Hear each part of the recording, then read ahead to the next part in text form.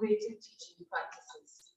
This is an activity by the IQAC and the Department for Special Education. Before we go ahead, there is a piece of sad news that I need to convey. Dr.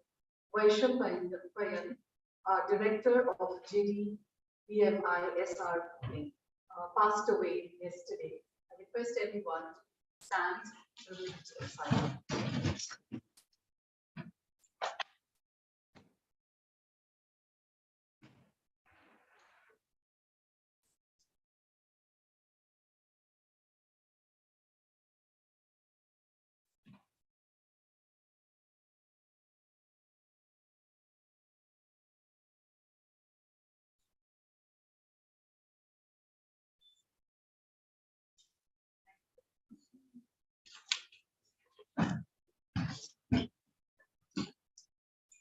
As is our tradition, let us join our voices together to sing the university song.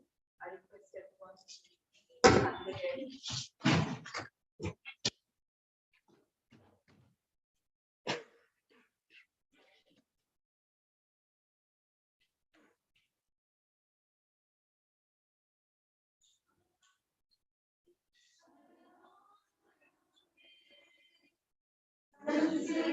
Shri पराशक्ति स्वर हमारा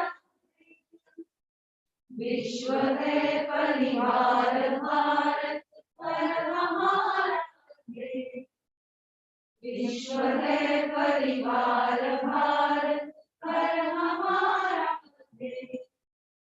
हम नहीं है दीन कहता कौन हम अबला है सबल संस्कृति हमारी हम सभी सबला ज्योति से जगमग हुआ अंतर हमारा है विश्व है परिवार भारत घर हमारा है स्वप्न ठाकर सी हुआ साकार है इसमें महर्षि करे तपस्या सार है इसमें हम दिशाएं और ये दिनकर हमारा है विश्व है परिवार भारत घर हमारा है संस्कृता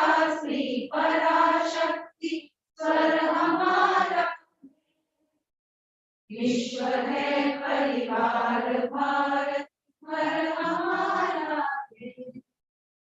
विश्व है परिवार भारत घर हमारा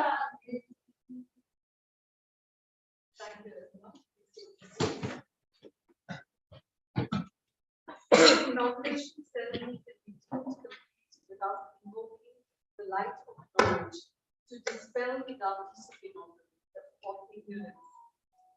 In the form of lighting the lamp, I now request our Honorable Vice Chancellor, Professor Ujjwala Chatterjee, IQAC Coordinator, Dr. Ashish Panda, and Professor Sujata Bhan to please light the lamp. We also invite our judge for today, Ms. Madhu Sapri, to join us.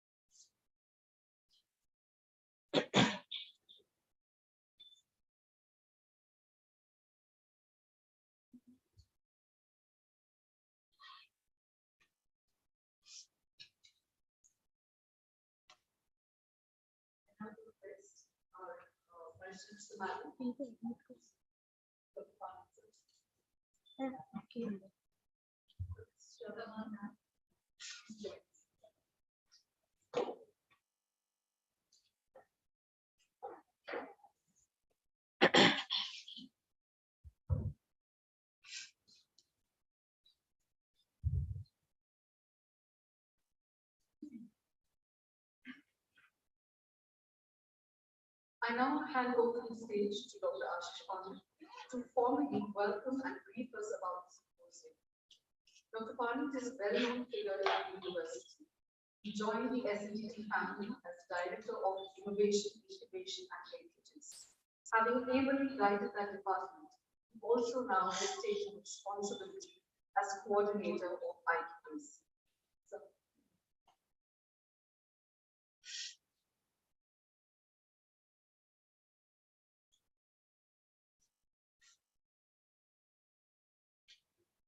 Honorable Madam Vice Chancellor,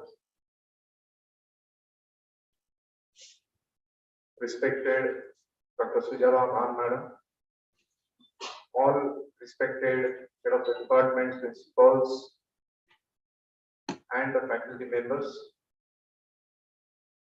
Dear colleagues, I take this opportunity to express my sincere thanks to Honorable Madam Vice Chancellor, because this idea is the brainchild of Honorable Madam. She has just made a mention, and that idea was very well taken. So I must again congratulate Dr. Sujata Bhan Madam that she took it in such a spirit that the day has arrived today. So I must congratulate you all people, the team of SNDT, family members who have taken this idea in the spirit which we are expecting it. Because when we talk about quality assurance, then it should start from each individual brain involved in it. It's not a kind of activity wherein leader dictates and the people follow. So this is a wonderful initiative. I am very happy that we have addressed to the word innovation in teaching now.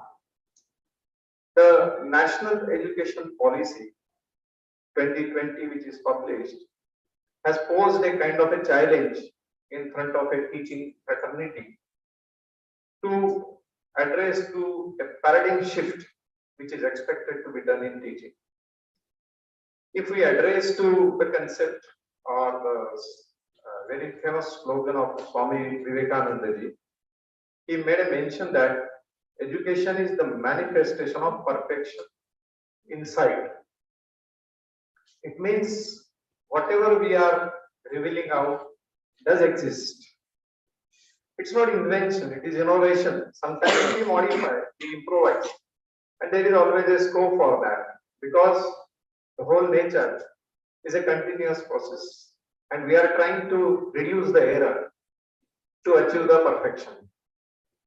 At the same time, the another famous say by Chanakya, Acharya Chanakya, he made a mention, शिक्षक कभी साधारण नहीं होता, प्रलय और निर्माण उसकी गोद में पलते हैं.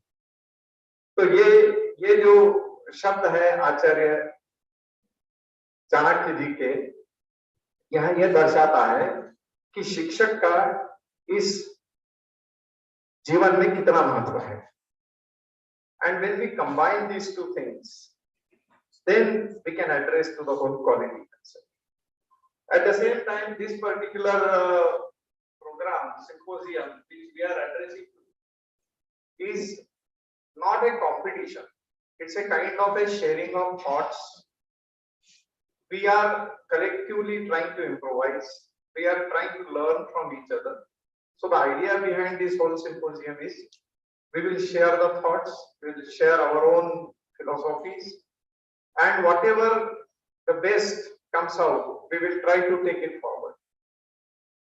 We should not also forget that we are all working in a kind of a concept where we are going to address to the students' community.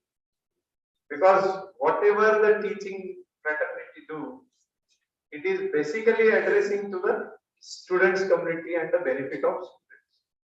So I hope our symposium, under the guidance of Honorable Madam Vice Chancellor, will come out with fantastic results out. We will come out with some kind of a paper wherein we'll be able to jot down some kind of standard methodologies which can be circulated for the and will be of use for everybody. So I wish all the best to the organizers, and I'm thankful for giving me opportunity to address in this symposium. But I'm being the host as IQAC. I'm thankful to every participant who has taken interest in, and I welcome all those who are online present here. Thank you very much.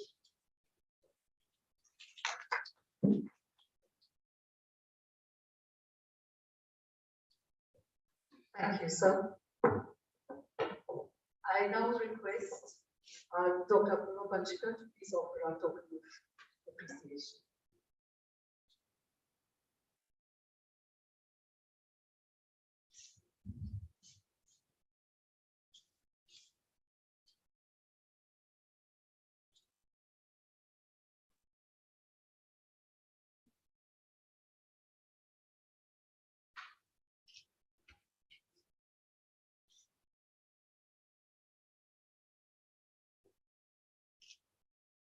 Honorable Vice Chancellor, Madam Professor Vijay Chakraborty, we are so filled with gratitude for your presence here today, despite your chock-a-block schedule. Madam, your erudite personality encourages us to strive for the best and reach for the stars. Your sincere encouragement makes us want to push ourselves and go beyond our best. It is very thrilling to have you with us today, sharing your knowledge and expertise on innovative teaching practices. I request Professor Sujata Mann to please offer our appreciation to ma'am.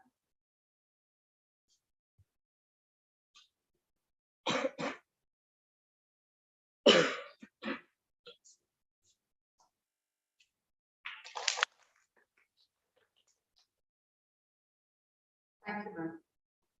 I now invite you, ma'am, to please address the audience who are eagerly waiting to hear from you. Yes.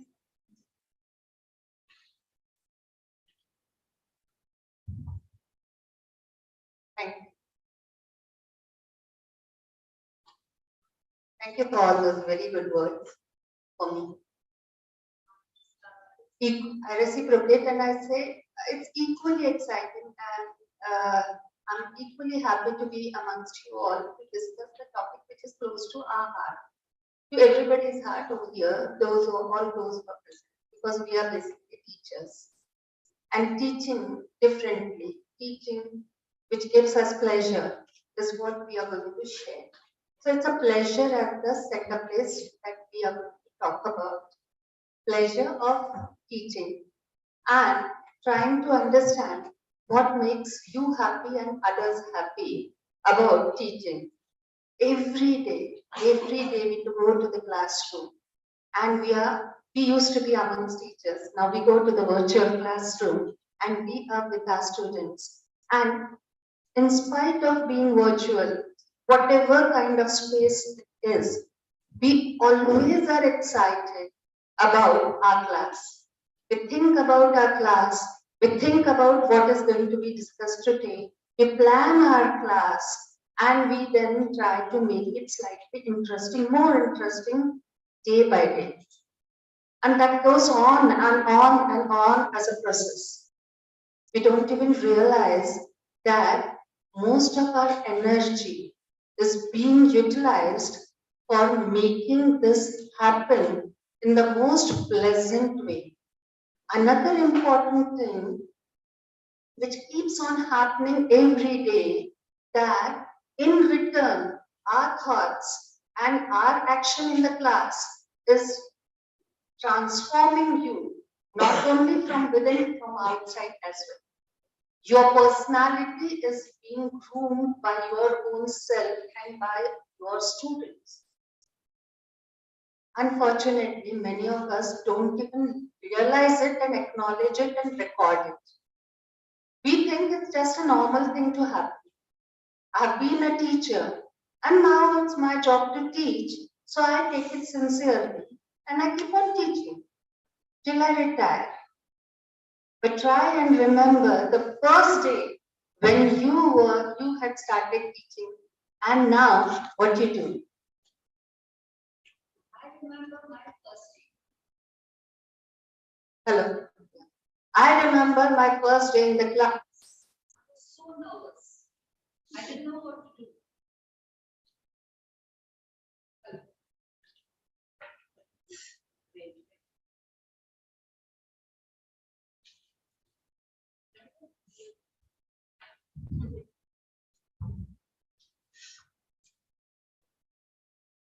You need not be sorry.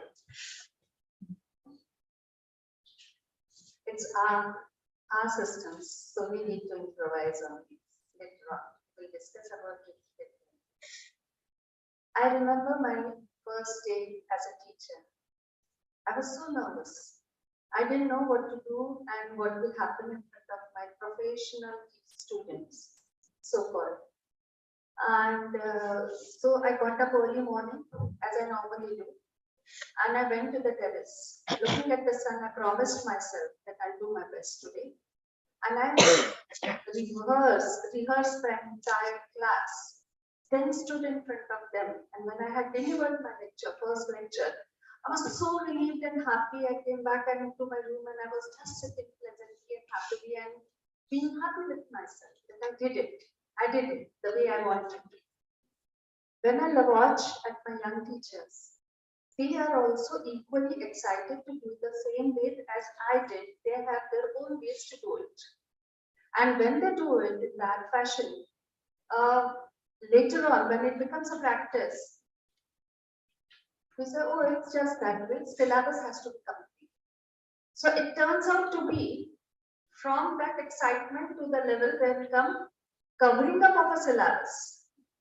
And then covering up of syllabus becomes important, but I remember something which my teacher told me once upon a time, that covering up of a syllabus just can happen within 1/10 of the time allotted to you, if you really want to cover up and complete the syllabus. Because syllabus are for completion, and you can do that. But the real teachers who are interested in teaching and taking a pleasure out of teaching would go much beyond that. Once complete, this is syllabus is complete, you can devote the end part of the session of the semester for coaching also. If there is going to be an examination, how to prepare our students for appearing for examination on marks, that can be done within 1 or 2 classes or sessions, and then that's over. What do you do in between? What? That's your time and your students.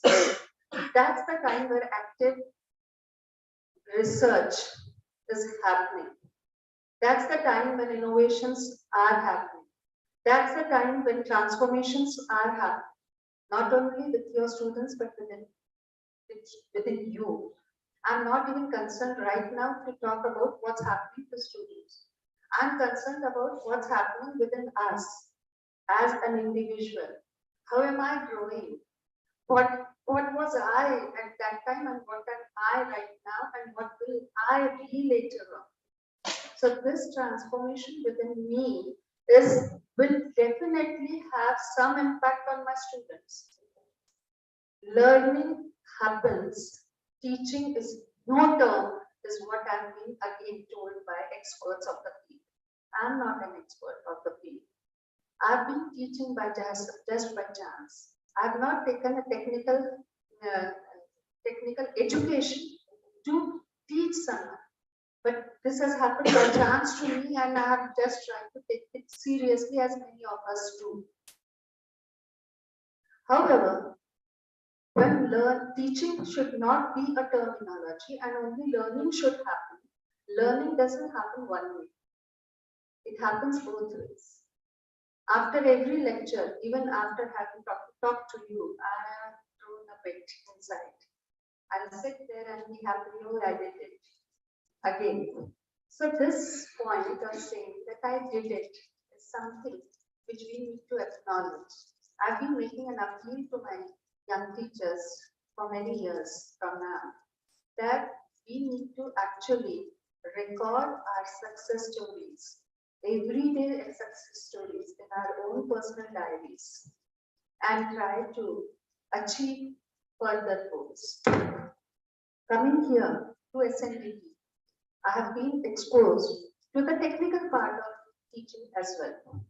Sometimes ago, because of my passion towards this subject, I have also explored in my own ways to find out how could this experience of learning be made more fruitful, more enhancing, more meaningful for all the parties, all the stakeholders who are a part of it. So people have been rehearsing, researching over it. So it's not always by fluke or by chance, as I did, that you make the experience enriched one. So there are people amongst us also who have been doing it. You have to have the theories, the records, and tools and techniques which are there. And you have been researching and innovating and making use of those techniques further and further. This platform is a platform where you will be sharing those experiences and telling, oh, you know, that minor refinement in this particular aspect, if I've done this way, I did it at that time and I got these results. What do you say is what is innovation for this particular aspect? So we can change the definitions as and when we want of the words, of the subjects which we want to have it. For us, I was told that many of us were not ready to come forward and share their experiences because of some kind of a inhibition which kept them aside. Not that they are not doing anything, not because they don't want to share it, but something holds them back. So that's okay. We want to prepare an ecosystem and an ambience and environment where each one of us would freely come forward and say that, you know, I did it this way.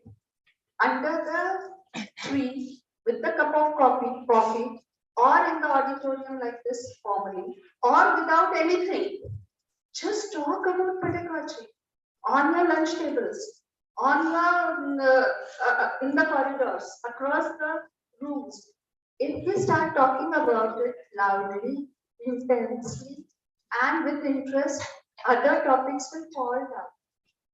We will have a meaningful topic to discuss for which we are supposed to be there in this university. We are here to be with our students and learn and make them learn. So if we are trying to make them learn, how are we going to enhance this experience is what we are discussing today. That's it. It may be a very formal way in which you would present your things, or it would be very informal way in which you may have a lots of entire process to discuss with us, or you may have a small idea like I have mine. I'll share it. I told Sujata madam that I also have a presentation ready about it. However, I don't know, right now is not the time to share my presentations with you, but it's time to listen and see your presentations and your ideas. That would excite me much more than sharing my ideas with you, but just a small idea, very small idea about mine, which I'm tempted to share with you all. But you all are aware I'm from the field of architecture, and in all professional courses, it's so understood in our India that once you get the graduation in professional subject, you don't need any kind of a training to go in front of students. Today I get my degree, next year I'm in a class as a teacher. There's hardly a difference of one day. And that's what happened with me also. And I was there officially as a teacher. Not only as a teacher, I can share, I was the head of the department at that age. And I started the department, and then I was there and I learned my own ways. My story is not unique. It's everybody's story. It took a long time to acknowledge the fact that it's a serious business. It's shaping lots of lives, and it concerns so much when I listen to the feedback from my students after many years saying that, oh ma'am, you said this and it has shaped my life. So my every word becomes an important word in their lives. If that is so, I have to be careful about what I use as words in the class when I'm in contact with them. how I utilize my contact time with them, and how I shape my time with them. For that, then, from not designing anything to designing my own system, to the system of the entire institution where I had my influence. So I was head of an institution where fortunately that everybody could listen to. So we sat together and we prepared the system for the institution, which was probably a part of a pedagogical ways. In 5 years of architecture, me saying this is the method, and in second year some other teacher saying that, oh, what Prakriti told you is all rubbish. You need to learn it in this way. She doesn't know what architecture is. I know what architecture is because I have been to the. And then in third year, somebody said something totally different. Would mean already a tender mind who has devoted her very precious time of life, very tender time of her life to spend with us with a purpose, to learn something. And we are confusing the minds. That was also one of the ways of diverting them or exposing them to various ideologies, but there are ways in which unified way or in a systematic way, diversified ideologies can also be exposed to them. So that was one thing. So coming back to very small thing, I can now go on and on because you would soon realize that this also is a topic of my quite interest, though as I declared right at the beginning, I have not studied it technically. In architecture, architecture is a blend of creativity and technology together. So how to teach creativity, we don't know. We have declared in our syllabi that it's all depends on what teachers do in the class. So more than 50% of our syllabus, which is design syllabus, has got only one line as a syllabus, and rest, which is 50%, has 100 pages as syllabus. So technology can be defined, methodology and for that can also be defined. There are ways. So I was disturbed with this fact, which brought me to think about how can something be done about creative thinking methodologies in architecture, for which we work together. They were read about theories. Then creative exercises is something which we worked on, and these creative exercises were the pre-kick to actually start the design. When somebody starts a design, there is a company that we will share sometimes later in time for sometimes. I will talk about it. The design process, right from introducing the project to the entire final project on site when being erected, the learning processes as and when happen. There is a moment when the decisions are to be made by the students, and that's the most difficult part for students, because decision making in any capacity for you also, you would know, is a very difficult task. How am I going to make a decision? And any decision puts stress to you. You don't realize it, but it does. Aaj sabji kya banana hai is also a stressful decision many times. So when it is a design and first line to be drawn on the paper drawing sheet is the most stressful point for students, for which I'm purposely using the word we because it's not my alone participation. It was a teamwork for that. A creative bank of creative exercises was prepared. The basis I will tell you about the bank of creative exercises was related to, you all have seen movie Jab We Met. In Jab We Met, the heroine Kareena Kapoor, she behaves erratically at times. अभी पानी में कूदेंगे क्या? अभी गीले हो जाएंगे तो कैसा फील होगा? अभी ये let's do something which normally is not being told, is what she does, and she exposes herself to a very varied experiences.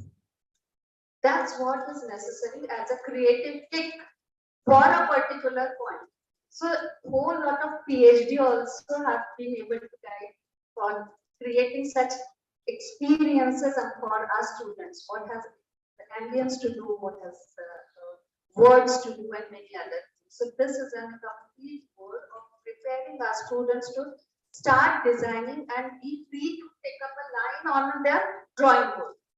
This is my contribution, which excited me to create the creative bank, put it in the library in one of the desktops, and tell my teachers that these are the creative banks of creative exercises. Pick up one, share it with us before you put any technical topic, land on the urban renovation or urban redevelopment for a complete most dense city or downtown of Mumbai, place like Mumbai, or the metro rail redevelopment of metro rail. Prior to that, a stupid exercise of creative bank can make you think absolutely in a different way to create that kind of a technical solution.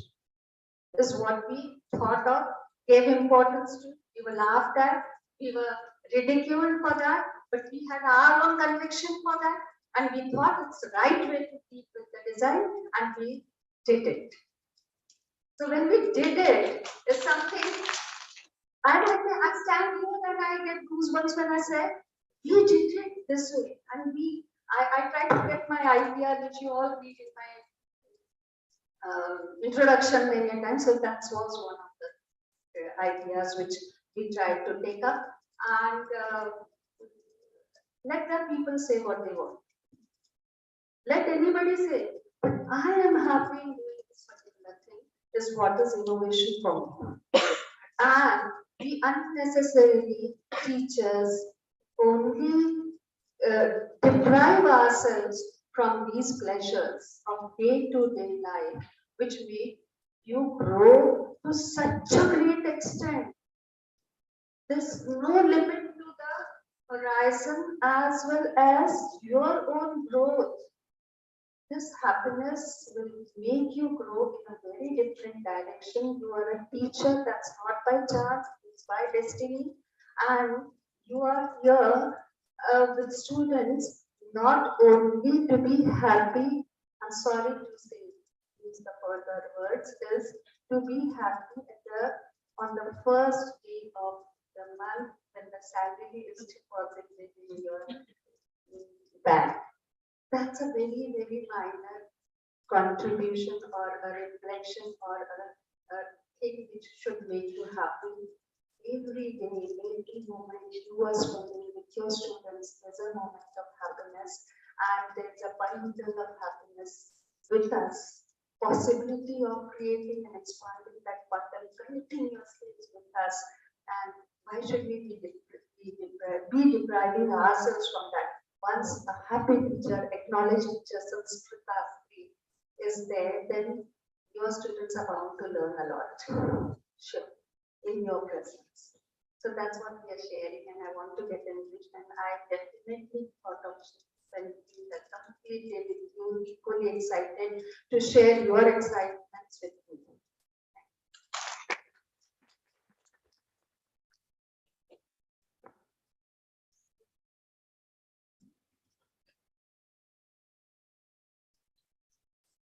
Thank you, ma'am. It was almost like a journey for me. So many things that you said are things that I have grown up as a teacher, hearing from my own gurus and my teachers. It's so wonderful to hear everything reiterated. What struck me was what you said about transforming self, transform the lives of our students who we are responsible for education. We can guide and ensure that they're able to reach their potential. There's so much I think I could just take just as long to reiterate. Thank you so much, ma'am, for those wonderful words, and we've definitely learned a lot from you. So we will go on, and so how, I'm lost for words now. So we're coming close to the end of the inauguration ceremony, and how can any inauguration be complete without actually acknowledging the minds and hearts and hands that toil behind the scenes? To express our gratitude and convey our thanks to our dignitaries, presenters, and audience for today, I invite Professor Shravan to give the vote of thanks. Professor Mahan is the head of the Department of Special Education, the dynamo to our powerhouse, our guide in our endeavor to fulfill our vision of nurturing, enabling, and empowering people with disabilities.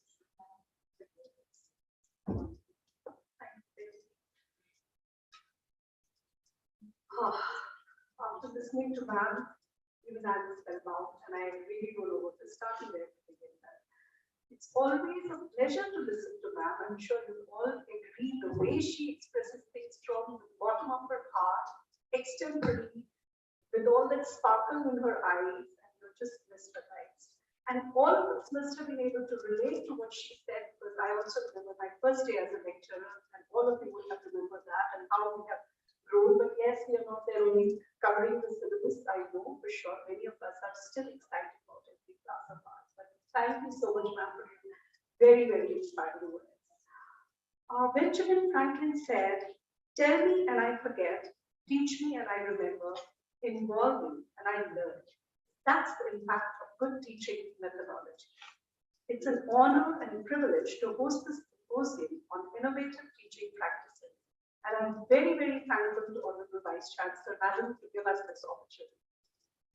A teacher must be responsive and adaptive to such changes in response to the changing needs of the society with time. Bringing any innovative practice is an important attribute of an ideal teacher. Now, in today's time, our National Education Policy 2020 emphasizes the role of a teacher at all levels and teachers' passion for knowledge and lifelong learning. I think this symposium is very well timed. During this unprecedented period of pandemic, all teachers have upskilled themselves, learned new technology, teaching methodologies, and are constantly evolving. We are thankful to Madam for coming up with this brilliant idea of sharing and learning from each other. Thank you, ma'am. We need your constant guidance and motivation to bring out the best in us.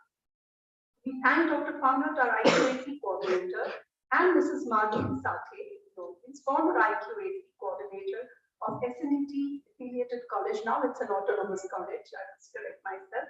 MMP Shah Women's College of Arts and Commerce, Matunda, for graciously accepting to be the judge of today's symposium. Their task is not going to be easy, I'm sure. So yes, they deserve special thanks.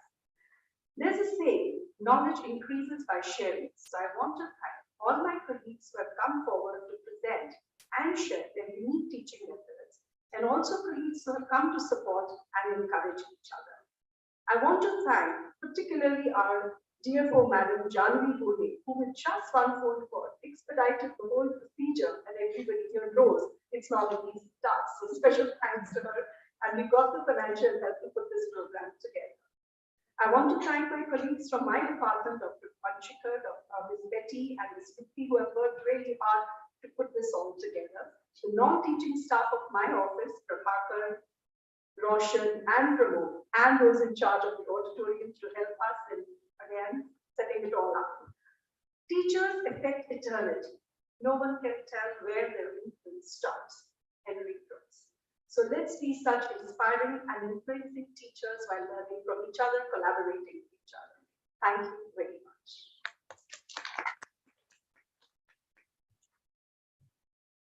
Thank you, ma'am. With the completion of the inauguration ceremony, we will now begin with the presentations for today. But before we do that, formality.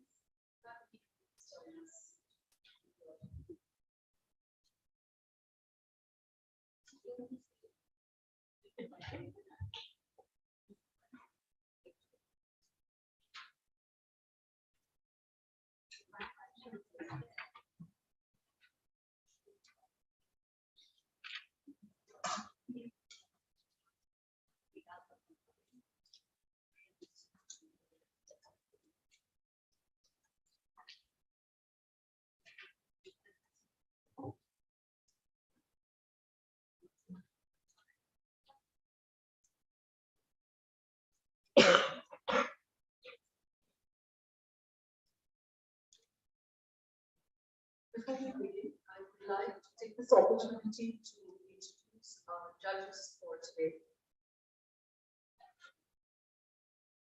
The two judges have a very challenging task today to identify the best innovative teaching practice from all the presentations today.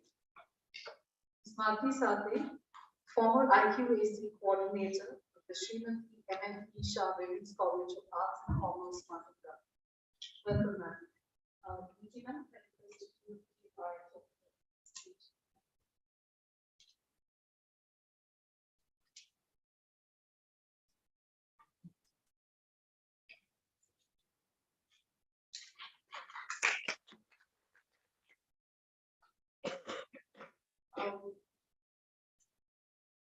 Sathe ma'am has over 30 years of experience as faculty at various levels of higher education. Along with her responsibilities as educator, she has also fulfilled the roles of IQAC coordinator and NAC coordinator several times with resounding success. She has achieved B++ as well as A grade at NAC levels from the college. Congratulations, ma'am. Thank you for accepting our invitation to be our judge here today. Our next judge is none other than our very own Dr. Ashish Pandita. Thank you, sir, for supporting us by stepping into the role of the judge for today's presentations.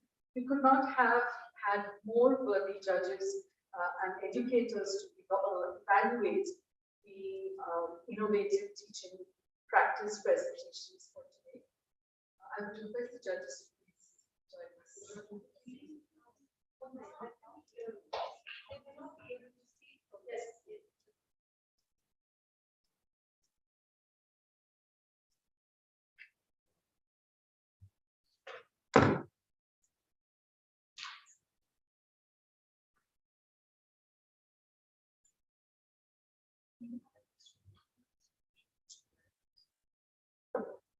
So, ma'am, the folders have the rubrics as well as the scoring sheet and the scheduling for today.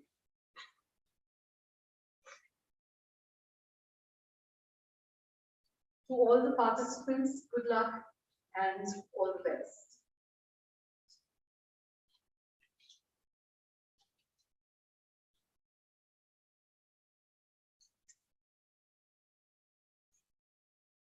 Our very first presenter for today is Dr. Meera K. Desai, Head of the Department of Extension and Communication.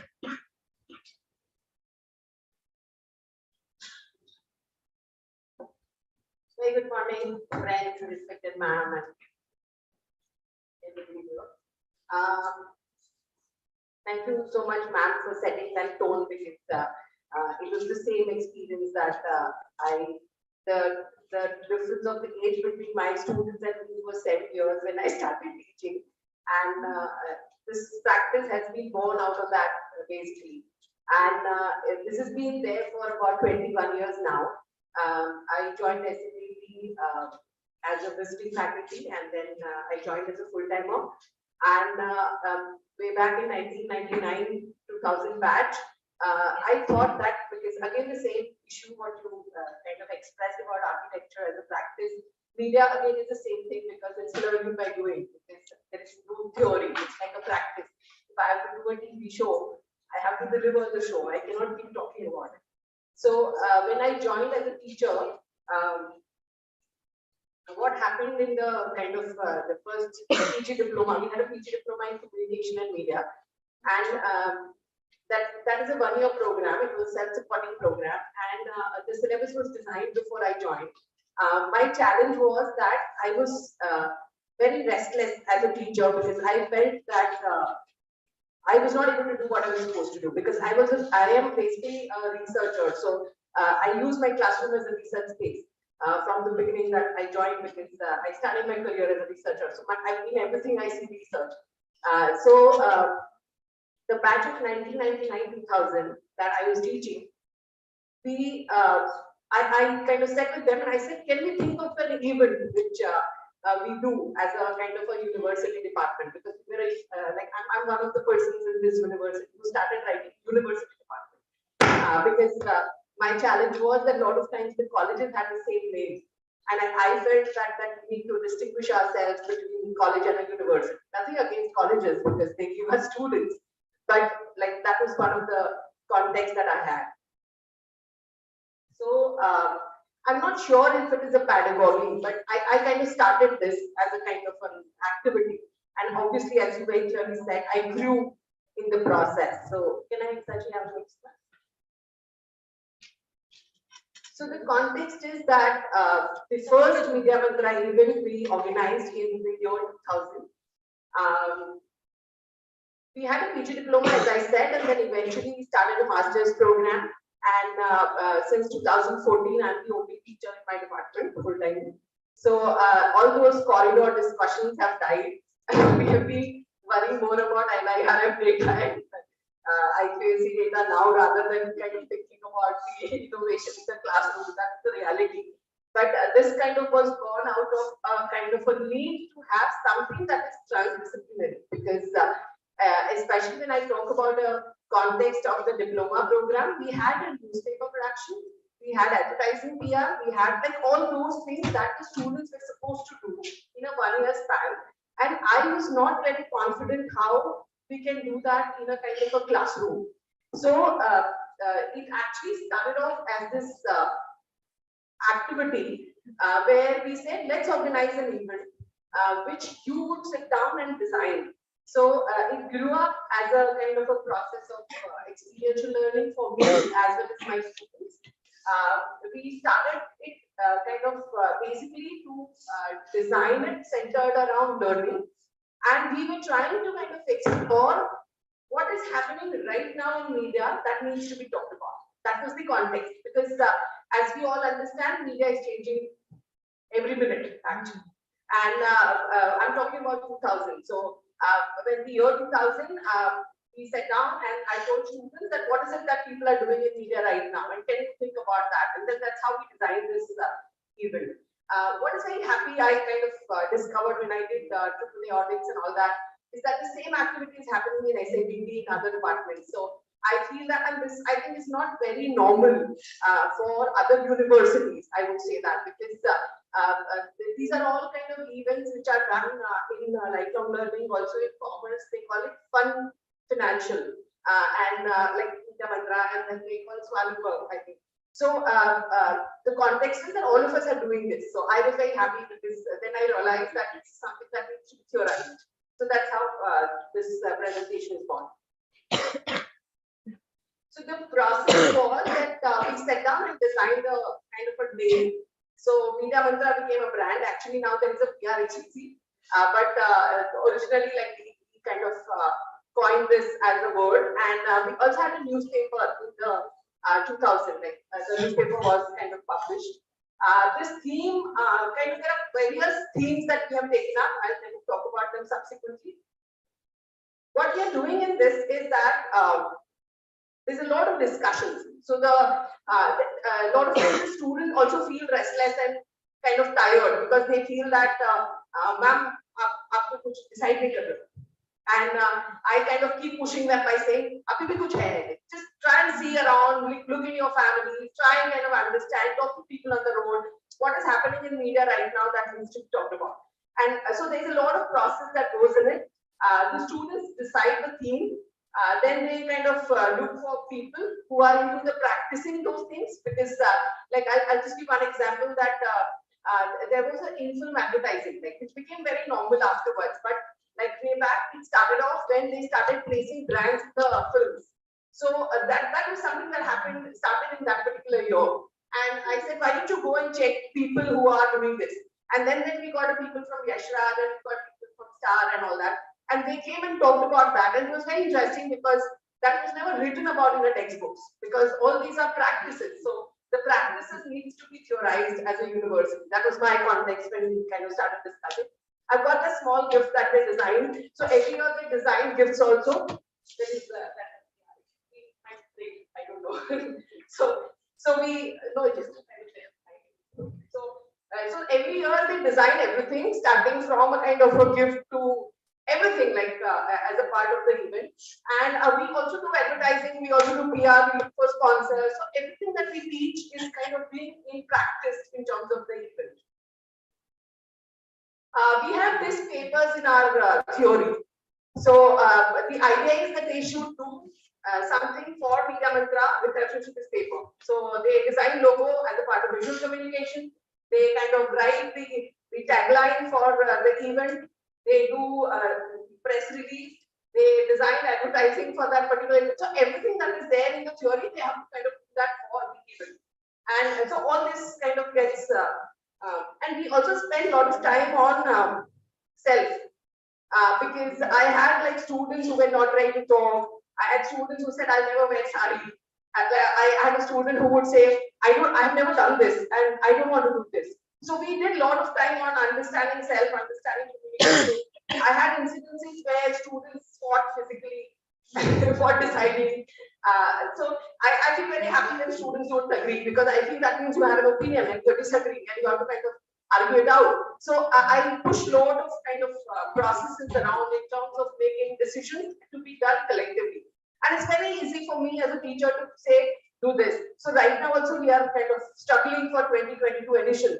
And it's the same thing that is happening, because students are kind of getting restless about why is it that you're not deciding. And one of the other things that I face every year is they feel it's a college festival. And I always have to kind of unlearn their understanding, oh, not a college festival, this is a university event. So then they say, is it a seminar? I said, no, it's not a seminar. So we kind of, every year they collectively design and own up the property. What happened because of Media Mantra? Amazing things actually. So we have had kind of a lot of these people who have come in this auditorium. All our Media Mantras except the last one took place online. Otherwise, all the Media Mantras have been here. We had, what personally I find very exciting is that there were two media planning agencies. They are competing with each other, but both the owners came for the event and they kind of talked about it. So I feel universities only can do this, because corporates will not do that, government will never do that. So I think university space has this autonomy to do this kind of things. These are some of the years and some of the themes that the students did that you can have the next one. So as you see, these are the logos, these are the taglines, and these are the years. So we started in 2000 when they talked about at the frontier of communication, and you can have the next one. These are the last 6 years, and we're working on 2022 actually. And last year, as we all understand, everybody was online and everybody was restless. So they wanted to do something on unlocking digital. So that's how the logo and the tagline became unlocking digital. This year, they are debating. I was telling them, why don't you do something about 75 years media as independent and women in media? But they don't want to do that. So they want to do something called digipreneurs. So they say how people make money online. So they are interested in understanding that. They're still kind of designing it. Next. So we did so far 15 editions since 2000. We tried doing it every year, but it kind of, there will be years when there are no students. Students don't want to do that. There are a variety of factors that went in. We have had industry, academia, and corporate partnerships. There's a loads of learning, self-exploration. As ma'am said, I had students who come back and said, I did that in Media Mantra. I have like see online and Facebook, they write that the present batches get kind of thumbs up by the past batches saying you must do this, it is very useful and it helps you and all that kind of thing. We got this logos, which I thought at some point we can kind of do trademark and all that, because I realized that people are picking up some of those ideas. We got lots of visibility because SNDT had media program is not known to a lot of people. Actually, SNDT is a university was not known to a lot of people, which is still a case. So we kind of, a lot of students got internships, they got jobs, because when they coordinate with speakers, and the speakers kind of get kind of into a network, and then they call them for jobs and all that. So there's a kind of a continuity that goes in.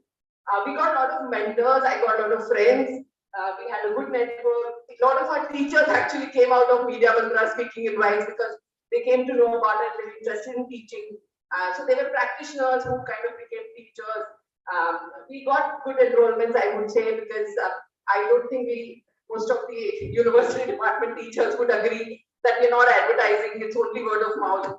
And whatever we did with Media Mantra, we went to undergraduate colleges, we went to kind of, so it helped us in terms of continuing our programs. We can always debate about the numbers, but we got a publicity and there's a lot of solidarity that the batch has, which I personally feel is very important because a student of media has to work in a team. She cannot work alone. So a lot of these students who came with, and which is what I'm facing in the last 3-4 years, where students become very, very individualistic. And like it's a hard time to kind of sit down and push them to work with others, how to work with others, because Media Mantra is not only about an event, it's about working with others and agreeing to others, because a lot of times people don't agree. And it's actually created a space where we discuss theoretical issues with reference to media. So you can actually go and Google around. We have a Media Mantra flashback as a presentation. There are speakers there. We had Amol Palekar, Farooq Sheikh, Poonam Dillon, lot of media, like all the popular names. But the fact is that the idea was not like, which is what I kind of a lot of times struggle with students, because it's not about getting Shah Rukh Khan in the auditorium. It's about having a conviction that he's the only one who can talk about that. So that's something that kind of we have been kind of discussing. And it has actually helped me immensely as an individual to grow, because I've realized that I believe in students as a kind of a teacher, and they actually every time deliver. So that is something that I personally feel. Yeah. So thank you so much.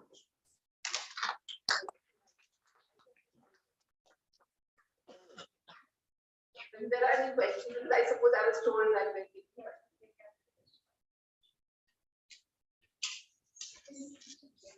Thank you, Sachin.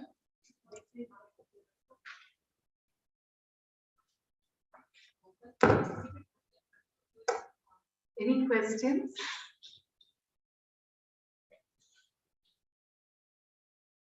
Yes. Yes.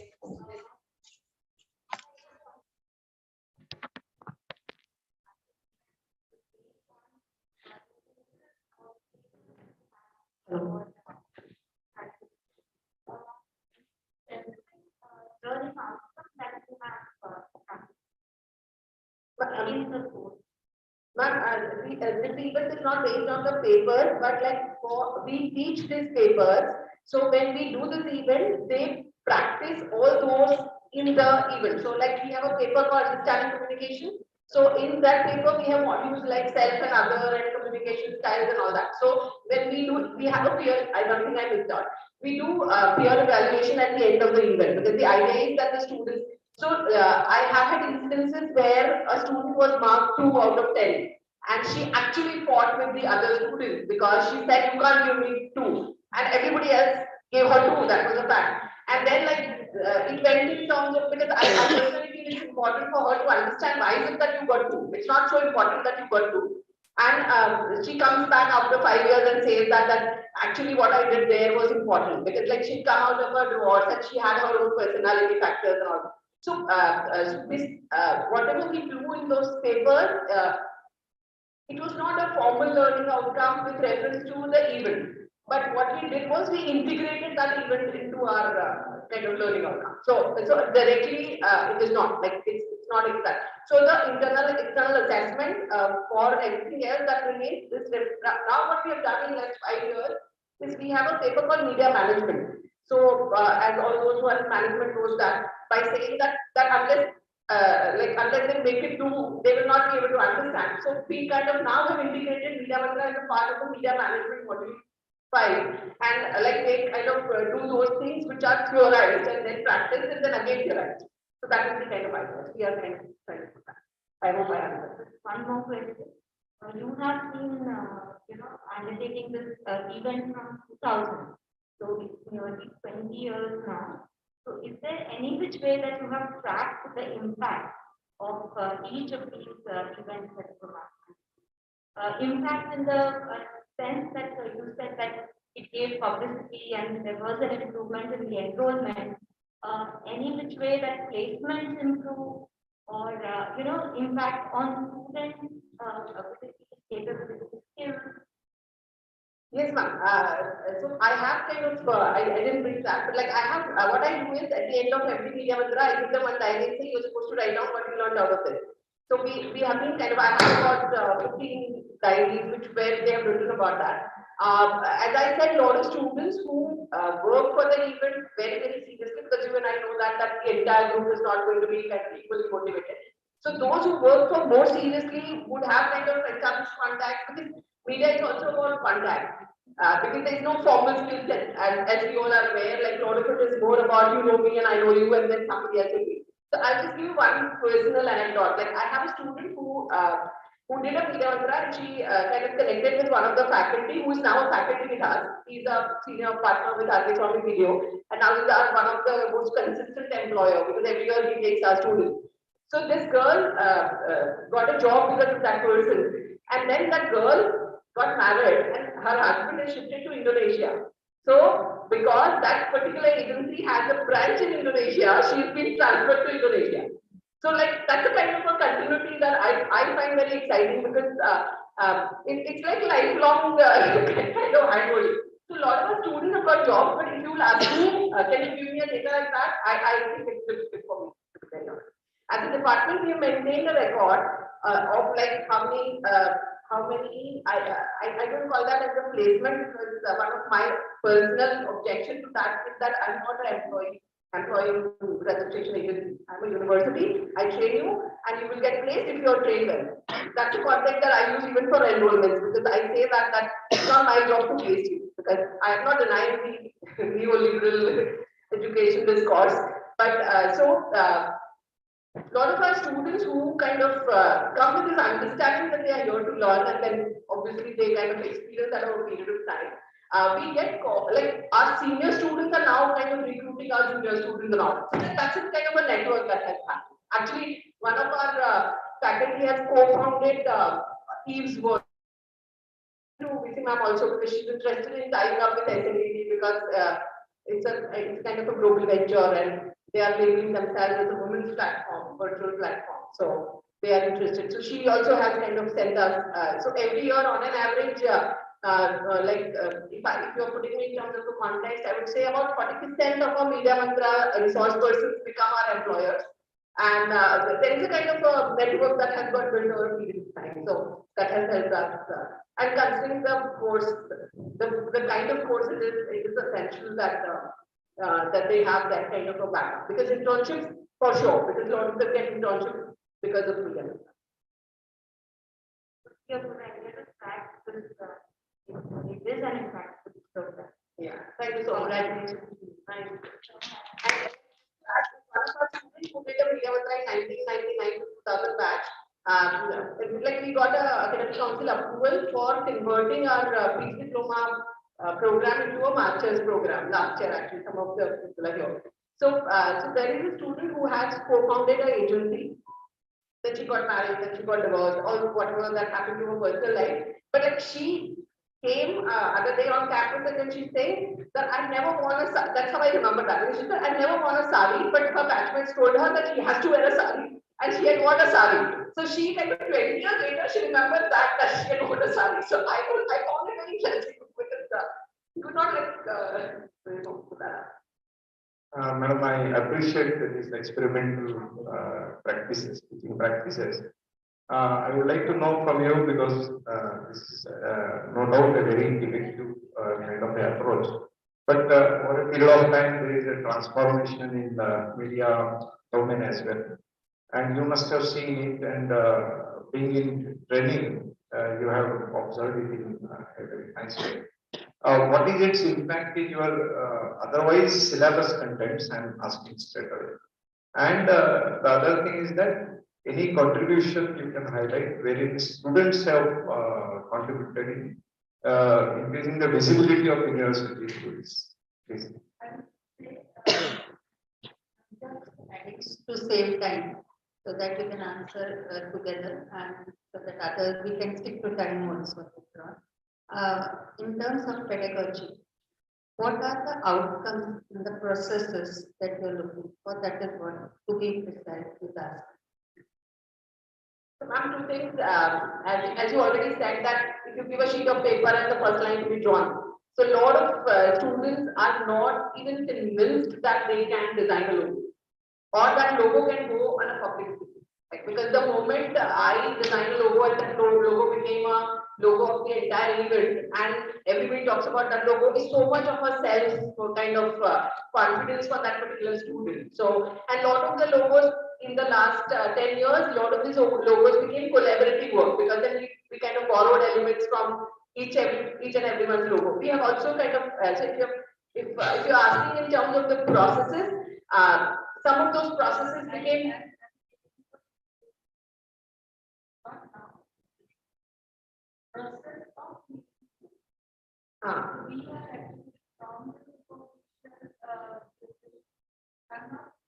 I understand. I understand. Overall discussion, going first discussion, and then further specific in the process of the committee, skill is involved, thinking skill is involved, but psychomotor skills are involved, or what style, you can over probably each one of them and learning how that whatever. Yeah. Sachi, can you show the yes, yes. I'll quickly do that. I'll explain that everybody else is still there. Can you just do next slide? No. I understand your question, ma'am. My only like that's why I'm saying go to the previous one. There is a list of papers. Previous one. Yeah. So when we are asking about the pedagogy of it, the event is not a part of neither a part of our instructional design nor a part of our learning outcome. This was born purely out of the kind of need to integrate this papers. So that's kind of one. Second, like ma'am, as you said, the logo design now, visual communication paper has a kind of 2 modules about fundamentals of design, color, and all that. So when a teacher who is teaching visual communication, she doesn't know that we are doing media management. Now in last 5 years, we have kind of streamlined those processes because we have also learned out of our own experience saying, "Kaam bhi ho, ye bhi ho," like that. So now what we have done is that when they do designs, now you can't keep designing as in your field, like you can't keep having ideas, you have to build a building also at some point. So deliver the building. So same way, when they do logos, but if they generally do logos, like this year it happened that they could not, the time did not match because the senior batch, now what we have done is the senior batch lead and the junior batch will support. Because now we have, what Pharmacist was asking, from 2015, we started a master's program. We had a PG diploma program, which became master's program. So all those, the previous students are, some of our media mantra speakers, they all contributed to our syllabus. Not in a very, very formal way, but like they were part of that. And we have a board of studies in which 3 of our actually, one of our speaker of media mantra way back in 2002 came and became our board of studies member. So that's kind of another benefits that we get because if all of you are aware of to get a kind of an accounts director of advertising firm is the most painful thing. Like I have given up on some people after struggling to schedule a session after 30 phone calls and 3 physical visits. I'm not exaggerating. I'm telling you honestly. So media professionals are very, very their working schedules and their working culture is very different from the academic calendar. So I still struggle with some of them because they still don't understand that you have a timetable to maintain. So I have had people who would like 10 minutes before they will say I can't do the class because my client is called for a meeting. So those kind of standard issues are there. So to answer what ma'am and you asked me, so the learning outcome is not a part of the event, but like visual communication has logo. So media mantra logo comes from there. Journalistic writing has a discussion about how to write a press release. So they write a press release for media mantra. In writing for advertising, they talk about taglines or creating attractive taglines. So the discussion about what they will design, the taglines get designed out of that writing for advertising story that they have done. So it's not a one paper learning outcome. So that's why if you kind of go to my title, I kind of label that as a transdisciplinary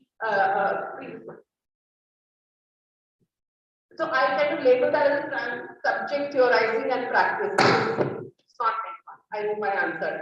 Thank you so much. Thank you,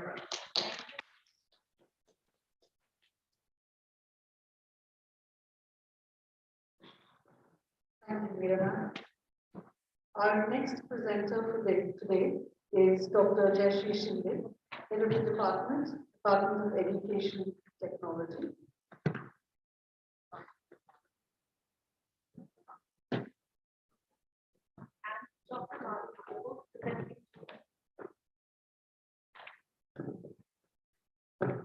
And Dr. Madhu.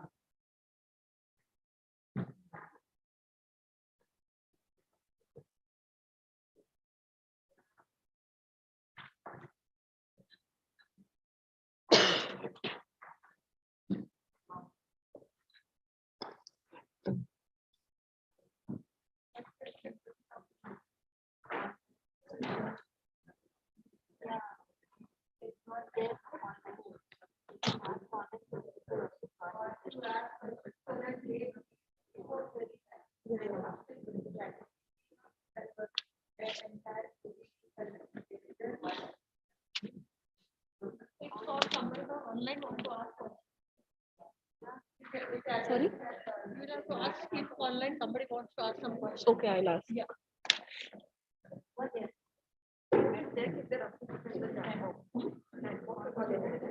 Yeah, very good. I can put in chat.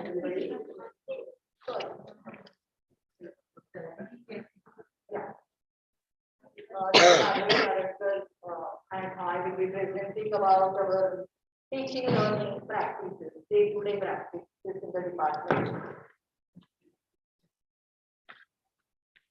I remember before that, I remember that when I started teaching, there was 3 years difference. So I was luckier than professional courses who don't even have in between period and other things, but I was teaching my class. I just completed my BA, and I can really relate the situation and the practice, particularly when you are interpreting something to explain to others and your own interpretation, you are not very happy with that and you keep on struggling. Title of our presentation is co-creation. We achieve at department. We start directly with some of the assignments or teaching learning experiences. So this is a screenshot of the Madhavi was facilitated of that activity. This is Google documents. So we start simply with Google sharing documents and environments where students have themselves compared characteristics of various research tools, research data collection tools. And they have given themselves their opinion facilitate the process. The same collaboration can go with other ICT tools. So this is Padlet for, and you can see that students have explored and found out examples of animations, videos, some open education courses. The topic was open education resources, and they explored and they added various examples in respective walls. So podcast examples, videos examples, where they themselves explore and then they realize that what a variety of resources are available in open education area. This is, I have just written names on the top. I will not be talking who is doing what because it really doesn't matter. We both keep on doing such things. This is visually representing ideas, and I think during the semester at least 6, 7, minimum 6 to 8 concept maps and mind maps they develop. We keep on telling them for most of the topics where they either work collaborative or individual concept maps and mind maps of their own project. This is another example of visual representation. Not only concept map here, students have developed systems with the and the system is represented. The components of systems are represented as concept map, but these two creations are students' assignments or work, actually learning work. These two infographics are for formative and summative assessment. So they use infographic to present their own views and comparison of formative and summative assessment.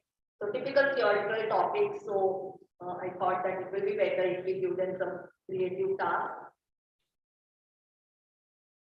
we hardly give them to write essays because as it is they keep on writing storyboards and all.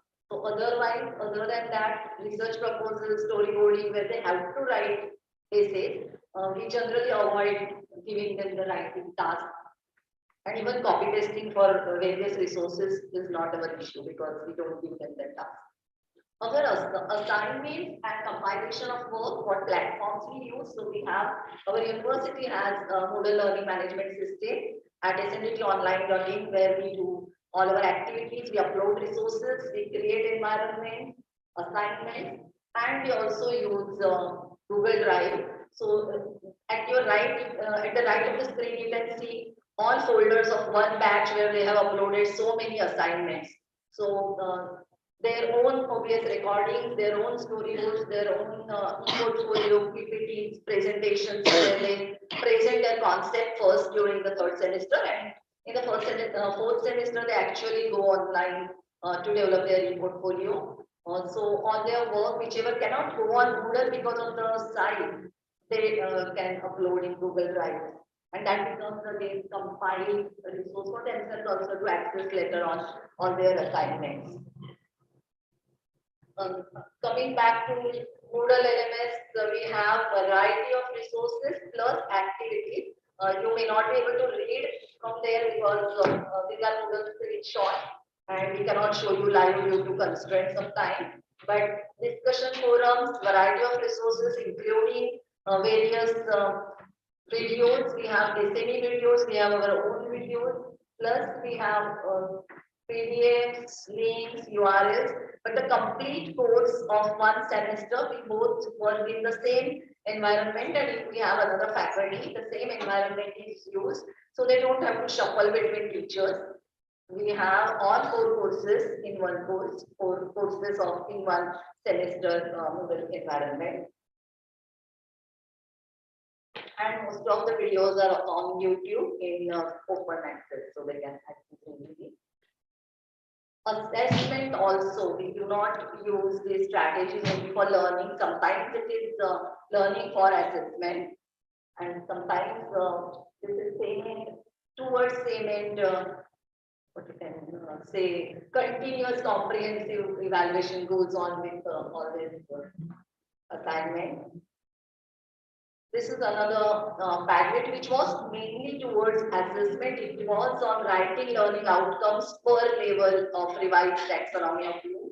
So all students have written at least one learning outcome, and on each and every learning outcome, I have given feedback corrections in the same Padlet, and after that they have reversed, edited and posted their own final learning outcome. And you can see a screenshot of a video of Boolean developed by a girl. So the topic was sampling in semester 2, but the assignment was they had 2 options, either to write a case study to understand that particular sampling technique, or they had an option of developing a small video. So some girls who felt writing case study is going to get difficult, so preparing a presentation and creating video is easier. They develop video, some girls don't case study. These are screenshots of their portfolios. All our students, right from 2001 batch, have developed portfolios during the final semester. Previously, that used to be in Flash, offline mode. Now they develop using Wix. So these are 2 toppers of their batch, I think, Shailaja and Akansha. And screenshot clips of their resume, which they add as a part of the portfolio. Previously, students used to carry portfolio CD, but then we realized that employers sometimes are not interested. They are just interested in their own, corporates are interested in their own placement, tests and procedures and assignment. Then we started, since last 2-3 years, we started sending this resume which has e-portfolio link built in that. So while reading resume, they go to e-portfolio and they get to see the fantastic work. E-portfolio is compilation of their views, their reflections, their philosophy, aims, whatever way they would like to present themselves, and reflection on each of the assignments. Not only assignments are connected, but they are supposed to write reflection of that particular assignment. How they did it? It's towards metacognition. Co-creation in various forms. It's not only ICT loaded because people think that education is technology. It's not like that. We use cooperative learning strategies inside class, but now last 2 years because of pandemic, students also got to understand that cooperative learning strategies can be used in online environment also. It's not restricted to offline. One quick case in 3-4 minutes. How one topic was created, and we are discussing that we want this kind of case studies written by from our colleagues also, that one particular topic, how I handled it, how I taught it or made students learn. So this is one case. The topic is instructional strategies, and most of you know teaching learning strategies. So this is first semester exercise where they brainstorm that whatever strategy they have heard of, their teachers have used, or some of the teachers, students are experienced students. So they brainstormed and noted down those strategies. Whatever they noted down was, which was not the strategy but was a failure, I have pushed that at the right to make them understand while discussing. So after brainstorming, there was discussion, and then they were given the task, individual task, to categorize those strategies in whatever way they want. So criteria is not something which is teacher driven, but their own logic of classification they apply, and this is individual students. Jamboard was used for this entire activity, and individual student has written her own classification criteria and some examples. After this, then teacher-centered activities and learner-centered activities was one classification. Some other classifications which were correct. So that was discussed, and then they were told that we will now go into deeper into only one type of classification, that is large group, small group, and individualized. Yes, sorry to interrupt. 10 minutes. This is last. So graphically it was shown, discussed, and then they were given in-depth tasks. They were, each one of them were told to think one advantage and one disadvantage of each type of strategy. Then they were paired, where they exchanged their own advantages and disadvantages, and they had to come out with any 3 advantages and disadvantages. So every pair did the same task.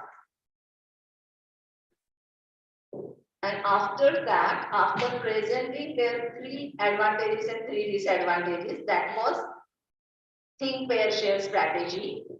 After that, these 9 girls were put in a particular format where vertically 3 girls learned in depth about large group strategy, 3 girls learned about small group, and 3 girls learned about individual. When they learned in depth, they discussed with each other, and then once they were confident that they know everything about that strategy, whatever pointers were given to them, horizontal groups were formed. Those are the original home groups where every student taught others the strategy. So I think most of you know Jigsaw, so Jigsaw was used, but the entire activity was done in one particular Jamboard, screen by screen and step by step.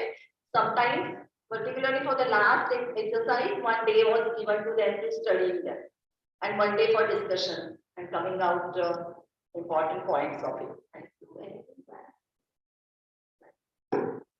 I just want to add one thing. We talk about assessment for learning. So in fact, if I have to, speak only one line about all this is our focus is even if it is assessment, they keep on learning even through that process. So I think that's the beauty of the.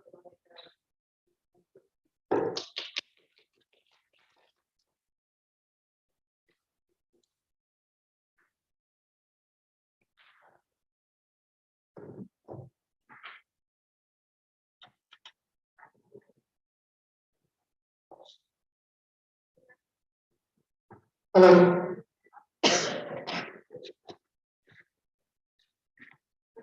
Hello.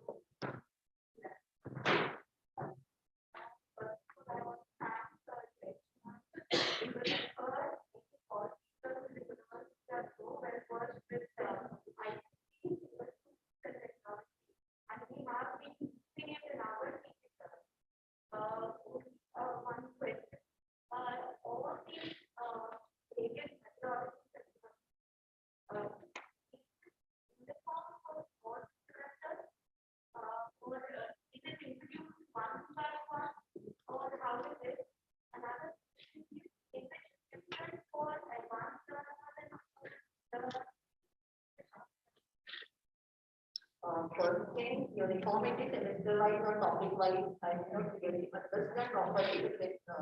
Let me try and then you can correct. But it depends on the learning outcomes. So, and it is not restricted to semesters also. The thing is, in third semester, this kind of activities are more because the entire semester is 100 marks through all assignments and practicals. There is no theory paper in third semester. So, the complexity and volume of the work increases, learners' work. As you have seen, semester one also students do, because the presentation was about semester one.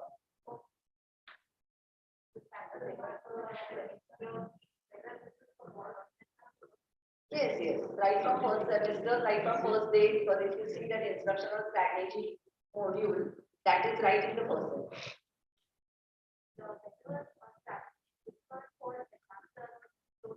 Not really, that we would agree, but there are many of the cooperative learning strategies are such that even if your class is integrated class, peer interactions take care of their pace, and most of the learning experiences are self-learning, self-paced, either self-paced or group-based.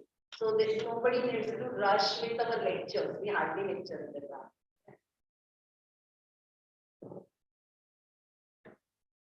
Yeah, appreciate your expression technology. Yeah, being evolved. And we are addressing about the development of the users. What I would like to know from you was what I understand is that technology is used for a discipline. How do you see the of this in creativity part? Because I mean, records, creating library, and all, but one or two examples here where students' contribution to better utilization of how we can prepare our group activities, otherwise, and how we can provide how we can provide the methodology. Improvisation of methodology, I would say that type of pedagogy would improvise skill development and all these methodologies somewhere contribute to 21st century skills in learning, because every time there is creation, every time there is collaboration, we do not practice competition in our department at all. None of our students think of competing with other students, they are always collaborating. Their confidence level, their communication skills. So you look at it as very much learning skill development to our collaborative and co-creative pedagogy.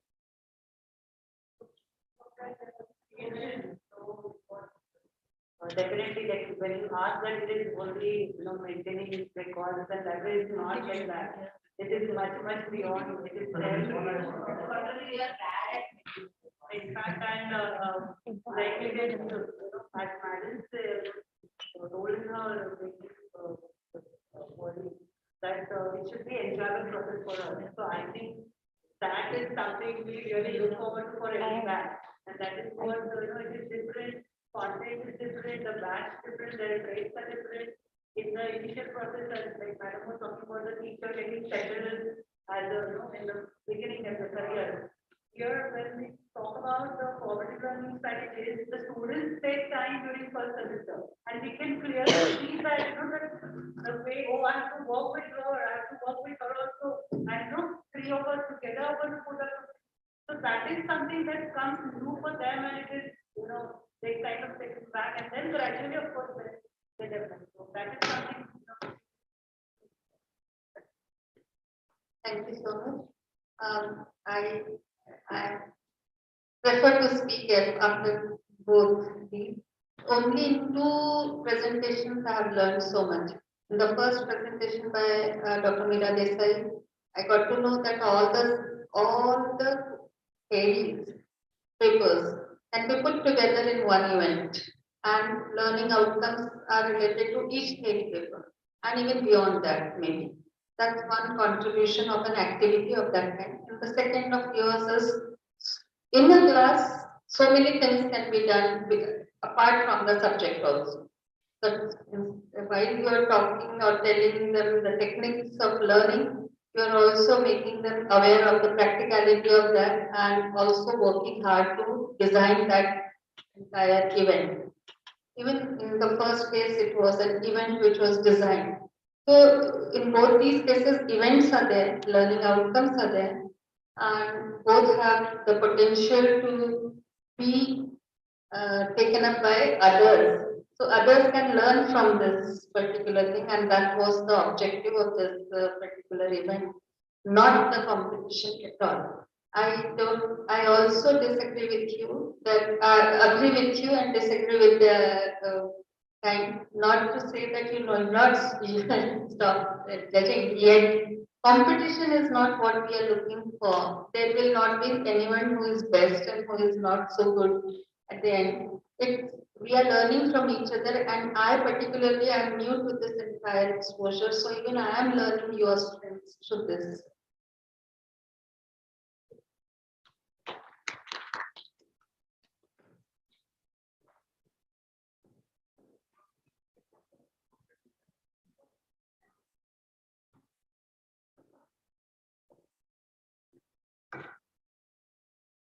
Thank you, Jayashma and Madhula. Our next presenter is Ms. Archana Jain, Head of Department of Human Development, SVT College of Home Science.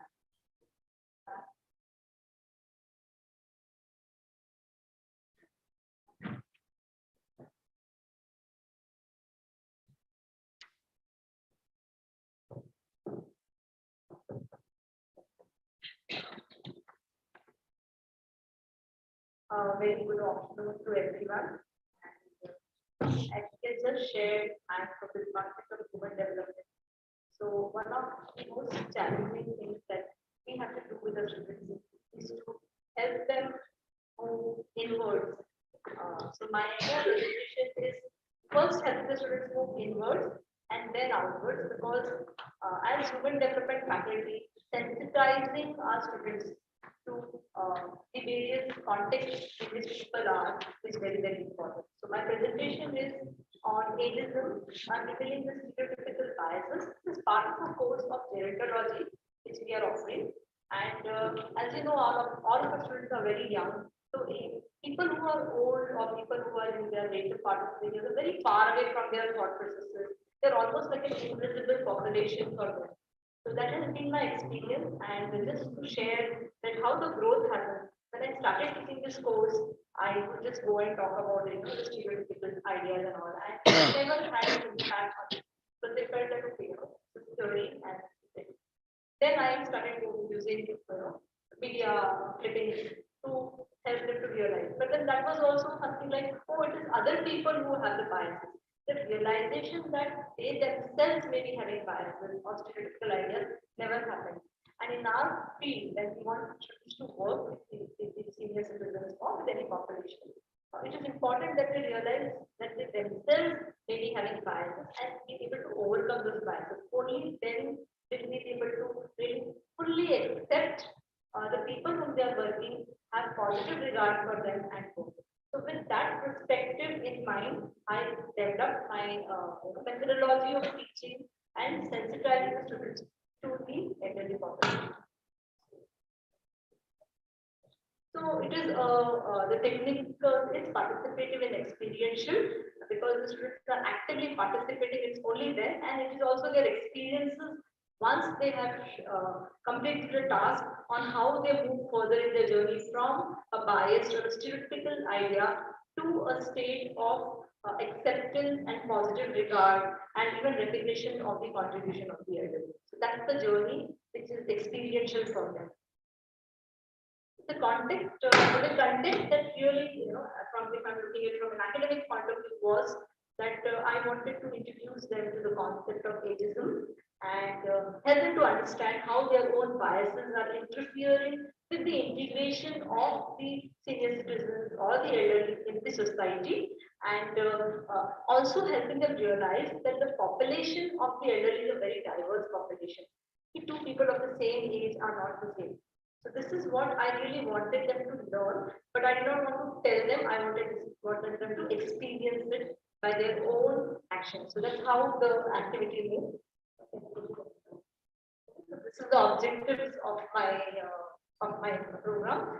That was becoming aware of the stereotypical biases, have a widened perspective, and generate a positive, sensitive attitude towards the elderly.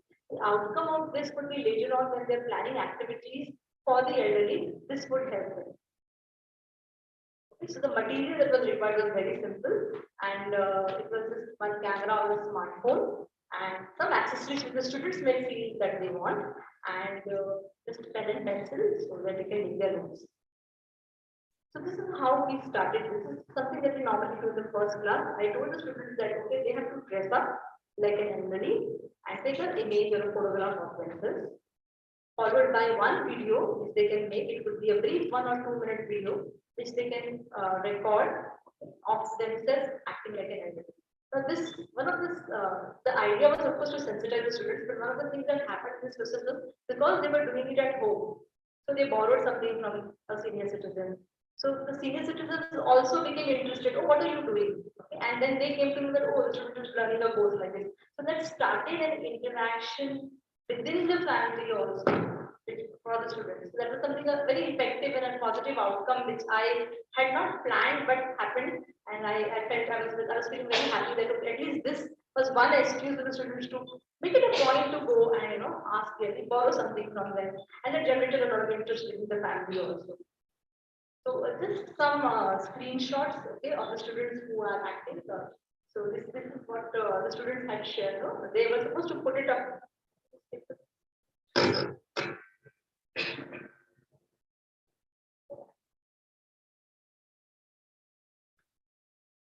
Okay, so they were supposed to upload the photographs on the Google Drive, and then all these photographs and videos were watched in the class together. So, and as we were watching the videos one by one and the photographs, I asked the students, what were the efforts that you made, okay, or what is it that you did or planned when you were planning this, recording of yours or this photograph of yours. So they would share like, I colored my hair white, I wore a plain colored dress, okay, I borrowed my grandmother's specs. So they were doing all these kind of things, which they thought would reflect only. There was a lot of discussion in terms of, this brought out, so I borrowed my mother's rosary, okay, for wearing it. I did not have a plain dress, so I wore a plain dupatta on it. I sat on the floor. So those things brought out so many of the biases and the stereotypical ideas that they had about the elderly. And they were of course very happy sharing it because they had no clue about what is going to come next. So just to share some of the photographs, which is really have enacted to with a stick, or they're reading a newspaper, or they are playing clothes that they are wearing. Okay, holding their level. So those kind of ideologies about the elderly that they have. And these are some videos, brief videos. So rocking movement.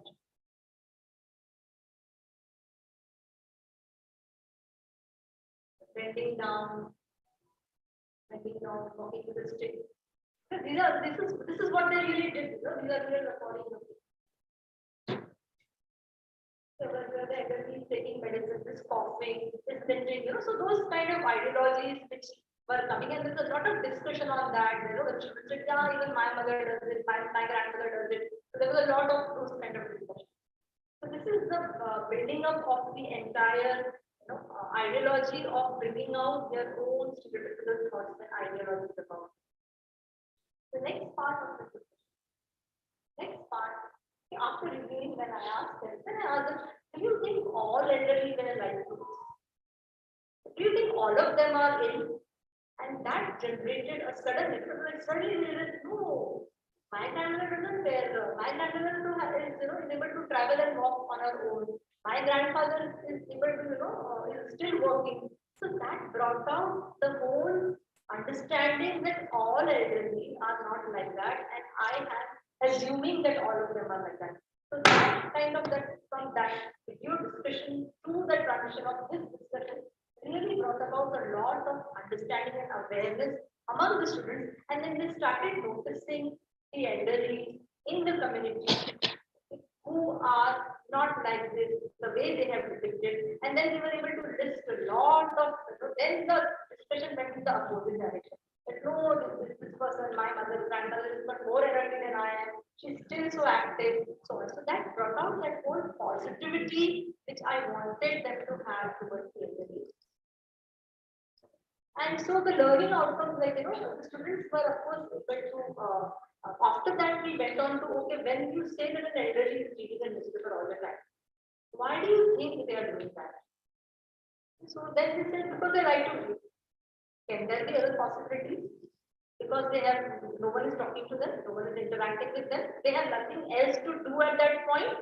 So then they realize that, okay, there is a role that as a family member or as a member of the society, I have to do to get them engaged. Because we have this whole disengagement theory of the elderly, which talks about the elderly prefer to move away from worldly this thing. So most of them have that belief. Then they realize that no, they are getting disengaged because we are not encouraging their engagement. So the whole concept of how can you engage, okay, with the elderly so that they are a part of the family and society and are happy because that's how they would be. That was the whole ideology of this activity. And then we, of course, we talked about, I wanted to list activities which they think the elderly would enjoy, other than besides praying and reading newspapers. So that kind of a listing happened. There were a lot of examples which they gave from their own circles and from the media. So that brought out this whole change in the concept. But this was the starting of the initiation of the course. After this, what we do is we want this understanding to move outwards. There are two things which are part of this course which really ensure that the outcome is achieved. One is they plan an entertainment program for the elderly, which happens for the community. So we have to go down, either we go to a senior citizen home or we have elderly coming to college and they have to plan it. So that's an entertainment program where they have to think out of box and think of how, and in that process they see how much they can enjoy. Another thing that we do is we have a relationship building, just 2 minutes, a relationship building activity where they identify an elderly in their society or around their society who is living alone. And then they have to meet that elderly at least once in a week and engage with them, do something for them, help them in any manner, entertain them. And that is a learning process because they become aware of the elderly living in their building, in their society, they develop a relationship, and then the relationship continues beyond the course and it becomes lifelong for them. And I have had many students who have shared these experiences that they write in their diaries. So that's about my thing from outward to inward and inward to out.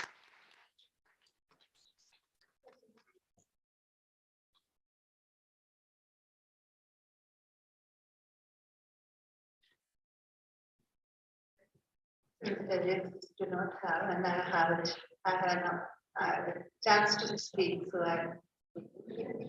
it was a wonderful experience. It was very good. If it has to be taken up further for architecture, so I just can't stop doing this. This exercise taken up further, typology to be taken up is school children, where small children are playing, and next to it, the elderly home poetry. So the engagement between them happens to be is what we had tried there.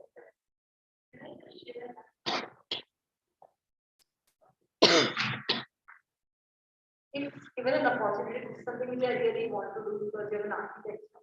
We know that there are some places which are places of recreation and engagement for the elderly, like temples. But if you look at the infrastructure of a temple, most of them have steps, which are like really impossible for them to. So it is really my desire if you could have a research or a program where we have students from HG department and from architecture integrating together and doing some research and making a difference in the society for the elderly. So I'm really fortunate that you're sitting in front of me, so if someone can get that thing going, I will be the most happiest person. Thank you so much. I look forward. I'm Archana Jain from Experiential College of Home Science. I will wait for a word from you. Thank you so much. I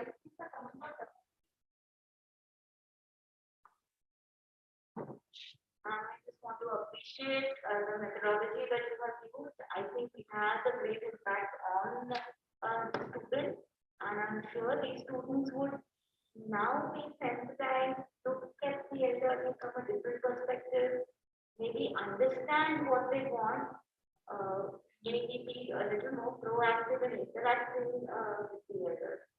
Very good methodology. And I think you made it very simple. to understand. Thank you.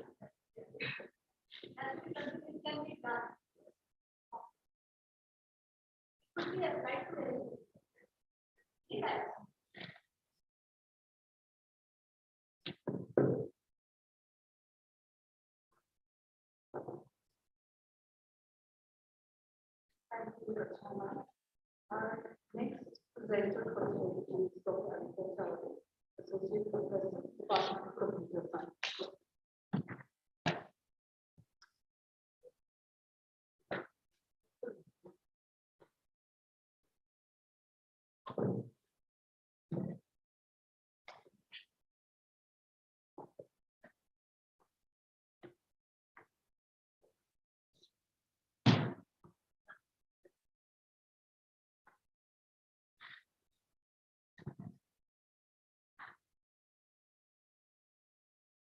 Small request to all the presenters. Please try and keep to the time as much as possible, otherwise we will lose out on the opportunity of hearing everybody.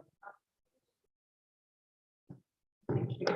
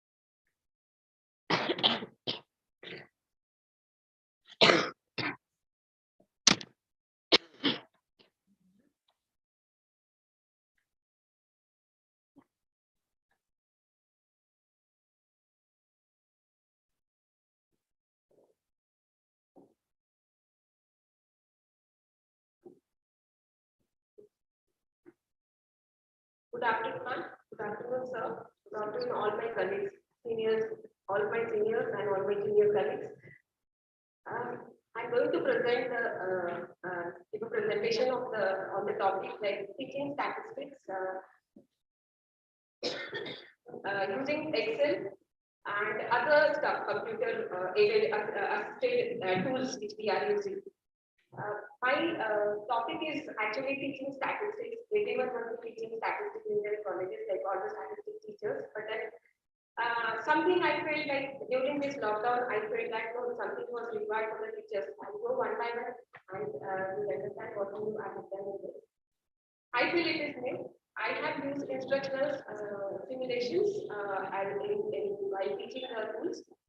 This was during the lockdown. Before that, what is instructional simulations? Let me make it understand. Simulations are the running of the program, or we call it as a program. It can be a tool, it can be an Excel program, okay, any computer tool or any Excel program where the students are running it again and again just to check the answer of their questions, whatever problems they have. It's a sort of problem solving using some tools, not actual problem solving, but sort of setup which is used for actual problem solving.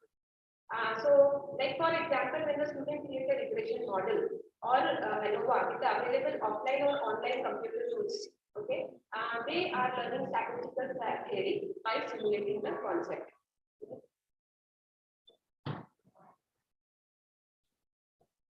Earlier, when I was teaching in the classroom, when it was a classroom teaching, I was just running from left to right of the blackboard, facing the blackboard and solving all the problems. Okay, and the receiver end were just taking their pen and notebook and trying to solve their problems in the pen and notebook. Okay, like,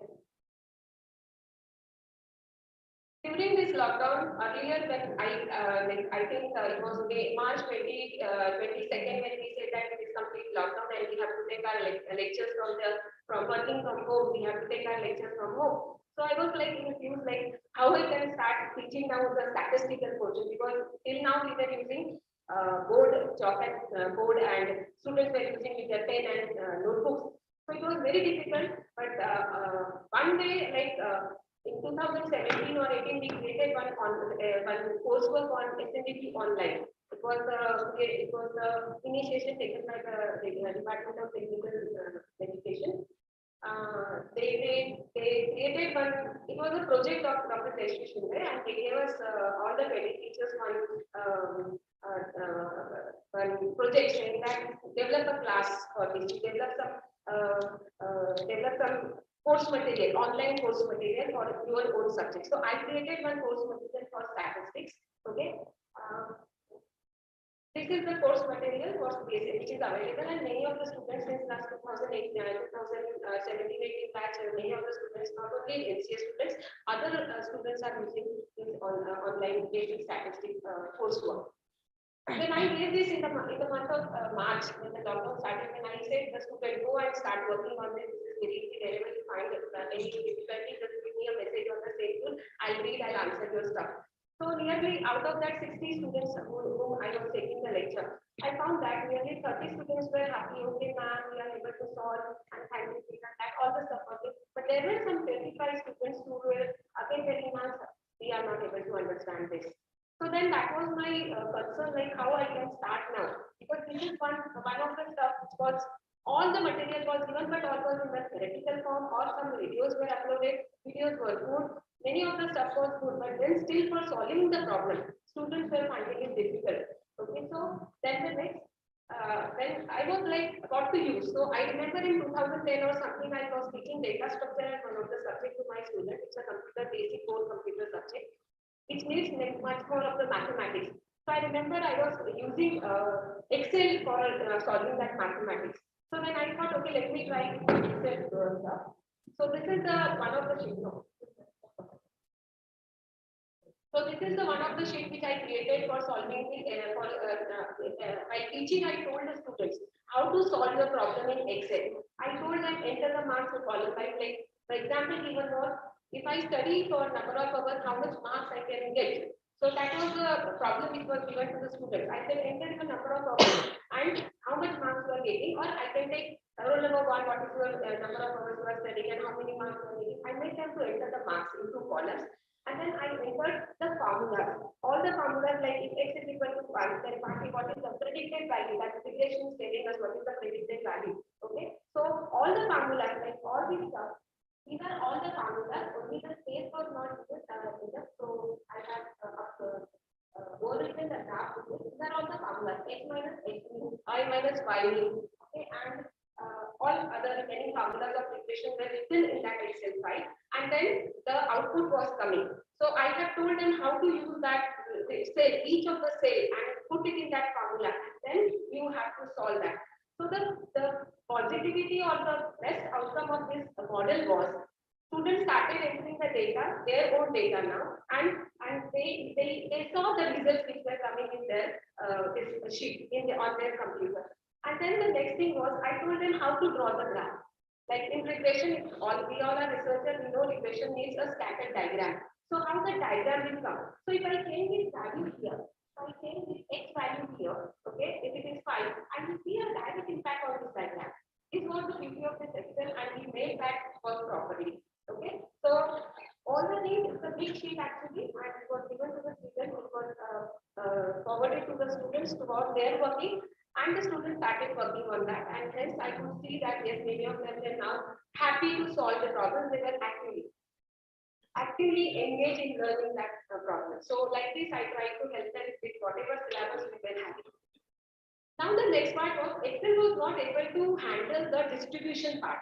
If we remember, there is something called normal distribution, binary distribution. That distribution part was not done by Excel. I was not able to draw the curve. Excel was able to draw straight line, or they will help me. And Excel was there. One of the students said, "Ma'am, we will use paintbrush there." I said, I'm not good in drawing with the paintbrush. It will not help me. Let us do something else.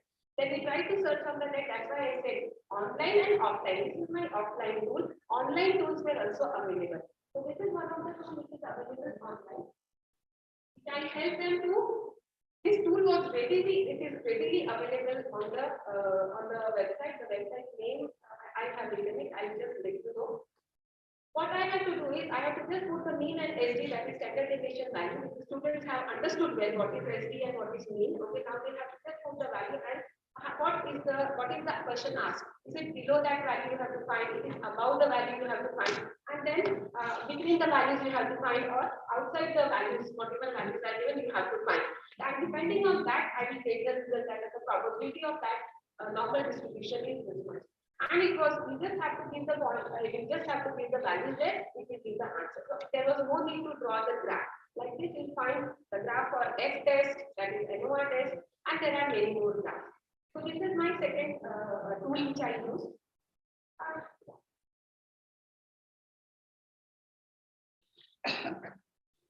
So what I need to do always was internet, because it was work from home and the students were also on the Google Meet, they were working to internet and internet ready phones were required. Then computer and laptops, of course, this is the basic requirement. Software which I used was MS Excel. All of the students were having MS Excel at home. And then the two websites which I used for my working, that is SNDT Online. This SNDT Online is the course which I have prepared for SNDT on the SNDT cloud, and it is there. But then it is more of theoretical work. Okay, I am giving them some examples there. I have given some solved examples, but then students were not finding it very easy. But when I shifted to Excel, they found it very easy, and they all started solving the exercise. I have not given them any exercises to be solved in Excel, because Excel is smart enough to give you formulas directly. I have said, no, we will solve it manually, because you have to write that in the exam. You have to solve that in the exam. So I made them to enter the value into the formulas into the Excel sheet, and then we need them to go ahead. And by giving the assignment, I made them to write the answer into the assignment with all the steps into your notebook and then submit the stuff. Of course, these are the strengths and weaknesses which I found as a teacher, because the strength is very easy. All of us know that it makes the concept easier, because of active learning, students were happy doing it. Okay, and student develop interest to know what exactly the concept. All those students who were asking in the very first lecture, I have been experiencing last 10 years. In the very first lecture, they asked, "Ma'am, we are all coders. Why do we need to do statistics?" They don't understand that statistics is the base of our data science and machine learning, which again I am going to teach them in the next semester. So that is what the students they understood. Oh, fine, we are going to study the advance of statistics in the next semester. Create long-lasting, and of course, I'll tell you the example how it was created. It was helpful in the next semester. Weaknesses is, as a teacher, it took me a long time to prepare the content, and for the student, yes, for me also to teach and learn. Because as I say, for me also it was learning, because I was using Excel first time during those days, and to prepare the whole formula, you need so much of time. When I took lectures, yeah.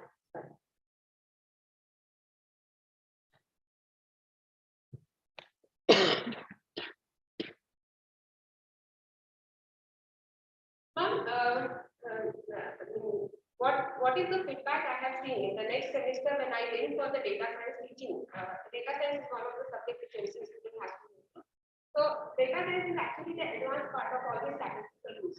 So when I came to the second semester, next semester of this, before the fourth semester, I said you have learned all those data work and all, now start implementing it.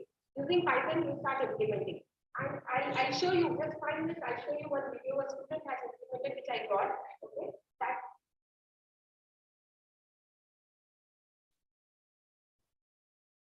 It was a simple video which one of the students has implemented. All the students keep on implementing, and they have their own style of implementation.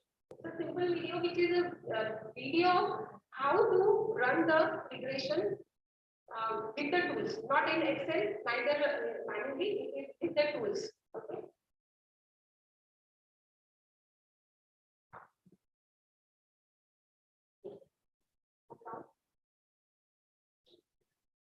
It has a sound, she's talking there, how the work has to be done, okay? And she's typing one by one, insert this value, insert that value. This is only a command line programming, there is no user interface prepare.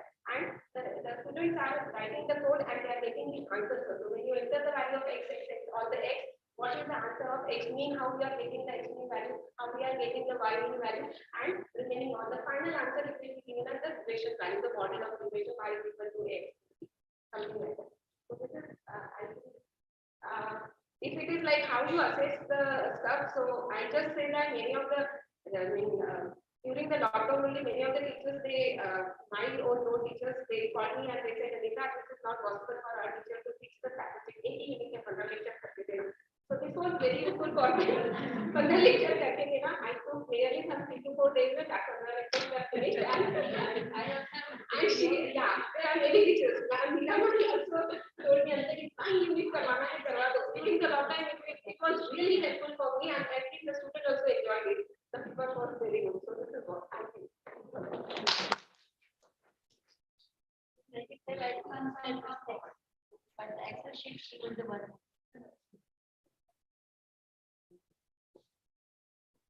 That's all.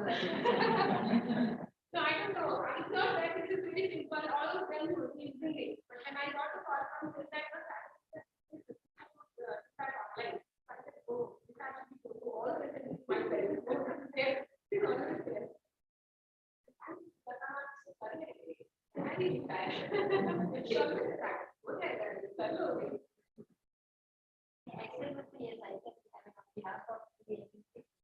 Because I actually speak quantitative techniques and statistics. So wherever this big data is come, otherwise I always use SPSS. But actually she, I get very comfortable. Usually I think you want to.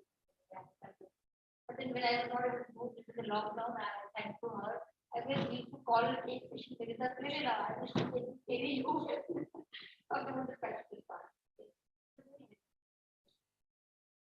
Congratulations, madam. Really wonderful. I mean, the efforts that teachers put in learning, and I think pandemic made us do it. Otherwise, maybe we could not have done it. But wonderful, and I can imagine. Only one time effort. Only one time. Also, prepare very nicely. This time, I have taken nearly 7 practice.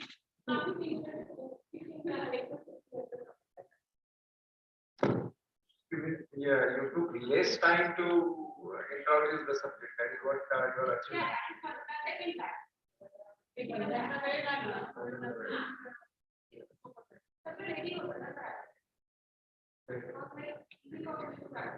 now I'm just updating all this for another. Thank you.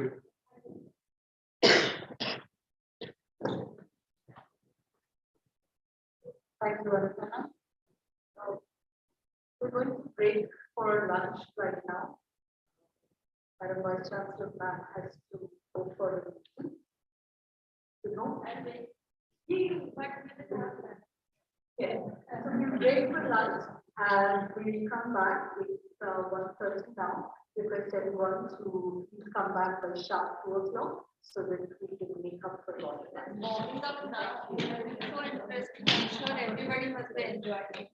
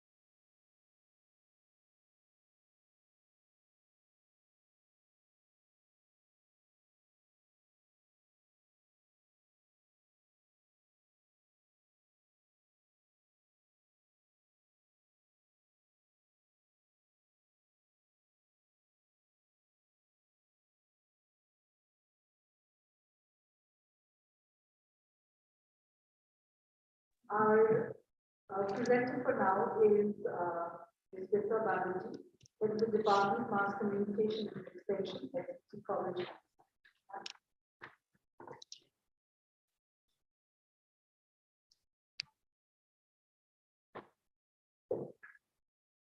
Thank you, Becky. A very good afternoon, and as Becky said, everybody is satiated, had lunch, and it's going to be a difficult task for me to keep everyone awake. I try my best. For everyone here, I am a teacher first and a teacher last. And this is something which I enjoy, and somewhere destiny has taken me to the right profession. Today, I'm very happy to present innovative teaching practice that I have initiated in organizing advertising campaigns. I represent the Department of Mass Communication and Extension, and there are a lot of media subjects that the students do, and one of the subjects is Introduction to Advertising. Is there a problem? Yeah.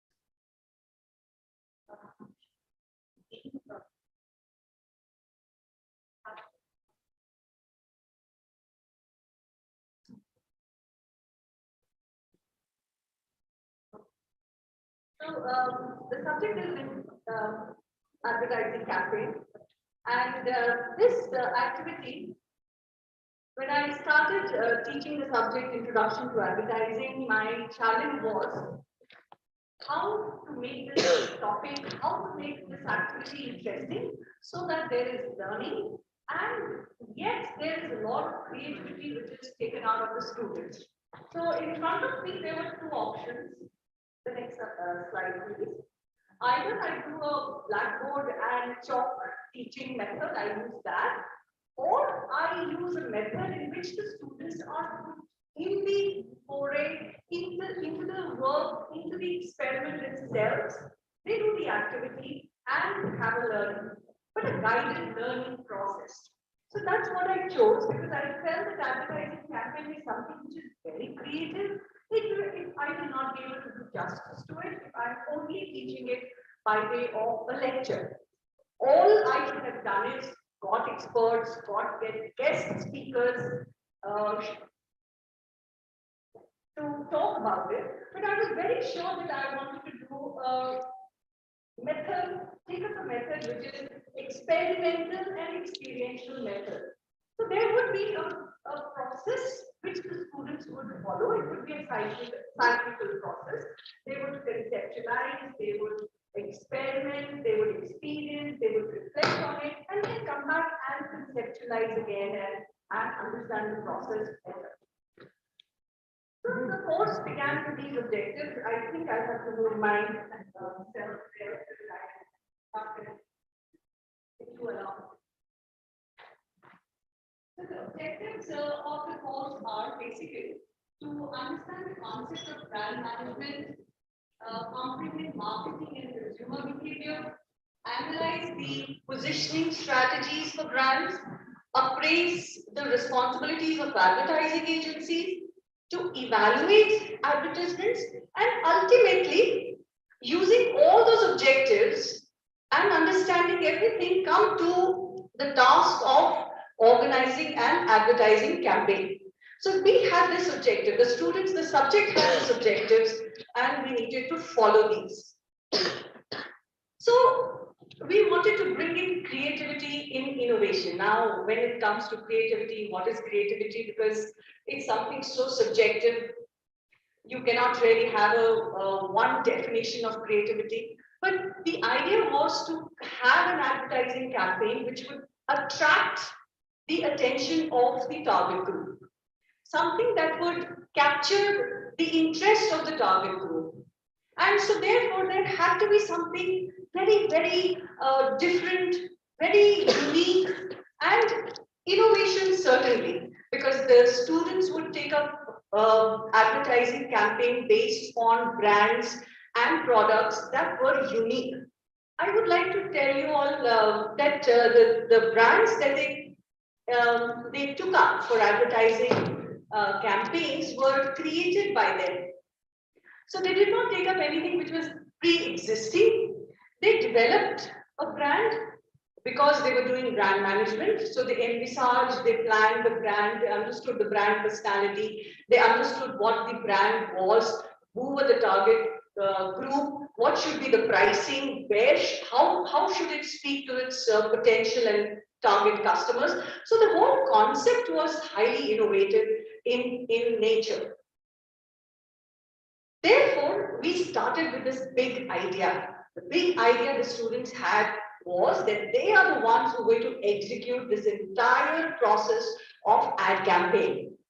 And lectures, books, experts, internet would just be support system for them. I would be there as a guide. I would be there to make sure that they are moving on the right path, but they are the ones who are going to understand this entire process of advertising campaign. So when we are doing an advertising campaign, what are the things that we need to keep in mind that you introduce a new product? So the new product here, the good or the service that the students introduced was, it was not only commercial, it was based on also, some services for community, some entrepreneurial projects that the students wanted to start. I will give you an example, very interesting one, which I have everything that the students did was documented in a journal, because once they go out for higher education or for jobs, the people ask them for proof and journal, so they have everything documented. So when it comes to introducing a new product, the service that one group wanted to start was a bus service directly from Santa Cruz Station to SMBT campus, only for people of SMBT. And because all the students and they knew how difficult it was to get auto rickshaw when you have a 9 o'clock class and you are standing in a long queue. So this is one example of service that the students wanted to start. So therefore they worked on a new product, acquiring new customers. Now, because this advertising campaign was not happening in the classroom, it was happening in the college, and the college and the campus students and staff were the target audience. So they were the ones who they were targeting. We were not able to go out and do any kind of activity outside the campus, but we had our target group inside. And they initiated the brand, and the brand awareness was promoted in the staff and the students of the campus. So their job was to communicate a unique value proposition. What is it that's unique in their brand? So they put in a lot of thought before finalizing a brand, because I would tell them, no, I don't want anything which is very cosmetic in nature, or something which is very simple. You really have to dwell and you really have to think. So they were able to communicate a unique value proposition, and it was told to them time and again that yes, when people look at your advertisement, they should be able to relate it to the brand that you are going to be talking about. So that entire set of points, entire set of activities were initiated and carried on with the help of, I took help of experts. I called in a lot of people. We did a lot of brainstorming. We watched a lot of videos. And so therefore we were able to move forward. Yes, just 2 minutes. So explaining the innovation. So they did product development. They also became advertising agency when they created those ads. We were very lucky to have very good industry interaction. So we had people like Vishnu Mohan, who is the chairman and CEO of Harris Group, come here. We did workshops because I wanted them to be completely ready to embark on this journey of advertising And so they defined objectives, they defined budgets. We were not having a budget of more than 500 rupees to begin with. So we said everything has to be done within this 500 rupees, because in any case, when you're doing advertising, the client will give you a specific budget and you cannot move beyond it. And targeting customers. So this is how it happened. The students conceptualized everything. We had brainstorming sessions. Luckily we have studios, photography studio and sound studio, so they were able to go there and record content. So content creation was not difficult, and they did a teaser campaign. For advertising campaigns, a teaser is very important because it initiates the process of the target group in waiting for the main campaign to happen. So the teaser campaign started, and on the day of the final campaign, we actually launched it. I would like to just tell you all that the campaign happened on in a certain area. So with the staff and the students came there. They were not told that this is the part of the subject. So everybody came with some kind of interest and inquiry, and they all gave their feedback. I made it sure that the students took feedback of each and every person coming to the stall, because this is going to help them reflect on whatever they have done. Has it really created an impact on the target group that they were thinking that it would happen? So these are some of the, visuals. You can see that they've created a teaser campaign. These were some posters and graphic aids that they created. Launch of the product created by the students. You can see some people coming there, experts coming in, and then they created a simple video. I'm talking about time span of 25 years almost. So we started with just graphic aids, posters, charts, moving on to creating videos, and then social media handles came in. They started pushing everything on social media, and online, when it happened online, we had a lot of restrictions, but then we also had an added advantage. We took immense help of social media handles like Instagram. The students created their own department Instagram handle, it's SPT_MCE, and a lot of activities happened there as well. So yeah, if you can play. It's a simple video, if it is not too much, yeah. So they created a small video. Well, this is not, this is important because this is a stepping stone for a lot of students. A lot of students who are slow learners, not advanced, they all came together and they took up topics, they took up areas according to their interest and their capabilities. So next one. Sorry to interrupt again. Yes. Yeah. We're done. So it developed next. Just give me a second, please. So they learned. They learned by doing. They understood the strengths and weaknesses. They had insights and experience, and I'm very, very happy to say, next slide, that the goal of the activity was achieved. Next one, and the students were ready for industry and employability. In fact, we have students working with very, very prestigious agencies like Colloquium and so many. In fact, this ad here, I have no time. I can go taken much more time than I was given. But this is a link of YouTube ad which one of my students just created in December 2021 when she was working with Publicists. So I feel very satisfied as a teacher that yes, we embarked on a journey and we are moving. And I would say, I just saw this series of Kapil Sharma. He says, I'm not done yet. So I think I'm not done yet. There are a lot of things to explore, lots of things to do, because advertising and media is ever evolving. And it's a challenge for us to keep moving in that direction. Thank you so much.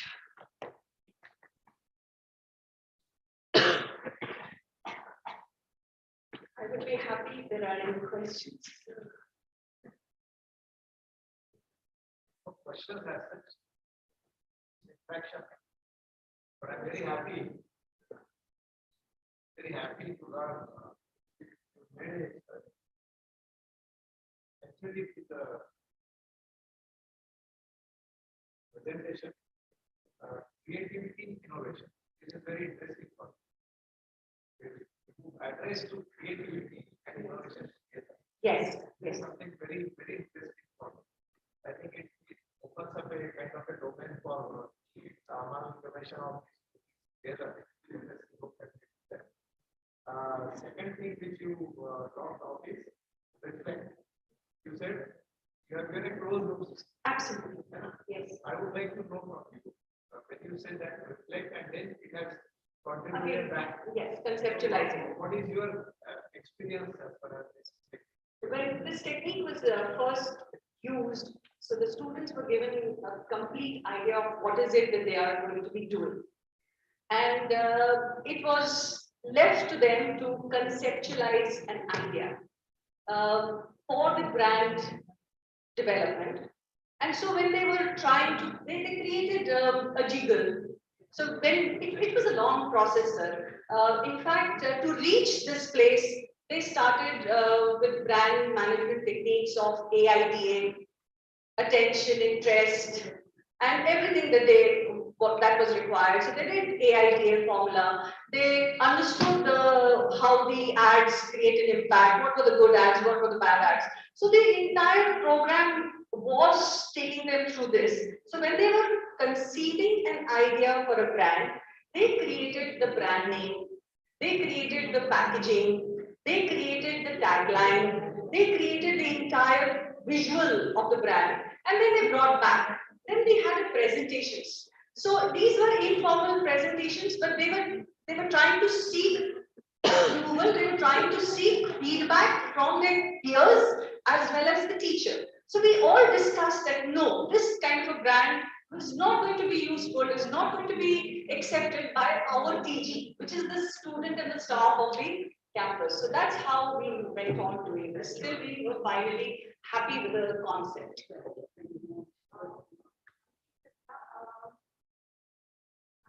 How do you evaluate this entire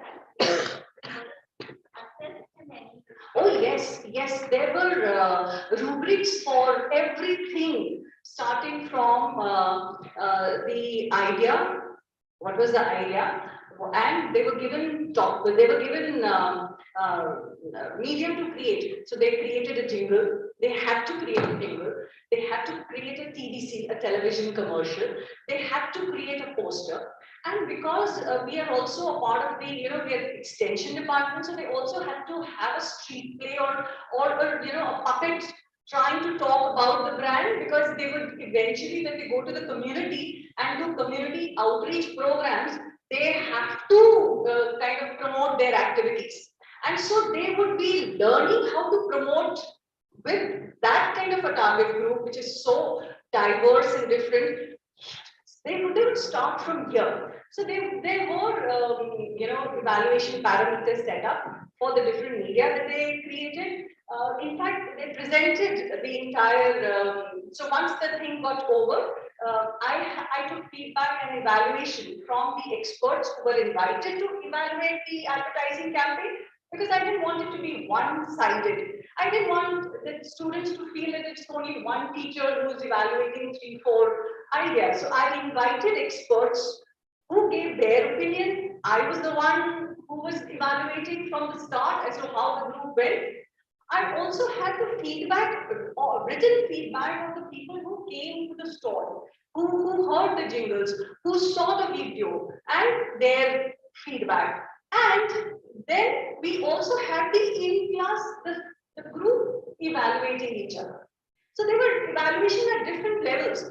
And it was so inspiring for me as a teacher, humbling as a teacher, that the students themselves were able to tell me that, yes, ma'am, we faltered here.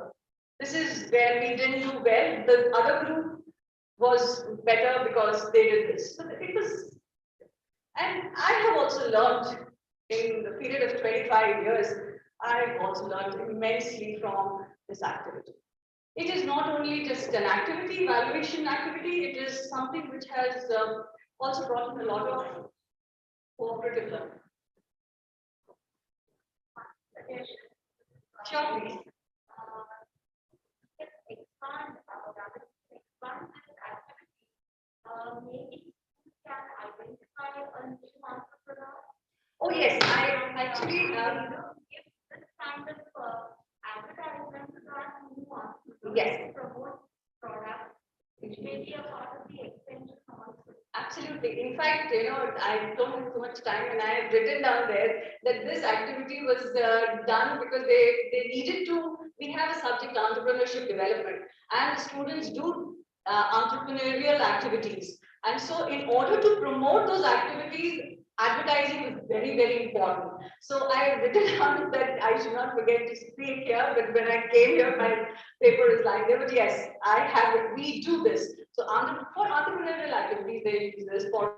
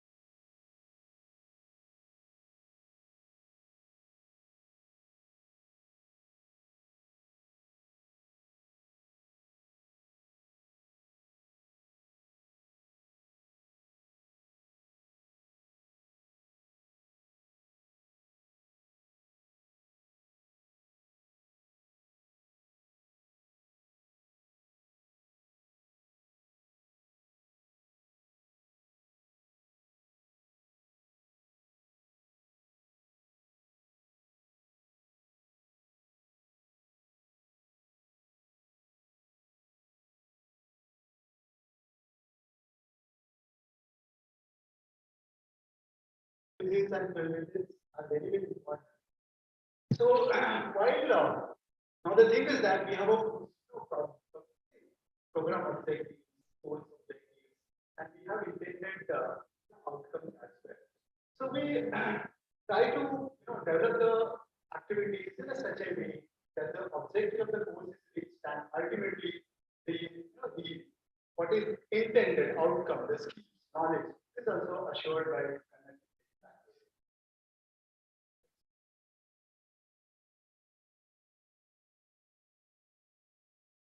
so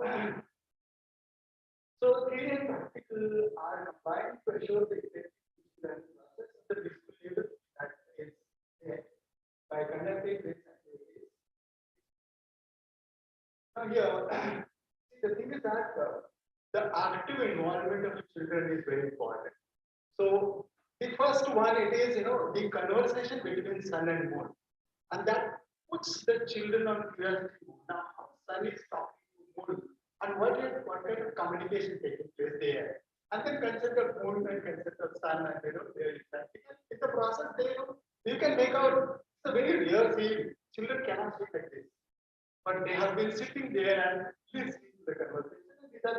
And these are again now this is a side concept, side code. Like to understand the conversation, they have to go through this. So that is a very interesting thing, and they get ready to learn more things. They are able to contextualize. Now this is very important thing. So these are the products developed by the students, right? So when we talk about the development of the product, there's a lot of creativity required. So this is one of the products. It is just a mat, but through that mat, we can teach a number of concepts to the children. So what is the side, what is the shape, color, zigzag manner, what is the square, what is the left leg, what is the right leg. So it has a huge scope in incorporating different concepts, and that has a highly educational value. They have fun activity, books. So they become very involved in the process of learning, and the concept formation becomes better. These are the Indian musical instruments. So these are the number of ways by which we can stimulate the growing mind. So what are these? Now here, career and the concepts. So when we talk to the children, that is also one of the objectives. These are the concept and career. It will be very early, but yes, we do talk about. But when the research person comes, then they can contextualize it. So that's the concept. The police actually came, and then okay, I want to be. So that kind of things are possible, and there has been an attempt, and it's a very successful. So these are some of the very, very important products made by the students of the department. They are there, the departments available. So Indian states and the culture and the festivals, it goes on, math-related activities, the association activities. So it is like very, very involving. That is what is the important thing which we are able to. Excuse me, sir. Sorry. Yeah, okay. So go on. So now this is a unique setup. Now, going to be beneficial because it is a blend of creativity and the practical. It is giving an equal opportunities for all the students to get a hands-on experience. Nowadays, the average ratio is 1.3 and 1.5. So it's a very ideal ratio we have here. So that is very beneficial for children.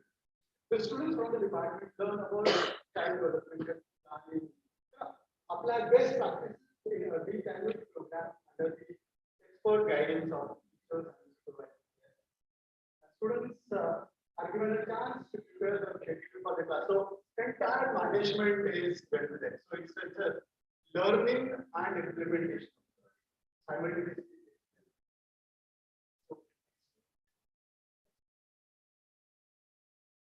So this laboratory setup creates the opportunity for the development of students to become creative and lead the learning process by which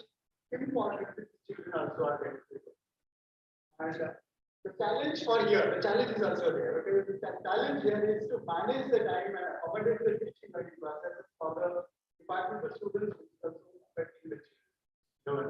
That is a challenge, of course, we do face. So training enables them to become a self-confident. So like they are actually students themselves are preparing lesson plans and rubrics for assessment and rubrics for observations. Number of things are going on. So they become self-confident and provide effective professional relationships. So on the research orientation and research input further sharpens their insight into innovative ways of learning and unique ways of interacting with children. So that is just the institutional practice we have been designed and implemented.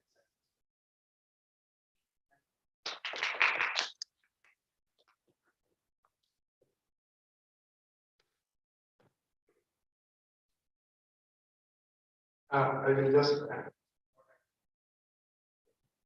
one thing you talk of answer here. Innovative.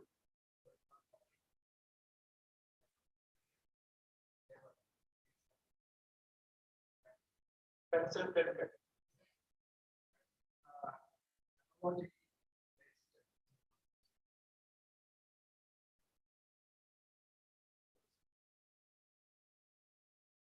The one the activity more structured, very well thing.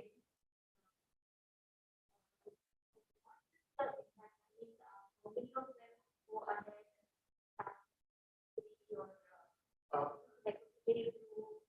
Yes, yes. Recently past, the group of students they have come together and they have formed a setup. They have their concept. So they are trying to, like they come together, they have formed a body, and they are working on various issues related to this school, and they have been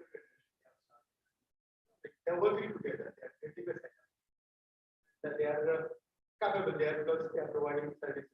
They are developing the curriculum for the various schools, including international and IB schools as well. There are students. I can name the students. Last year. 0360. So they want. Yes.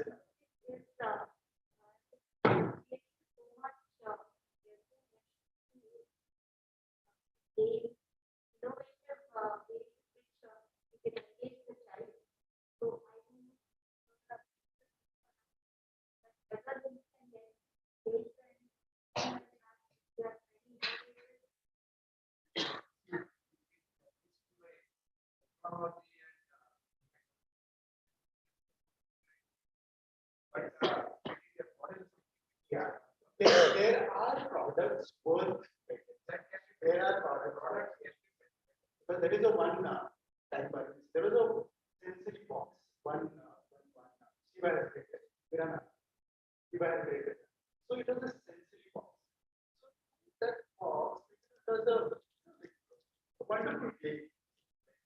Cold sense, warm sense, what is the texture and like what is this? So like, it is wonderful. So if it is worked on technically. Sure.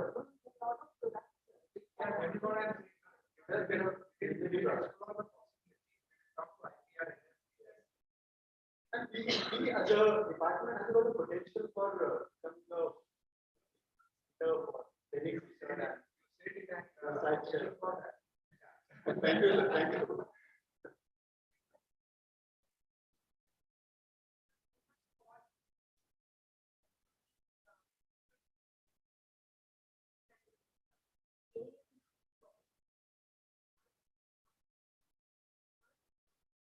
Yeah, they are.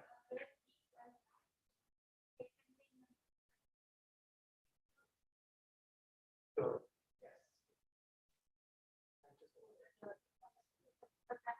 yes.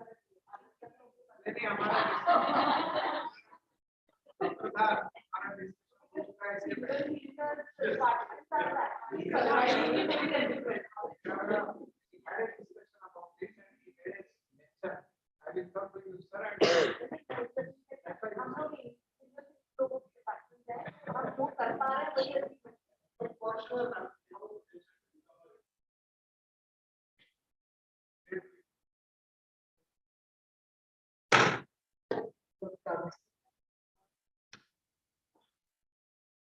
Our next presenter is Dr. Apurva Pachika, Assistant Professor, Department of Special Education.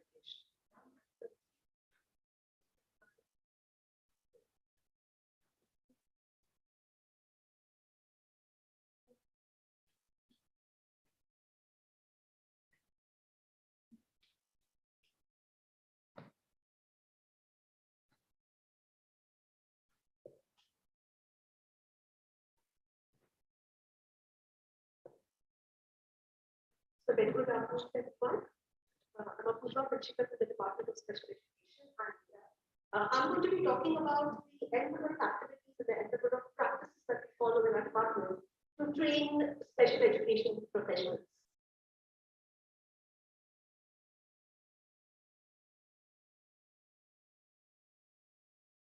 Right, she's able to put up. So our vision statement in the department is nurturing, enabling, and empowering people with disabilities. And with this vision statement in mind, all the activities that we undertake for special education training are all focusing on how we can empower people with disabilities.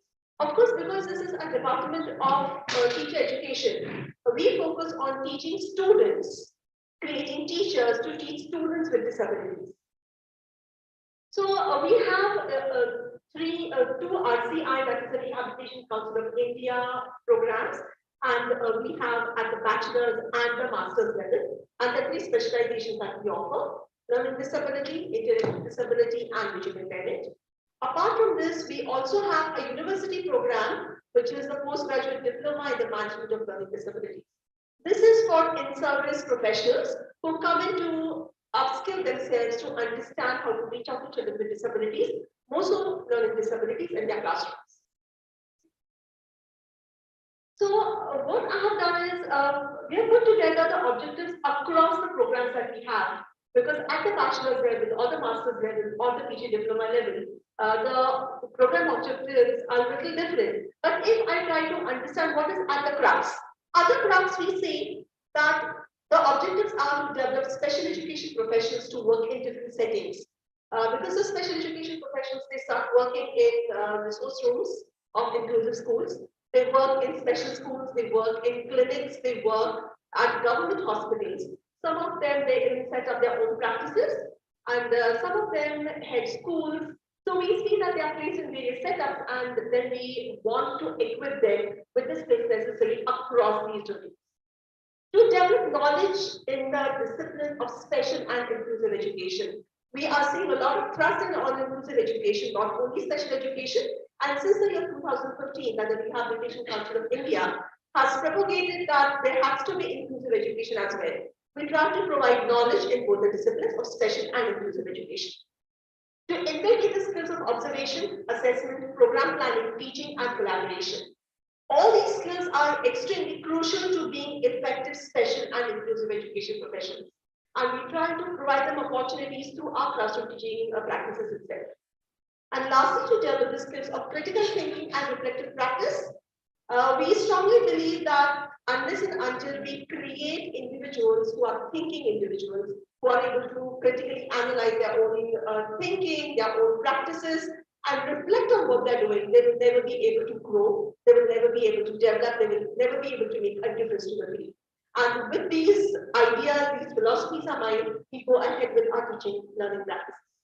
So this is what we do generally. All our teaching learning practices are very, very student-centered, not undermining the value of direct instruction or explicit instruction. So we do have that as well. But apart from that, we use role plays and films, collective wisdom, case study discussions, experiential learning, flip learning, seminar presentations, real-life experiences, book reviews, and projects as part of it. Which of these are innovative? I think these are certain practices which we have seen being used effectively, having maximum impact on student learning at the end. And we see it not only at the end of the 2-year program or the 4 years they are with us for a bachelor's and a master's, but when they're in the field, they come back saying that, ma'am, this is what has helped us a lot. So what I mean is, it's case discussions. Having to work with children with special needs requires a very, very clinical approach. And to build that clinical approach requires that each case be presented to the student. They analyze the case, try to make the sense of it. On the basis of that, draw a plan for intervention. Look at what the intervention plan is like. Is it working, not working? So be very clinical. And we find that using case discussions benefits immensely. Challenge elements. Now, of course, these are not in the sequence of how important they are. They are purely in the alphabetic order. So, challenge elements is another practice that we follow for developing critical thinking and reflective practice. So, what we do as part of challenge elements is something that I've already heard Meera ma'am talk about. That you come up with a stand, or it could be a case discussion happening. You come up with a stand, and you need to be able to justify why you are taking the stand. We just do not take an answer just at the face value. So there are challenge elements. It's not only the faculty challenging the students, it could be the peers challenging them as well. Because again, this is a very critical skill when you're out there in the field. You are going to be challenged, so you might as well learn to justify. Collective wisdom. We believe a lot in constructivism. We do not believe that it's only I on the stage who can teach you. You already come with a lot of understanding about the field, about students, about the learning. And okay, I will give you a perspective, but I will learn from you as well. So it's collective wisdom that we believe in. Experiential learning. To provide experiential learning, we already have Arushi, the Learning Center, which is our experimental school right here on campus. And our students at the bachelor's level, the master's level, and the teacher diploma are placed there for their hands-on experiences. That's where they learn their skill of observation, their skill of assessment, program planning.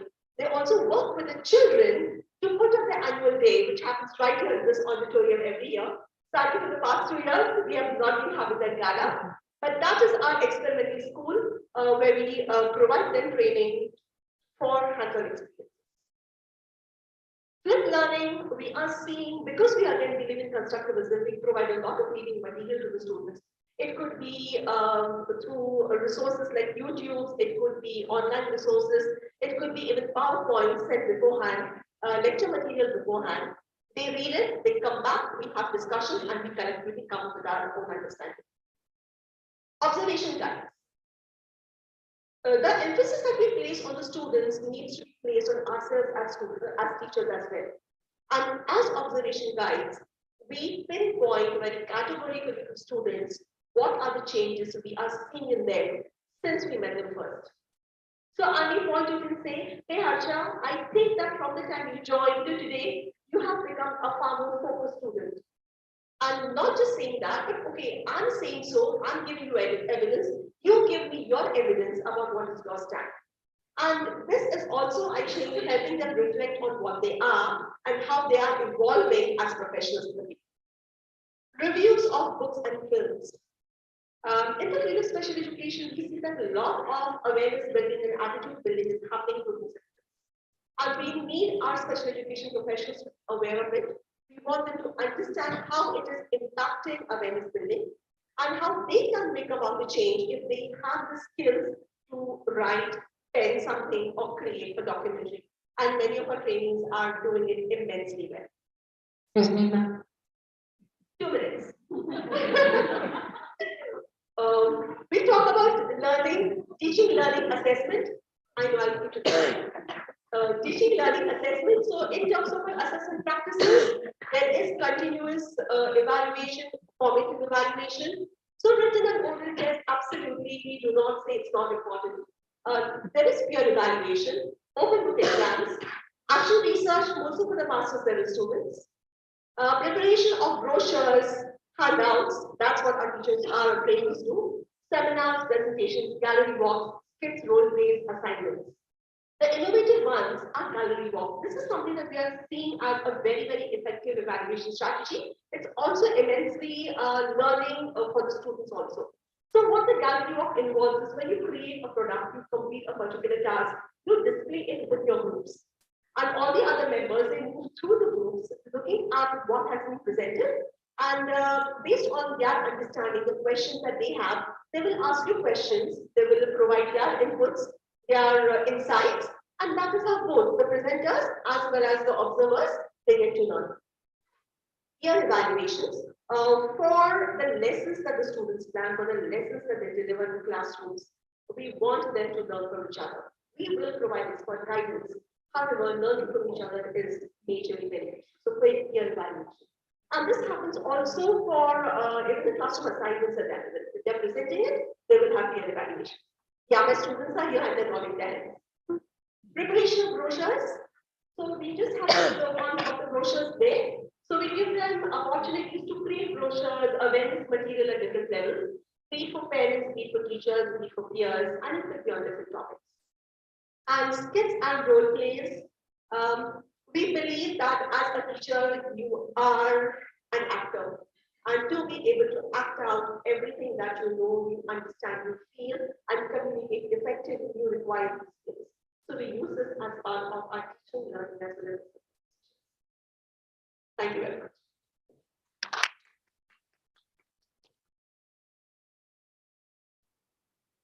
Did I keep the slide that you have?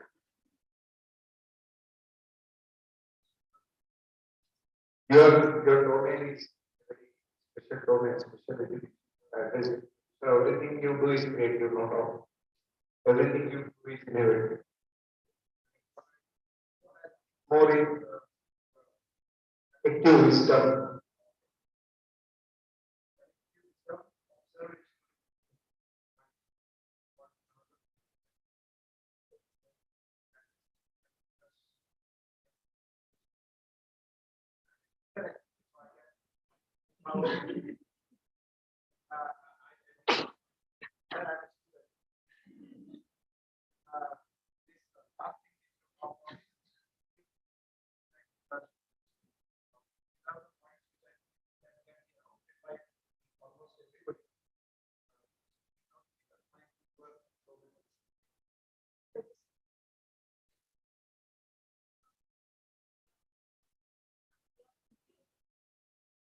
That is there. The other thing is, students come from various backgrounds. So when you are trying to sensitize them, the children with special needs, how do you, or you talked about clinical outbreaks. Yes. So apart from that, right at the beginning, what we see that to show our students lots of films. So they could be mainstream cinema, doesn't matter, but giving them a perspective that now you're going to be watching this film with not as for entertainment, but we give them a list of questions. So it could be like, for example, if they're watching Ageism, which is on the disability or with that. So if they have to watch this film, what is it that you're going to watch? You're not going to be looking okay at Amir Khan, or you're not going to be looking bad for the child, but you're going to be looking at what are the parents doing? What is the sibling doing? How is a regular classroom teacher behaving? What is it that the special educator did? What is the kind of change that you saw in the child from the time the child was in a general education classroom to when he's getting very, very individualized attention now? So we give them a list of questions, and that is what guides them to watch the film. So through doing this, so they will watch on learning disability, intellectual disability, visual impairment. So all the disabilities that we cover, we give them that exposure. So then, more or less, we start talking the same language because in the language of the discipline is very different. So they start hearing the words that we're talking about. And then we do it in 30 as well. So we try to match the pace of the films that they watch and the 30 that they're doing together. And that's how we start building their discipline specific habits.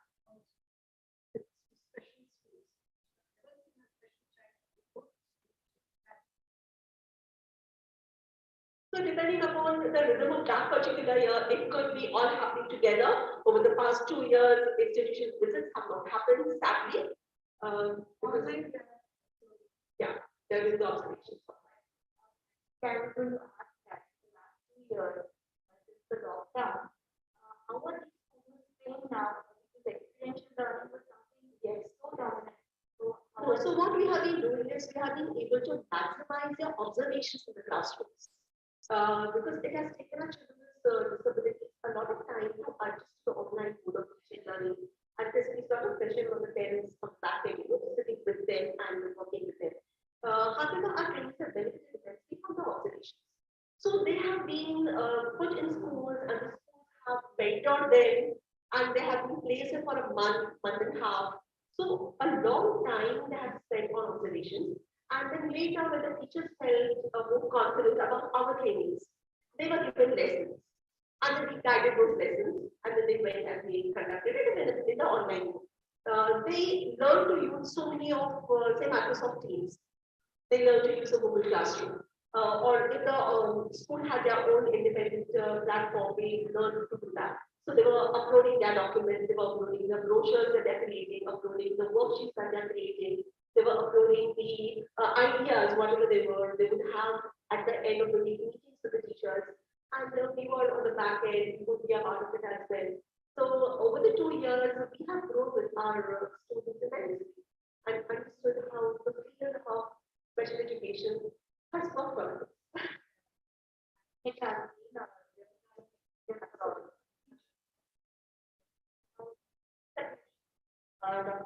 had already spoken about. I wonder if I'm sure you must I have would like already to collaborated. there were so many things, and I'm so difficult to put in 10 minutes, so I did take a minute extra. In Arshida Learning Center, which is our experimental school, all our trainees are working very constantly, not only for observations and lessons, but they create vacation plans, they create curriculum adaptations, they create teacher-made tests which are specific to individual children, and all these are, they have all been put in our resource room, so they are used by the future for coming training as well as by the teachers in the school and the students. So we have a huge bang of our resources.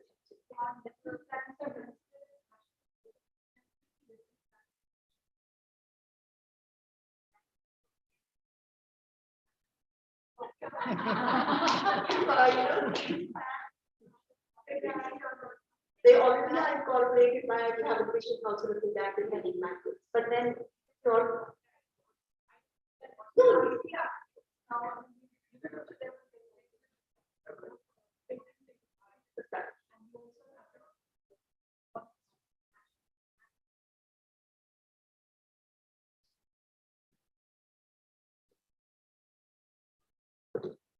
Thank you, Dr.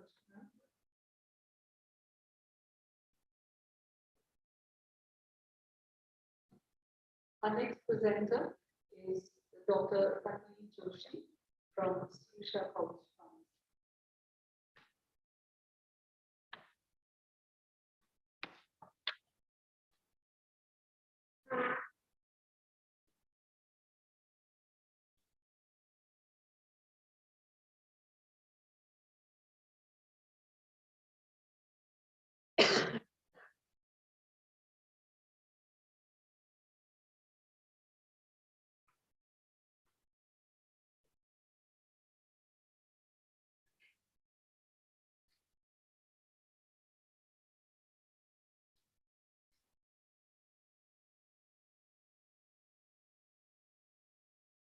Okay, good afternoon to one and all. Let me introduce myself first. Myself, Tanvi Joshi. I'm working as Assistant Professor of Pharmacology in Symposium Pharmacy for last 12 years.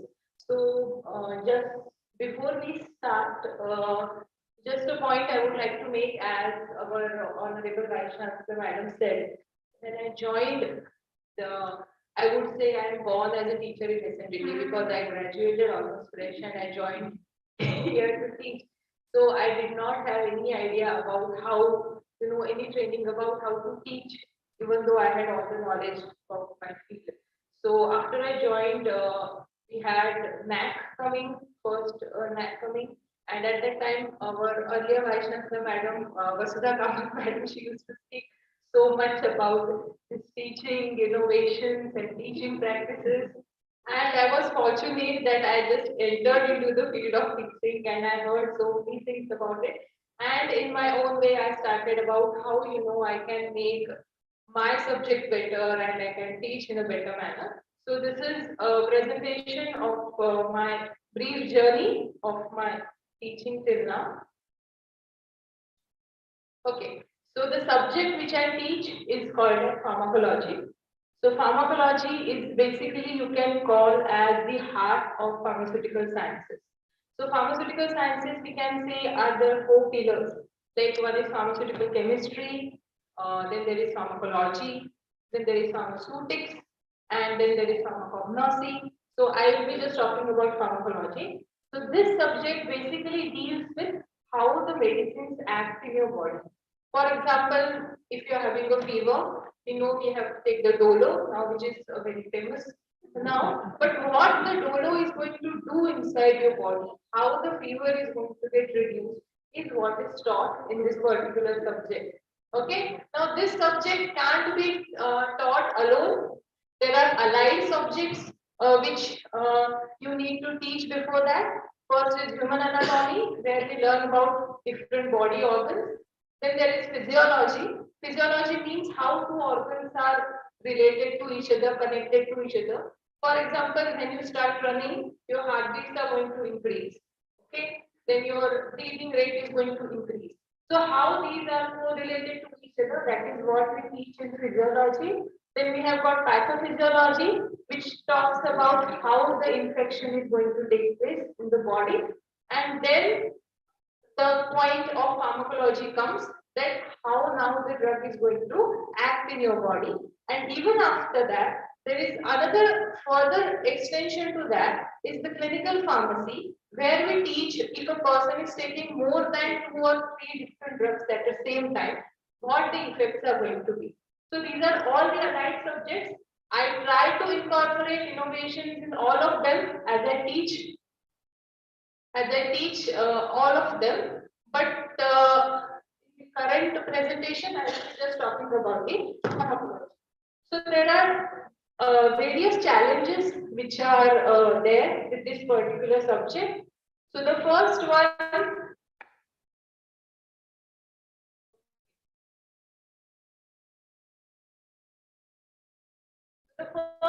is the subject is very vast, okay, as you can guess. It is very complicated at times to understand the mechanism of how different drugs are going to act. There is too many things which you need to remember. And at times the subject can really become very dry and very boring. Okay. So my job is to make it more easier, more interesting, so that the students are going to learn it in a better manner. So this is one of my favorite quotes. I would rather have 1 week of innovative teaching than a career of doing what's always been done. So now, why I'm saying this? Because pharmacology is an age-old subject. It is not something which has come, very recently into the market. It is there existing.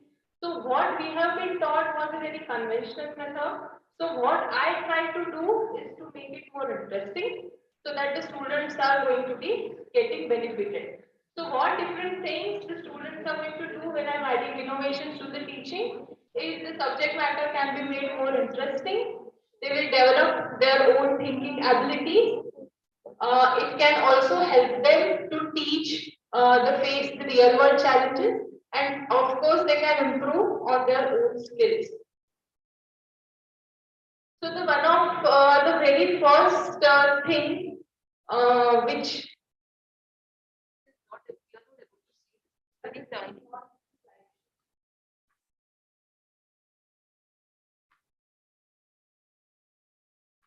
okay, so the very first thing which I do is create a drug story. So the conventional method, as far as the teaching about a particular medicine goes, is just to tell about, how the pharmacological actions. That means what effect drug will have on this organ, and that organ. Apart from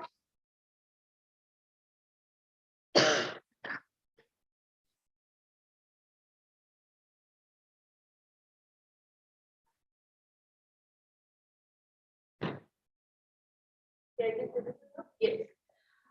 Then just to tell how the drug is going to act, and also to tell what the different adverse drug reactions, that means the side effects of the drugs are going to be. So one after the other, one after the other, one drug after the other drug, one drug after the other drug. This is how it has been taught conventionally. What I try to make it interesting by creating a story out of it. As you can see, I have put a chart of aspirin.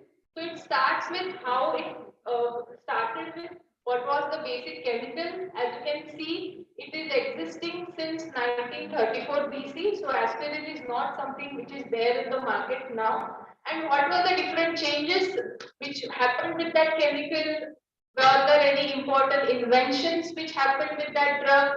Were there any awards which were given to the people who were working with that particular drug? The market says why the particular drug was so much important and it became so much famous. All these things, if you try to blend with the other things which we normally teach and which are generally considered very boring or monotonous, then the drug becomes more interesting. And after that, instead of asking a general question about a particular drug, you can just ask a question in the form of the drug biography. For example, I am the drug which is going to reduce your acidity. I am supposed to be taken 30 minutes before meals. So identify the drug, what is my name. So such kind of questions are going to make it more interesting. Another thing which I normally do is to have some role plays here. So our students are divided in groups of pair and each is assigned a drug or a class of drug and they enact as a drug. For example, aspirin versus paracetamol or disprin versus Tolu. So then they are going to fight amongst themselves. They will tell their good points, bad points. Similarly, the thing is also done with the drug versus disease. So one student can act as a drug, another student will act as a disease, and then they are going to fight amongst themselves. Again, what you can do at the end of the activity, you can assign a case study and you can tell that this is a patient suffering from so and so, and now then they are asked to justify that which would be the better choice of treatment. Okay. Then pharmacist patient interaction, where one student is acting as a pharmacist, other is patient. So we give them different situations, like you are approaching the store and asking for a prescription medicine, asking for the OTC medicine, you are admitted to the hospital and you are dealing with the pharmacist. So other students are going to observe their conversation. They will tell what are the positive points, negative points. Next is the simulated techniques. Now, animal experimentation has been the intricate part of my subject, that is pharmacology. We do lot of experiment with the laboratory animals like rats and mice, where we try to prove the action of the drug. At the UG level, now we are not allowed to do much of the experiments with the animals because it is banned. So what we do is the simulated technique. There are different softwares which we use, which helps to simulate a particular experiment. So as you can see there, this is one of the experiments. You can see the rat's foot. There is the plane. As with the help of software, you can inject a particular drug into the animal. Because after the injection, there will be a particular effect which you will be able to measure, and this everything is going to happen on the computer screen itself, not real. Earlier we used to do it in a real manner. As you can see, one of the experiment which is done in the actual way. Sorry, ma'am. Yes, I remember. Actually, I got interrupted. It's not working. Next thing we do is the animated videos. Now, why the animated videos are helpful? Because when we teach the mechanism of action, you have to imagine lot many things on your own. For example, molecule is going in your body, it is reacting with that, it is binding to this. So if we just show some animation, as you can see here, the drug molecules, the ions are moving across the membrane. If you show something like this, then it becomes very easy for the student to understand it, As you can see now here, the LDL particle is going inside the body. It is trying to get attached to the receptor. So it gives a more visual appearance. It promotes independent learning. Students become more interested in the class. Then these are some group activities which I try to do, like giving the research article to read them, ask them to read and to present in front of the class. So you engage them in more advanced topics which are related to the pharmacology rather than just teaching them what is given in the syllabus. We give group discussions. I also ask them to write a draft research proposal. Okay, because many of the pharmacy students further go for MPharm, PhD, where they have to write a research proposal. So this is one of the activity where they can artificially create a research problem, forecast the challenges which can come, and they also become strong with their literature review. And we also give some campaigns like in a group that they have to design a health campaign. Okay, this was one of the activity which I gave during the COVID, that if you want to become engaged with the public health situation right now, what you are going to do as a pharmacist and how you are going to deal with the situation, how you can promote the health awareness. So these are some of the activities which we give. Then the field visits, we routinely take them to hospital pharmacy department, various research foundations where they can learn better. In the COVID situation, I had also shown them some virtual tours of the hospital because the actual visit to the hospital was not possible during the given situation.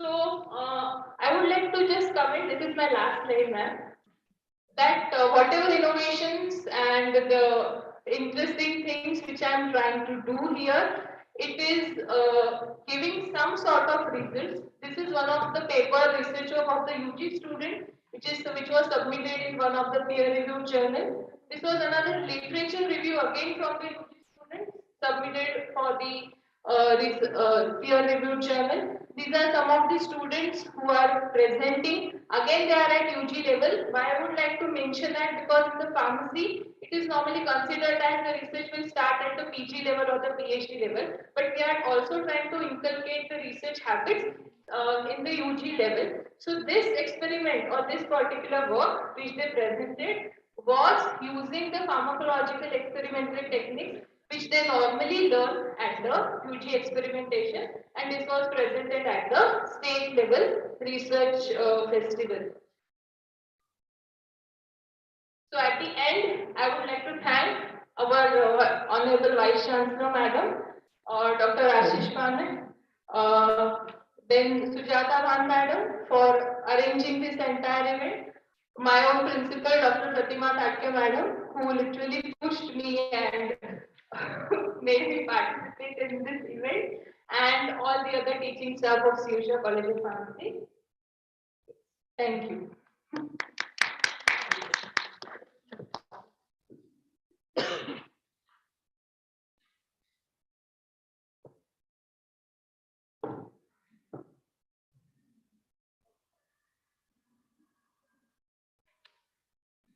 As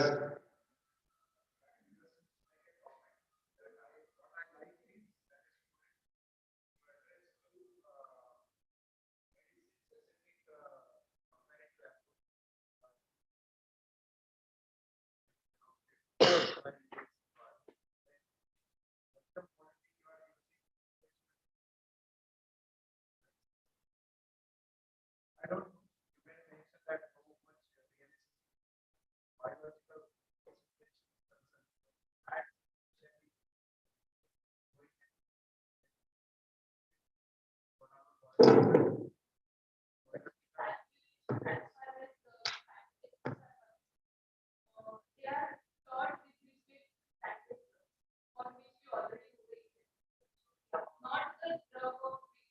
And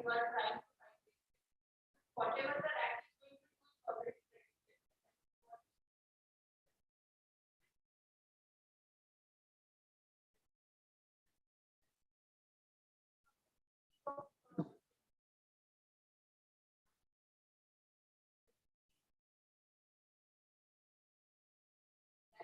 If we are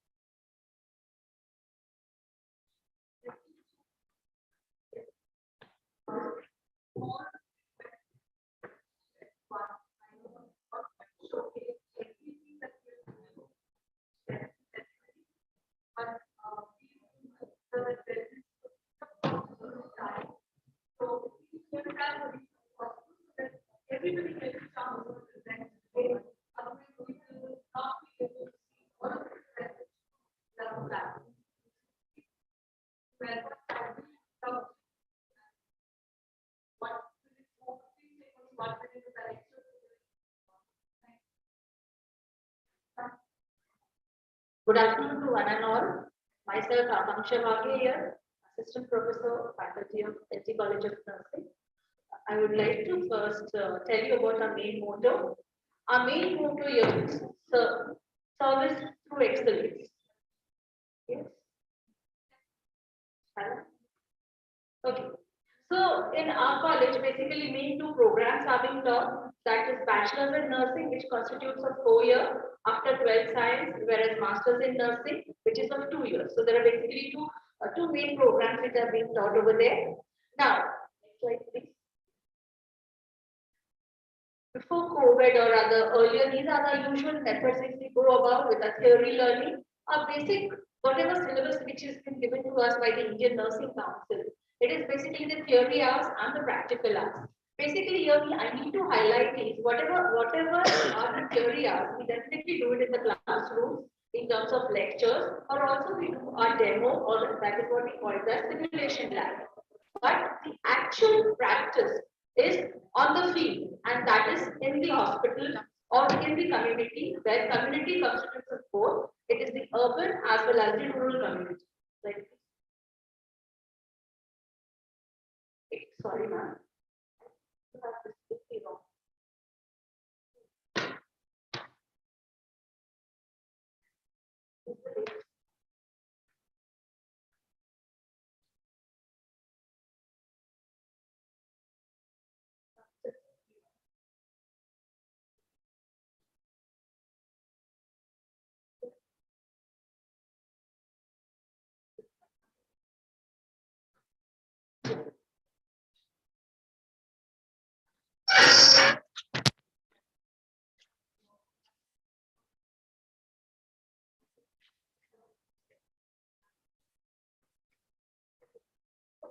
So then, basically, what is the innovative practices which we have been doing in our college is use of online platform. In use of online platform, we have been extensively using Zoom, WebEx, Microsoft Teams, Google Meet to conduct our lectures as well as demonstrations. And in fact, we have done our demonstrations because since being a practical oriented field, we have certain procedures like how to give bath for patient, like how to feed a baby. So all these things we have been able to do it on the online platform. We have also conducted practical exams for that matter on this WebEx platform, for which has been gone right from 8 to 5 years, and we were successful in doing that. Next, another thing what we did was the new aspect what we did was the learning management system. We were able to incorporate Edmodo, we were able to incorporate Google Classroom, and I think the concept of register and files which we normally use in our everyday setup, it was ultimately modified to learning management system. Next slide. Then certain innovative teaching strategies like, we made models of pelvis, female pelvis. Normally in the 4th year curriculum, in the 4th year program, we need to teach our students how to deliver a baby. And for that matter, we need to have a female pelvis, where we were not even, university was not open. I mean, the college was not open. How could we get the pelvis? So the teacher innovated it. She made the pelvis and she literally made the baby and showed how the mechanism of labor goes. And that was the innovative thing was that. Then we use the family members as patients to demonstrate certain procedures and to take even the written demos from our students. Then even we use the family members to provide health education on many topics like hand washing. Then conducting research by using education technology was done this time first time by a master's student, because then yes, we were not allowed to go to the hospital certain times, and therefore what they did was they did the Zoom platform, they used the other platforms and they conducted research. Then also our third year PhD nursing students, they conducted student-led e-conference on keystones and breastfeeding. It was completely being organized. They learned how to really form the brochure. Everything was conducted by them. Of course, and then not least to mention Kahoot, World Wall, Concept Board, Padlet, videos, Thinklink, or Google Form. I think we were really immensely blessed, or rather we are immensely blessed by the Educational Technology Department of our university, and we did integrate many of the things, or rather whole of it, in our teaching by even our students as well as the teachers. As you can see, these are the online activities. There is the Padlet, YouTube infographics. Then the online practicals which were taken, then the online case scenarios, testimonials, then H5P videos, concept maps, quiz. Yes. This I would really like to make a special mention. We went to the hospitals during the COVID time, and especially we have internship in the 4th year. So this time our students were posted in PD, which are hospital and medical research center for their internship. And as you can see the photographs, they are in the PPT. So that was an innovative experience for them. They actually took care of patients with COVID and they were posted in the ICUs, and definitely it helped them. It's not that we don't get placement, but they got an edge over placement as compared to others. So that was something which this time the students were exposed to. We also have conducted many training programs for our students, how to wear a PPE or what are the infection control practices related to COVID. Thank you. Thank you so much.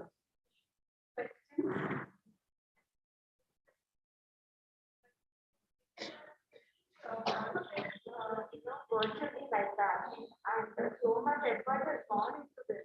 Really appreciate your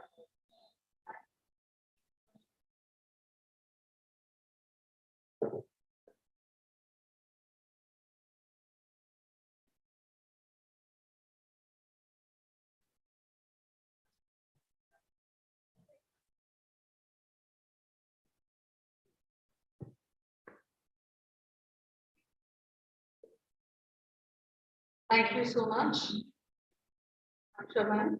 Our next presenter is Dr. Sulakshana Mani from this is SVT College, Home.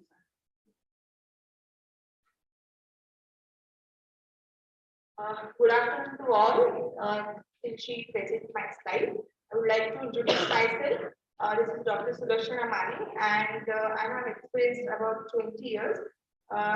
But I'm a product of disability, and that is, I think, it came and I could able to create some innovation as a teacher, because I have experienced as a student what my teacher has taught and what I have built myself. So in teaching food nutrition and dietetics department, I'm dealing with the practicals as well as theory subjects where we are teaching the students, and I'm dealing mostly on the food processing part, as well as right from the basic nutrition.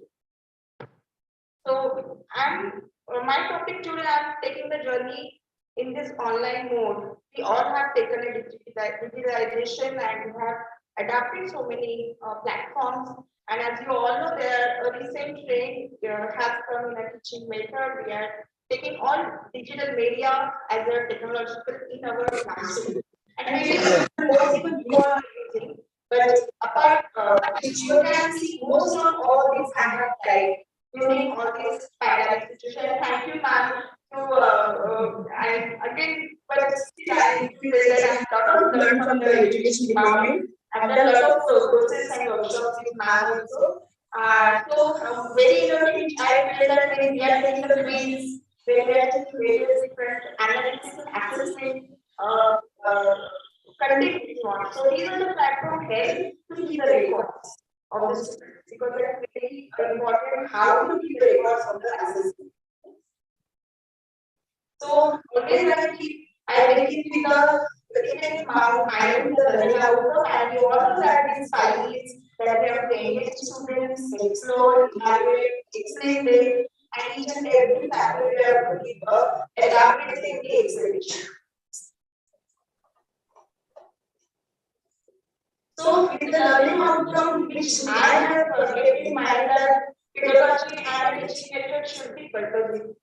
And keeping the central around developing care competencies, abilities, and deposition, and this has been prioritized for few learning outcomes that are core and fundamental of learning. This is a very common method which not everything I have used throughout my teaching experience, lecture method, discussion method, all these.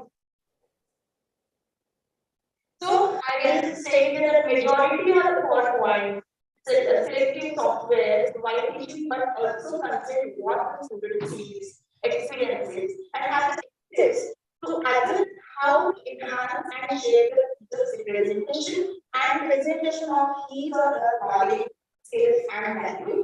And the new media technologies are more helpful, comprehended as evocation object or limited people that might scaffold and sustain new practices and pattern of thinking, and thus carry significant effective as well as academic implications for students and teachers alike.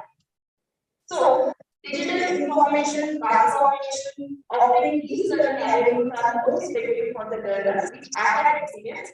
25% students are learning in class, 25% students learning from pattern, 25 students learning from peer group. But I have observed on online mode, 25% becoming more person because online mode comes under the environment mode as well. These are the various different methods which are used by using various gamification techniques, quiz, puzzles, crosswords, which making the students quick learning ability. Digital learning boosts each student having the retention of information.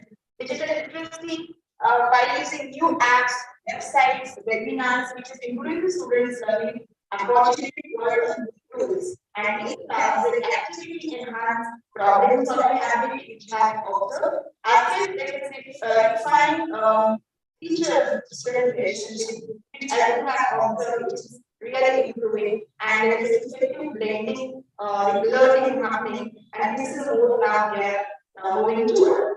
So, but at the other side, with adopting digitalization and new technologies, curriculum and pedagogy should be more holistic, integrated, enjoyable, and engaging, which I am always thinking it should be inquiry-based, discovery-based, it should be discussion-based and analysis-based learning, and the mandated content focus on key concepts, ideas, applications, and problem solving. So taking toward the journey as a teacher, which I have to think that we are important to equip with the latest skills, we are having a competency based on pedagogy, we are also having the critical thinking, we are using integrated technology, we are demonstrating a knowledge and the skill which direct formats.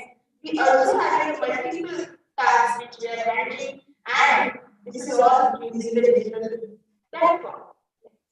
So we go in with the right topic and the subject, which are having nutrition for health promotion. This is a dedicated subject for X1 first year students.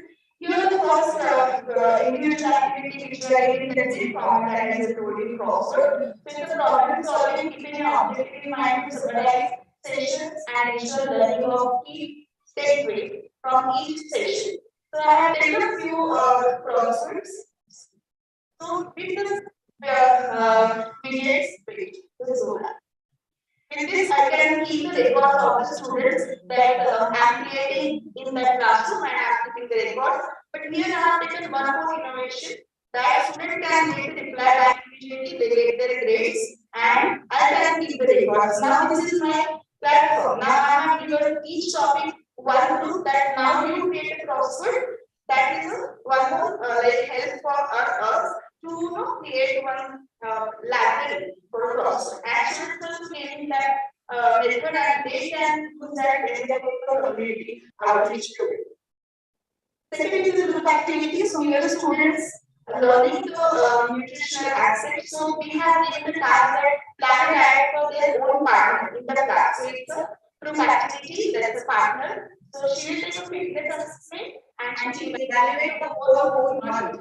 And at the end of the month, she has to present the report and where it is absolutely experiential, participative, and the problem solving. And now we all are in the mode of getting ourselves healthy. So this I think is really worked very well as an expert student. Next. So this is an example which one of the students has submitted her presentation, and most of the students are happy and they have got so they have just got the records and reports at the end. They have given their feedback, and really all the students have gained some can profit, I can say, because they have could able to make change in their partner as well as themselves. So I've taken the peer evaluation as well as self-evaluation. Next. So then we should post it. This is the next subject, moving to food preservation work. So in food preservation, that's a really good challenging task for me.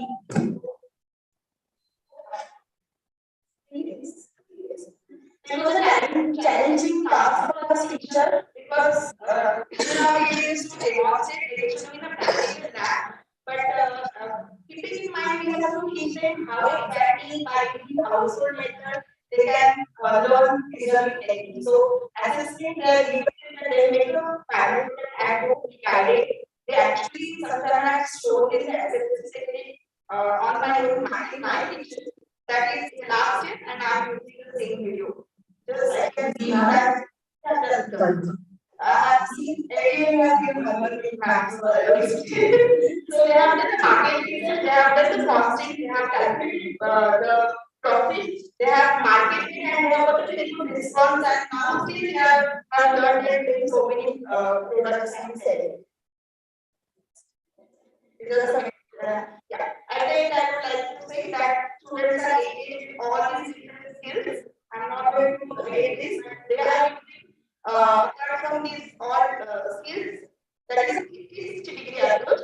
There is engagement cooking practicals have happened at home, new product development projects have taken place, online teaching courses they are doing, they have taken the virtual activity, they have given group presentation, various projects and poster making, virtual aids they have made, group projects they have done, plus they have done various different surveys at this pandemic situation. So at the time, I was able to access and the assessment tools for the assessment during my class so that I can able to access all these all backgrounds. Next. So what I feel at the end of my presentation, each teacher is designed this activity. So teaching and learning will be conducting in a more interactive manner. Questions will be encouraged and classroom sessions will regularly contain more fun, creative, collaborative, and exploratory activities for students for deeper and more experiential learning. Thank you. Any questions?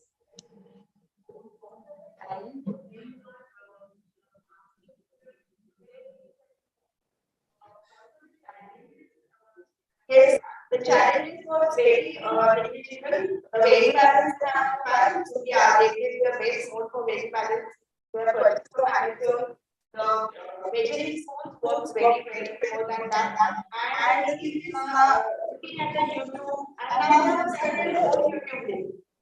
So now they are really well equipped with that. And I make the student to show her practical and also group members like students they can see her. So every time I keep changing the now it's your turn to your video. So they do that.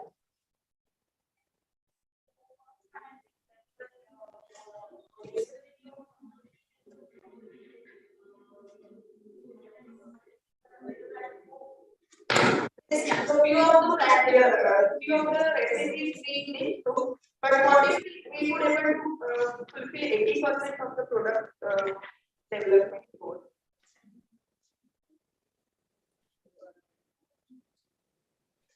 There is no more questions. Thanks a lot, Eddie. Thank you. Now I am to from your side to see sharp audience of pharmacy make a presentation.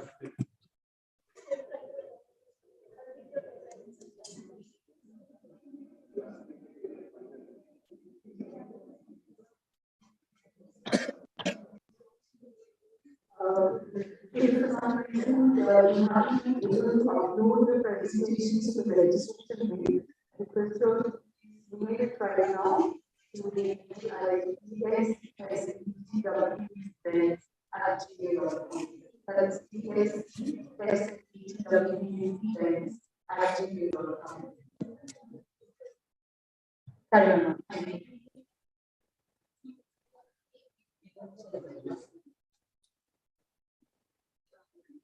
Very grateful for that all. And I'm going to present some of the innovative practices that in my subject pharmacology. So have you heard from the pharmacology? So what is pharmacy? Little thing I just want to discuss. There are four basic pillars of pharmacy. The very basic what we need, the formulation is actually final product of pharmaceutics. There's a compounding and essence of the drug. Pharmacology, as I told, is the essence of pharmacy, where what the effect of the drug on the body or what the body gives effect on the drug is over there. Pharmacology is a subject which I teach is the ancient knowledge of the drug. If you just open any book or if you go to even get book of virus, where the ancient pharmacopoeia is kept over there, because human is different than that of other animals, we are constantly learning. And this is the ancient essence of pharmacy or the knowledge of herbs. I'm very proud to say that all the drugs that developed from pharmacognosy. That means the ancient history that this drug is having this effect, and then the entire thing like chemistry, pharmacology, and final dosage form. So what people used to have simple powders or something, but we never use powder nowadays. It's the complete dosage form in the form of tablet, dolotrite, third time I'm saying. So the thing which is developed from natural origin, because we are surrounded by natural things, and I'm dealing with the knowledge of drugs of natural origin. Here comes the plants, animals, and the natural resources like mines also. We are blessed with good flora and fauna in India.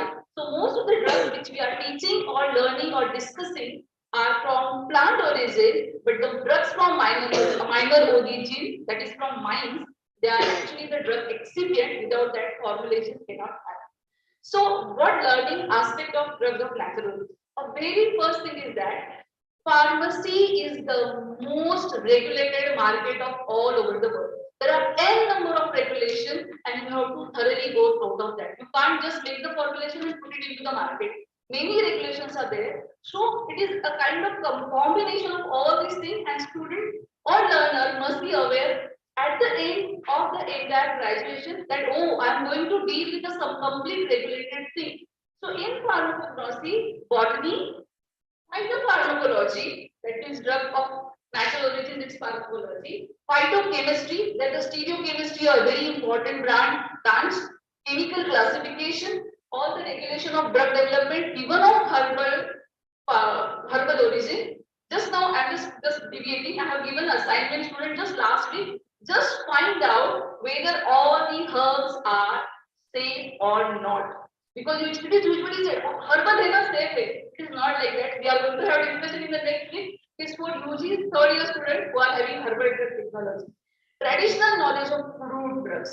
Yes, the traditional drugs, we are blessed with Ayush, Ayurveda, Unani, Siddha, then homeopathy, and many folklore, even from your home, that Ajivaita Bhatwa, what we say. There are many drugs which are from natural origin. They are to be studied because they are the lead from which we can invent, or we can resynthesize, or we can semi-synthetically make a new drug. One case study Tanmay has shown that is aspirin is actually developed from the plant bark. From that bark, salicylic acid was isolated, which is easily digested by body. So it is made acetylated and it becomes acetyl salicylic acid, the prodrug.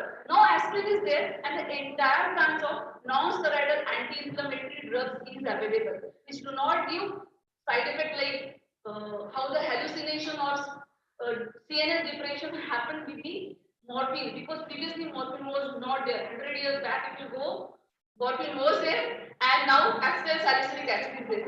And one more thing, resurgence of herbal remedies. You will get many herbal preparation in the market. Now in COVID, you might have prepared at your home also. So this is the, yes. So what is the traditional method? I was taught like this. Teaching in the classroom, teacher used to come, he used to open the book and he used to read.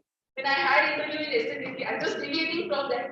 Dr. Gram Purohit madam has asked me, how are you going to teach and how you will learn? So I told her that I'm going to change the thing. I had tried to do something, and then what we used to do as a student, we used to recite it, memorize it, and what used to happen? Finally like this. It was becoming very monotonous. Vast information, botany, chemistry, ecology, everything is to be studied, and finally used to be a confusion. And students used to write the same use for all the drugs, all the jumbling used to happen. Complex subject is this, and theoretical knowledge to be applied into the technical knowledge for that constant revision. So these are the challenges or innovations I want to have, constant encouraging the students. Our students are very smart. They know that if they do well in statistics, they will get job. But pharmacognosy, it's very old science. Padalo, Ratta, Marlo, we can get past. But I want them to have the creative thinking. They have to get motivated, because not only reciting the name of the drug is the only thing. You're going to develop the formulation, and the leads nowadays we are getting from drugs of herbal origin. The synthetic or semi-synthetic formulation, they are having root in herbal origin. So this is the very important thing they should understand from the very start of pharmacognosy. Active learning, deeper learning, more they will learn, they will have, I'm going to have the last case study where the deep learning is shown over there. The very important thing, they should fall in love of the subject. If you don't love our subject, how will you remember the things? There are almost more than 250 drugs. And there are many varieties, variation, and many things are there. So if we are loving the subject, even if I am loving my subject, I will able to have the something from learners and competency. The word is of competition. In pharmaceutical field, there is a big competition. So we want to be our student to be competent. So here, this experiential learning, there are many experiment subject. So few things I have put. The drugs are to be of proper origin. So the origin or the adulteration can be found out from the microscopy. The extraction methods are, we are also practicing extraction methods and isolating active constituent from the drug. So in third year, we are isolating like caffeine or even the thebaine and other constituent from the tea leaves, and many more drugs are there. This is something which we do in the class. This is the shape and appearances of the different leaves given in the book. Students just read it, but we are having a kind of assignment. Just go in the surrounding, get the different flora and fauna, like leaves, or the flowers, or the fruit, and just describe them botanically what they look like. So these are some fruits or flowers, sorry, leaves I have put over here. So in the scientific terminology or botanical terminology, how they are described. It's a kind of discussion, and I used to give them a grade that if this group is giving a good feedback, so they will get grade in that way, they are motivated. Analysis of the drug, we get marketed preparation, analyze in the lab, and just find out formulation development, and this increases focus, reflection in the experience, and achievement of the concept that yes, the drug has to be free from adulterant and all, and practical expertise is also achieved. Yeah, sorry. Yeah. Give me 1 minute. So audiovisual learning, which helps a lot. Then they have given many videos. So same thing is over there. Tapping, which really we draw it like this, but three-dimensionally it is like this, and it goes and acts with the receptor in the brain. So this is very important thing. The three-dimensional structure or stereochemistry play an important role. This is my personally, I like this molecule vincristine. It's only from herbal origin. We get it from Vinca rosea, that is Sadapuli. We are not able to synthesize because of this such a big structure. Three-dimensionally it look like this and goes and binds with the cancer cells. So this is how the student get that something which is of natural origin is to be over there, and we are going to have to pay more attention, and we have to extract the knowledge of that. So videos on different things like cultivation, we are not doing cultivation in Mumbai, so they can see collection. There are special collection of tea leaves, coffee beans, cocoa beans, or coca leaves are also there. Then processing of raw material like jute, cocoa beans. I just show them all these videos. And traditional, yes, the crossover learning we are going to the same via way herbal garden in our campus. So students are regularly visiting over there. We just find out the stages of plant, when the inflorescence is there, when the flowering is there. And this is where we have gone at Keshavasrati. There is also many endangered or very rare species students have seen, and collection of samples from the nature and again discussion. One more thing is that case storytelling. Only one story I'll tell, madam. Please. So this is story of Raulfia, that is Sarpaganda.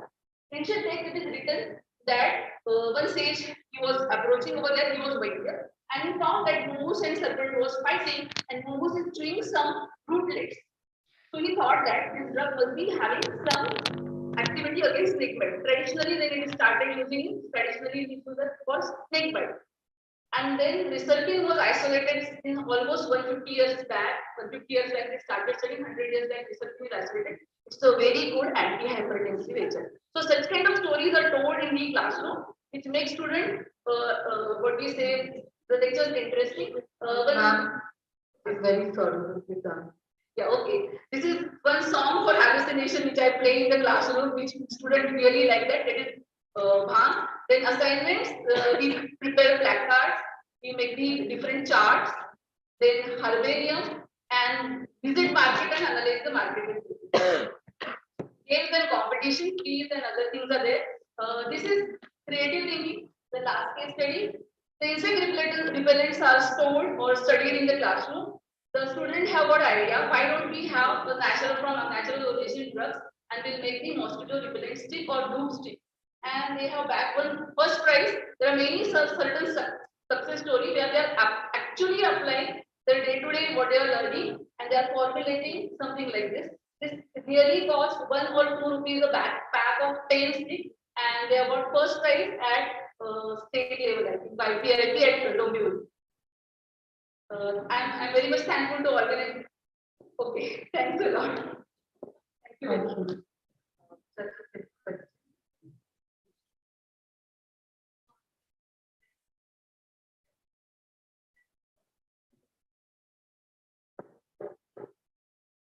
Thank you.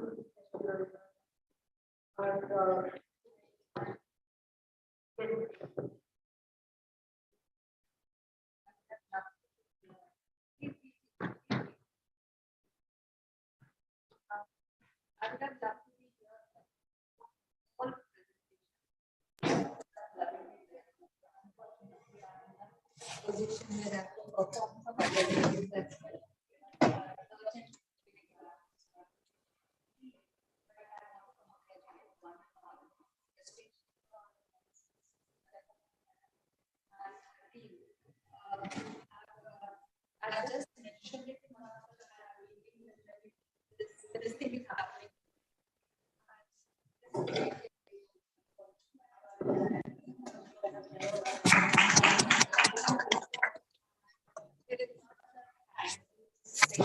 Something like that.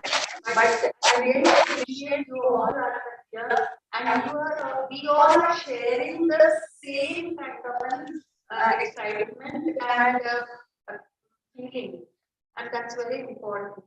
The feeling which we are into right now is going to spread from this particular room to the entire university. Others, those who are not here, probably will be missing it, and they will realize it soon that next time when such a thing happens, we have to be a part of it.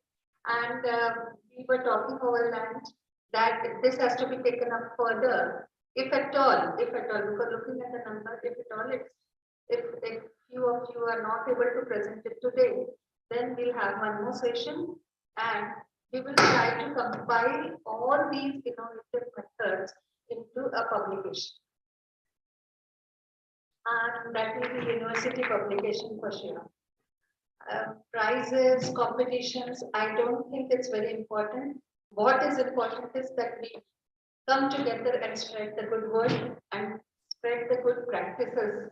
And many of you are doing very good work, and we all are able to know about it.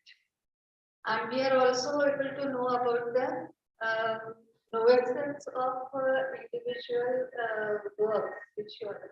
I never knew about pharmacy. I never knew about technology of education. I never knew about so many things which I'm able to understand. I'm sure with you all as well.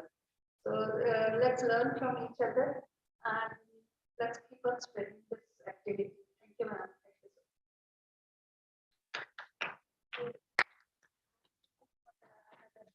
Oh, yeah. Thank you, ma'am.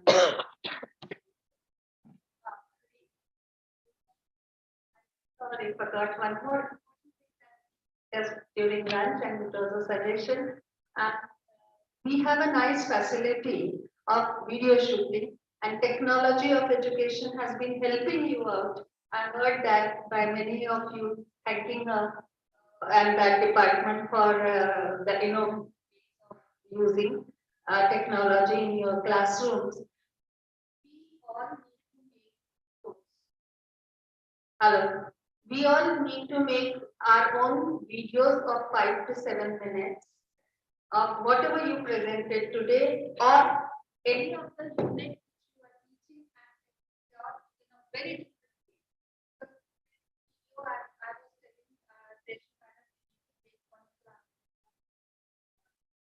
and understand the technology of this.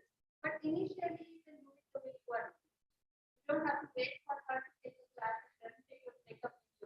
You can make a video, just submit it to her, and it will be uploaded on the university website. And that will be a comparison and selection of videos of the innovative teachings which our teachers are doing in all the departments. That will be something great to have.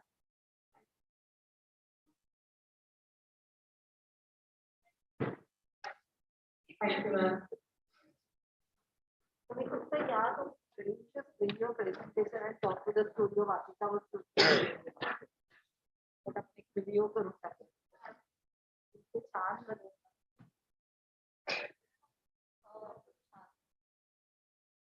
आज मला वाटतं मला reels मिळणार.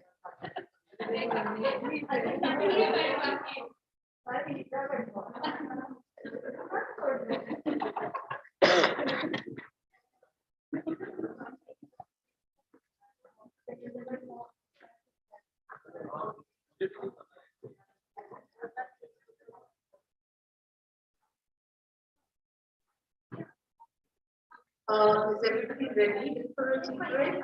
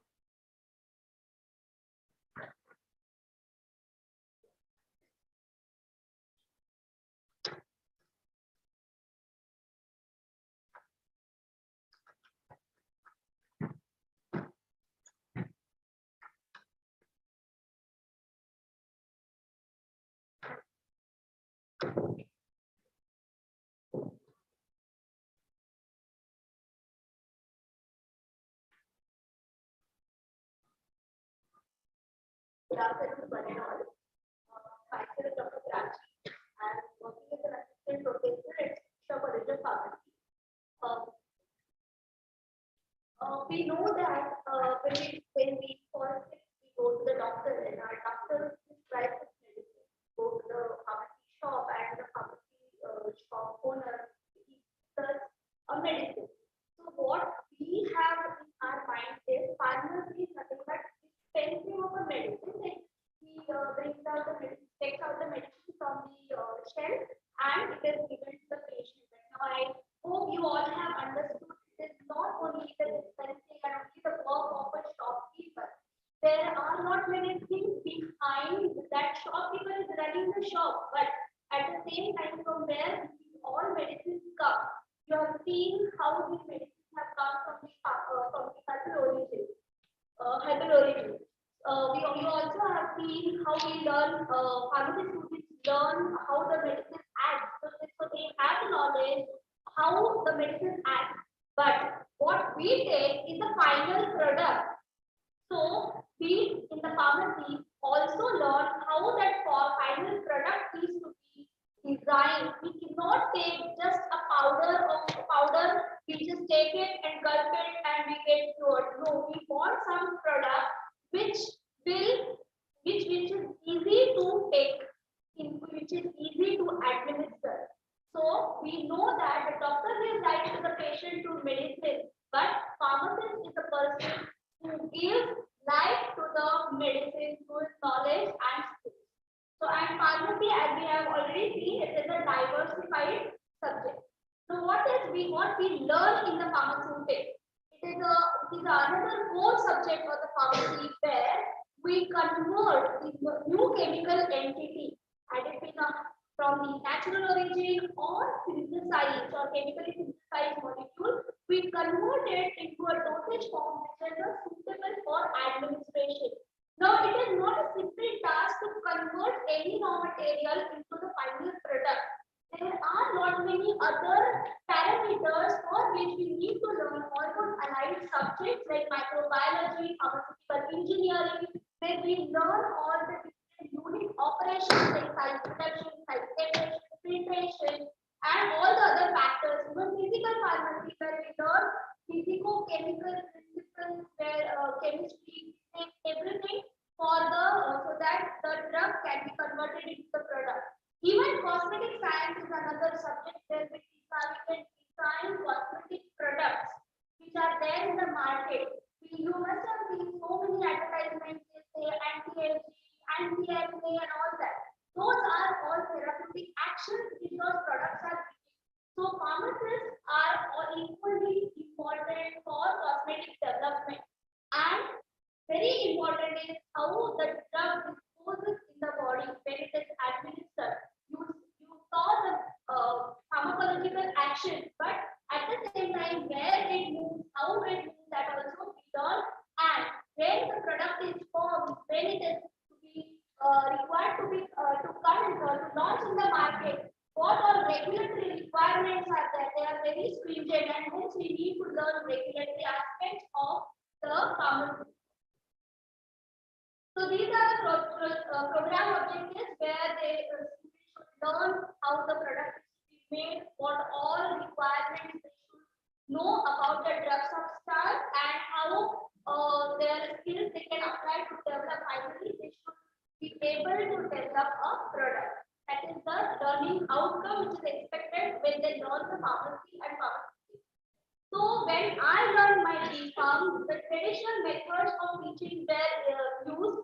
When I learned that time, chalk and board was actually almost to get obsolete, and most of the teachers were teaching me on OHP. When I entered in the teaching, the OHP thing took up by the LCD thing, and the other our subject is such that pharmacy is such that it is practical based. Until and unless you go in the lab and actually prepare that particular dosage form, or you take the section, or you do the animal study, you don't understand it thoroughly.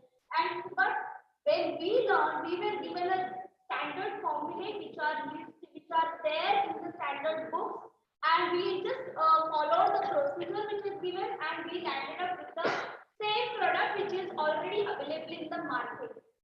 So traditional teaching methods were the lecture-based learning, teacher-centered traditional pedagogy. And hence, in order to inculcate the research attitude, in order to make the students more fall in love with the subject of pharmacy, pharmaceutics, to give the society more of a product, the subject needs to be made interesting by using innovative technology, innovative teaching technology.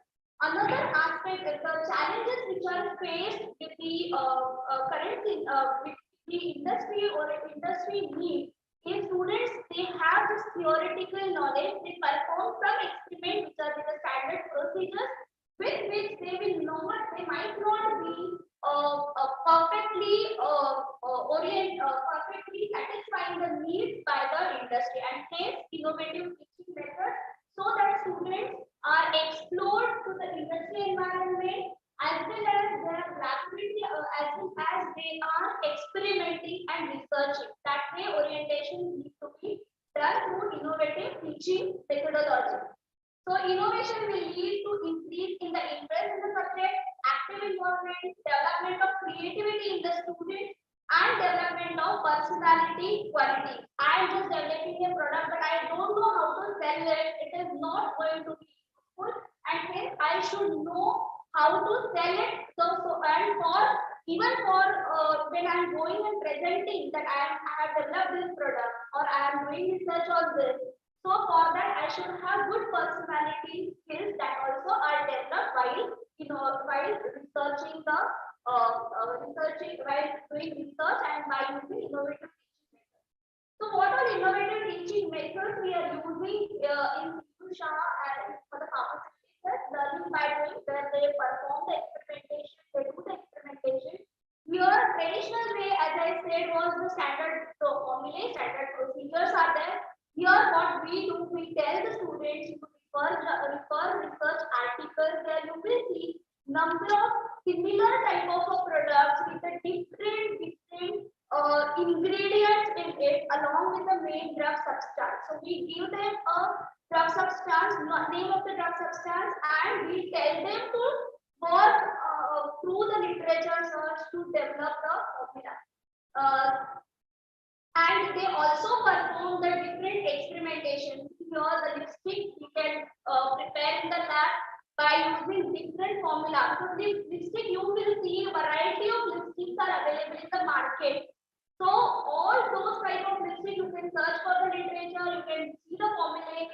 Sometimes those formulas does not work in the lab. So then they have to think why this formula must not have worked, what could have been more, what could have been reduced, what other ingredients should be replaced with. So that is learning by doing. So student reflection can be seen by identification of formulation aspect for that given drug and designing a formulation. So they can come up with a new formula. In flipped classroom, it is nothing but some literature which is available, or your handouts, notes can be given to the students. Students can read those, and they themselves can come up with some new ideas. Like, madam, this particular formulation is done in this way. Can we do it in this way? Can we try it in this way? Or if any analytical method is there for a particular drug, which we do in the at a specific end. So can we modify that according to our laboratory needs? Okay. Excuse me, So, ma'am. I'm sorry, 1 minute, not two. Just one. so everyone got 2 minutes. So problem-based studies, here we normally give them a tool and they themselves find out how they can go ahead with the preparation of a new product. Here I will give you a case study for which outcome I will show at the end. Here we gave the students that they have the problem we identified it with the herbal drug, which is very well known for the treatment of diabetes. People say you drink karela juice, you drink, you eat fenugreek powder for diabetes treatment. But those both the powders, they are bitter. The powder and the juice both are bitter in taste. So people are hesitant to take. So now the students have already learned the concept of test marking. They learn various methods by which test marking can be achieved. So I gave them that these are the two drugs. You have to make them palatable so that the people can take it. So what they thought, can we do a test marking? Then with that, what they thought, which method we can use? Okay, simple lab level we have to use, so we can do it as a micro encapsulation, but simple macro encapsulation. There are n number of methods. At lab level, can we use this? They did this test masking. They came up with the powder, which was test mask, but at the same time, it showed a better effect, better activity than the raw powder as such. And the same, so problem-based learning and the project-based learning we are implementing at our place. Then assignments where students are given assignment to go to the stores, see the marketed preparation, prepare the labels, because labeling is another integral part of the product development. What all things should be there on the label? There are certain regulations. So you have to go to the market, see what different labels are there, prepare the labels. They had drawn the labels, or they were made to draw the labels, just imitate those labels on the paper and see how the marketed products are labeled. So when you are submitting a product, preparing it in the lab and submitting, you have to design your own label containing all the requirements. And we also prepare the display of pharmaceutical and cosmetic products. And at the master's level, when they are still to enter into the research, before that, we give them article critiquing so that they can think about this is a different type of a dosage form, which or different carrier-based system or novel drug delivery system person has developed. Now, in that article, they will see the key points which can help them for their further research when they go to the semester 3 and 4. Then we also have audio visual method where we show videos to them. Now, last is the this last slide. Here, I will show that the students bagged the first prize when they went for a state level intercollegiate research competition for that test marking product. Likewise, one of the students was casted on G-Chovinka competition, research competition for using the coloring agent from the natural source for the preparation of lipstick. So she was casted, her project was casted. Then our student also have participated in the Avishkar, which is another state level competition. And let me tell you, all these post pictures are of UG students because the teamwork actually is not only my final thing. It's all team of the CU staff has worked towards this. So these are all UG students where the research is not the main component. Usually the research is done at PG and PhD level, but here these are all the UG students. They have come up with these type of research work. These are the these three are the products which were made by the students. Being the lockdown, they work for development of the product at their home. So they made face wash, they made the film for acne treatment, and they also made a face scrub. And they evaluated at their end use. They could find out how they can evaluate the product, whether it is of the desired quality or not. So that's all achievements. I thank all the patient listeners and madam, IQAC, Sujata madam for giving this opportunity. I thank my colleagues and special thanks to my principal madam who pushed me literally to present this. And she had a confidence on three of us that we can do it. Thank you all. Thank you, ma'am.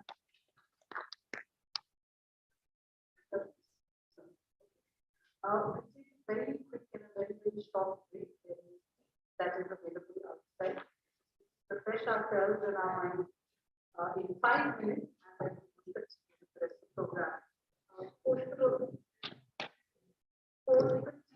will have Dr. Chattopadhyay to operate. If everyone would step out towards the available.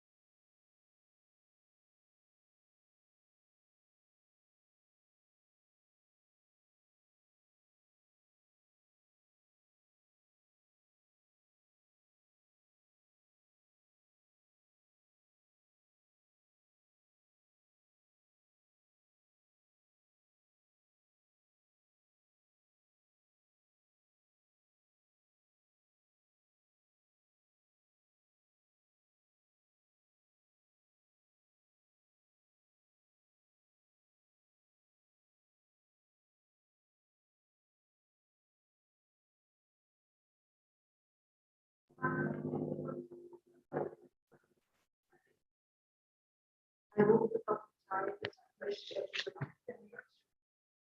Someone just put that into a tablet. Pharmacy department is here. All right, let's continue with our presentation. I now invite Dr. Drupadi Chakrabarty, Associate Professor, Department. Hello, good afternoon, everybody. I'm going to make this presentation with my colleague, Dr. Manisha Gadke. So I'm going to run this presentation through the way that was asked of us. So I'm first going to tell you about the 3 program objectives that I'm going to focus on.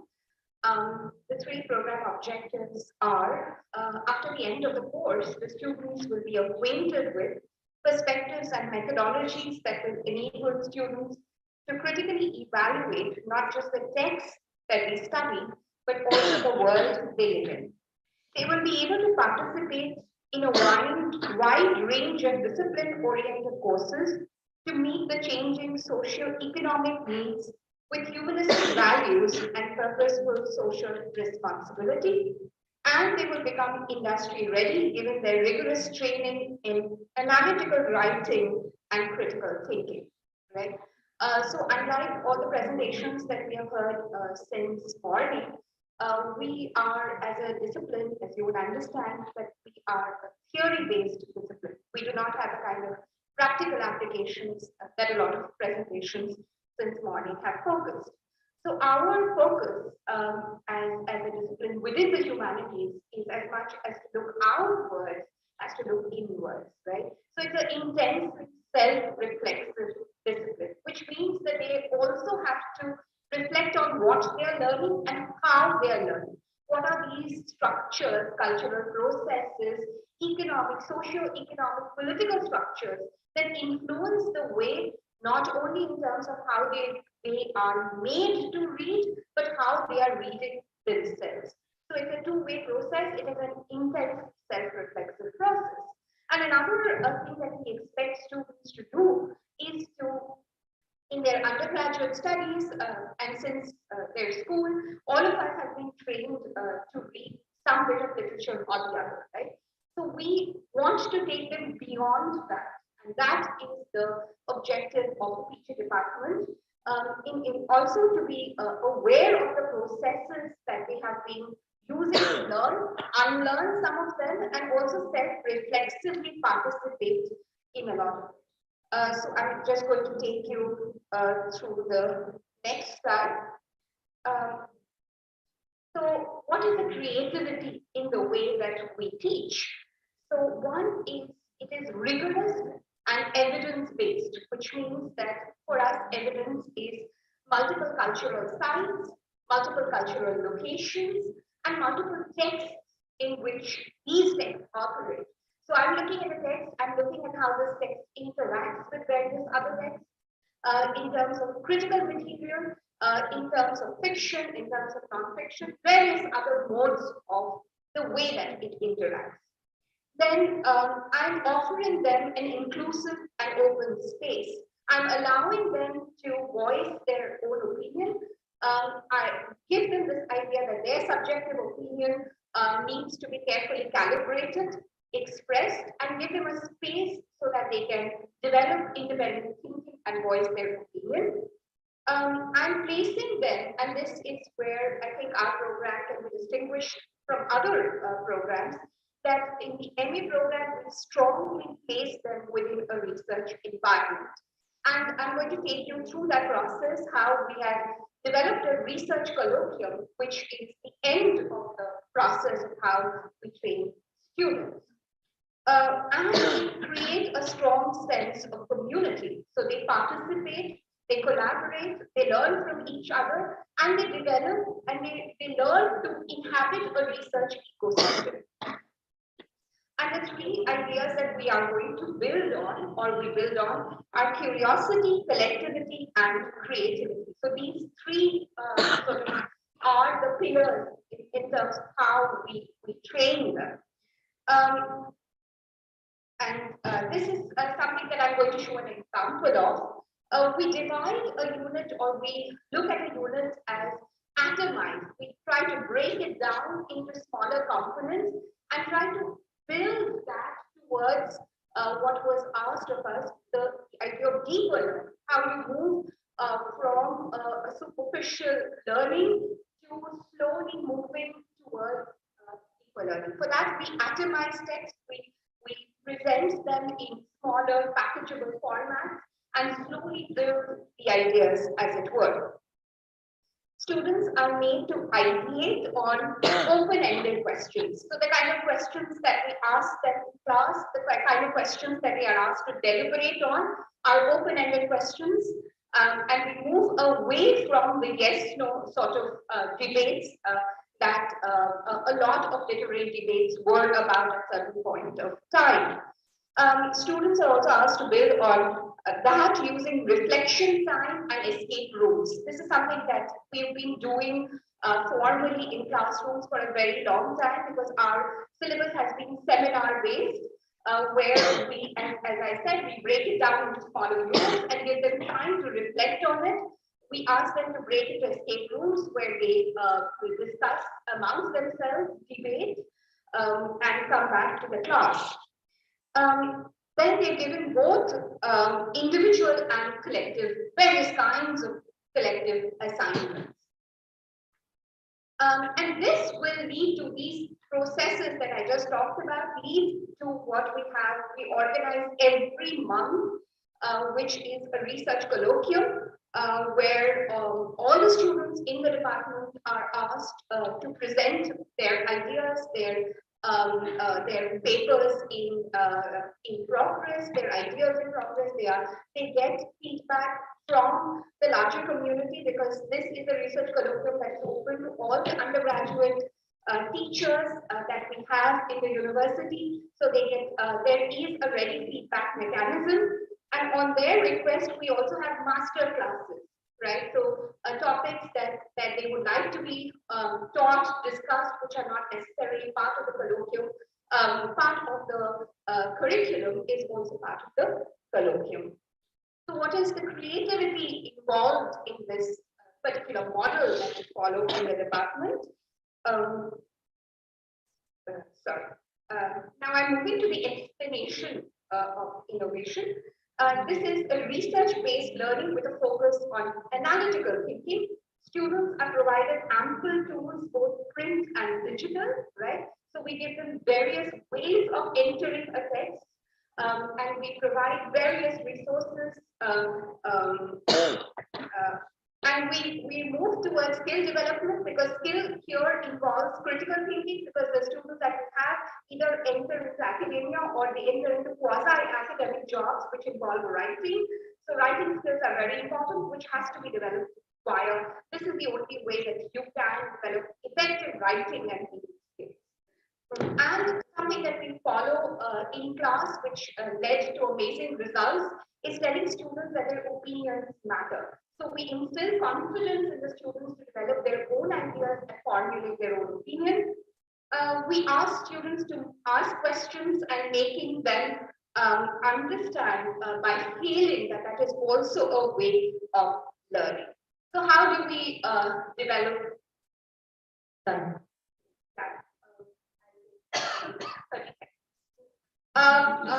Deeper level of learning. So we develop independent thinking. Students develop ways to own what they learn, right? They develop ways to collaborative research, which is something that humanities as a discipline is moving towards. And we teach them that in class, how to collaborate, how to challenge each other's opinion, and cohabit a research ecosystem. And this process is also a part of a three-way feedback system that we have, because the colloquium, because the way that this works, where the feedback system involves the regular teacher-student feedback, peer-peer feedback, and also self-assessment. I will just I will not speak, don't worry. I will just run a PPT of how we atomize I just talked about how we lead students towards certain deeper understanding and how we atomize, how we break it down and allow students to reflect, collaborate, think, expand, think laterally, using this kind of presentation. This is a very recent development in literary studies where we are moving away from what is called close reading, which is what all of you are used to interventions of digital platforms, and this is something called distant reading. So this is part of a course that we have just introduced called Digital Humanities, which is the only course which is offered within a structured MA program right now in India. The other courses that are offered are only diploma courses and extra courses. We are the only department in India to offer this. So I'm just going to ask them to just play the camera. Thanks. This is the way that Hamlet, for instance, can be studied. This is a very famous reading of Franco Moretti's Hamlet. So, using a network here.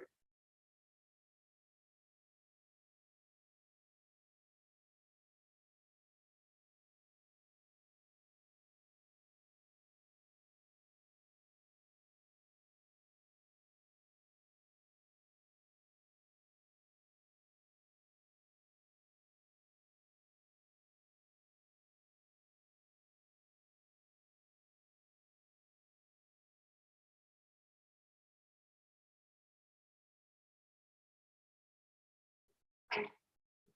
There is a question.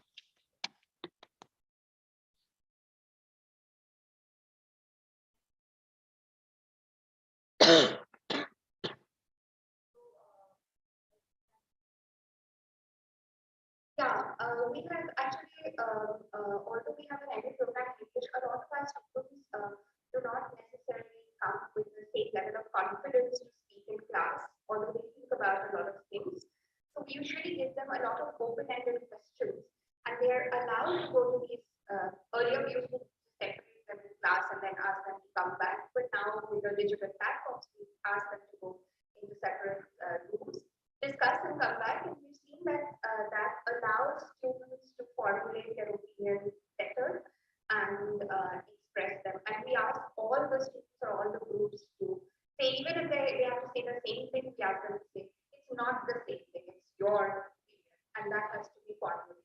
So that is how, and we see an incremental growth from the way that the students come in, where they're expected to respond to certain questions which come in exams, to the way that they can develop their own thinking. They will respond to various cultural factors or cultural events around them, and also political events in terms of how they are represented, and understand this idea of representation and literature about being represented in certain politics. So I think there is an incremental progress from the way that they enter and ultimately when they graduate.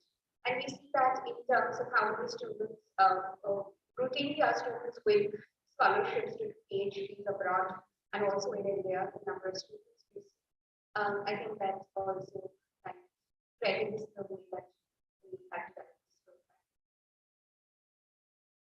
program.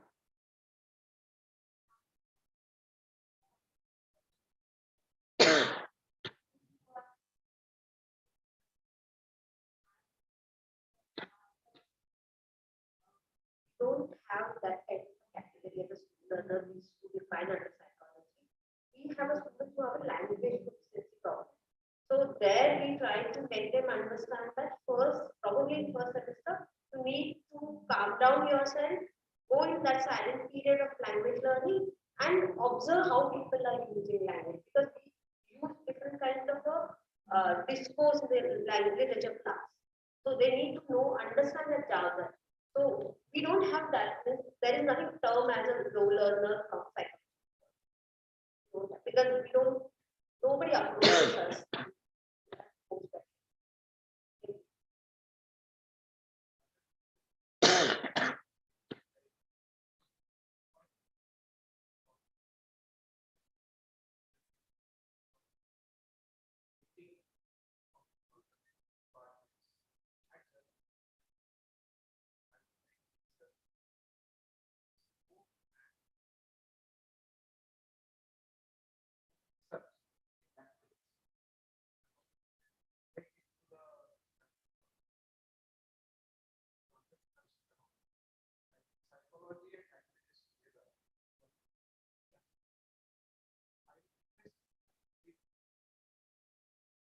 only for a kind of exercise? Yeah, we talk to other things. Mostly linguistics and it pertain to linguistics than literature. We talk to the person. It's an open topic, comprehensive addressing to the language concepts from all angles. So we really need to take this.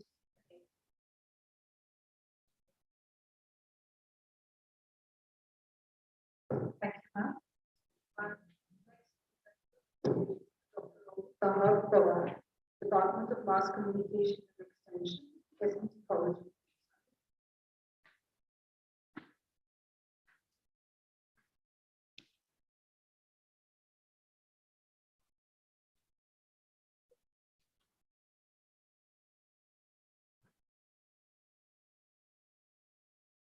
Hello.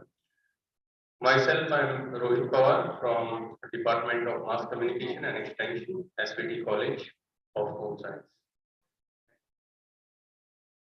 Today I'm going to present a subject called Fundamentals of Photography, which we have in our second semester.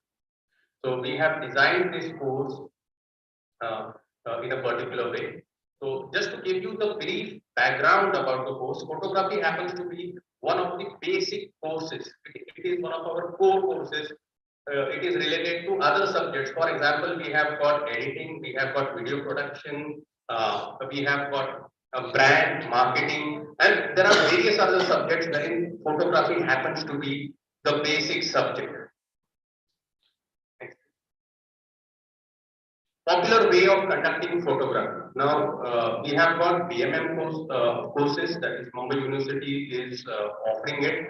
Now there the photography subject is only theoretical. There are practicals, but the practicals are done on smartphones and mobile.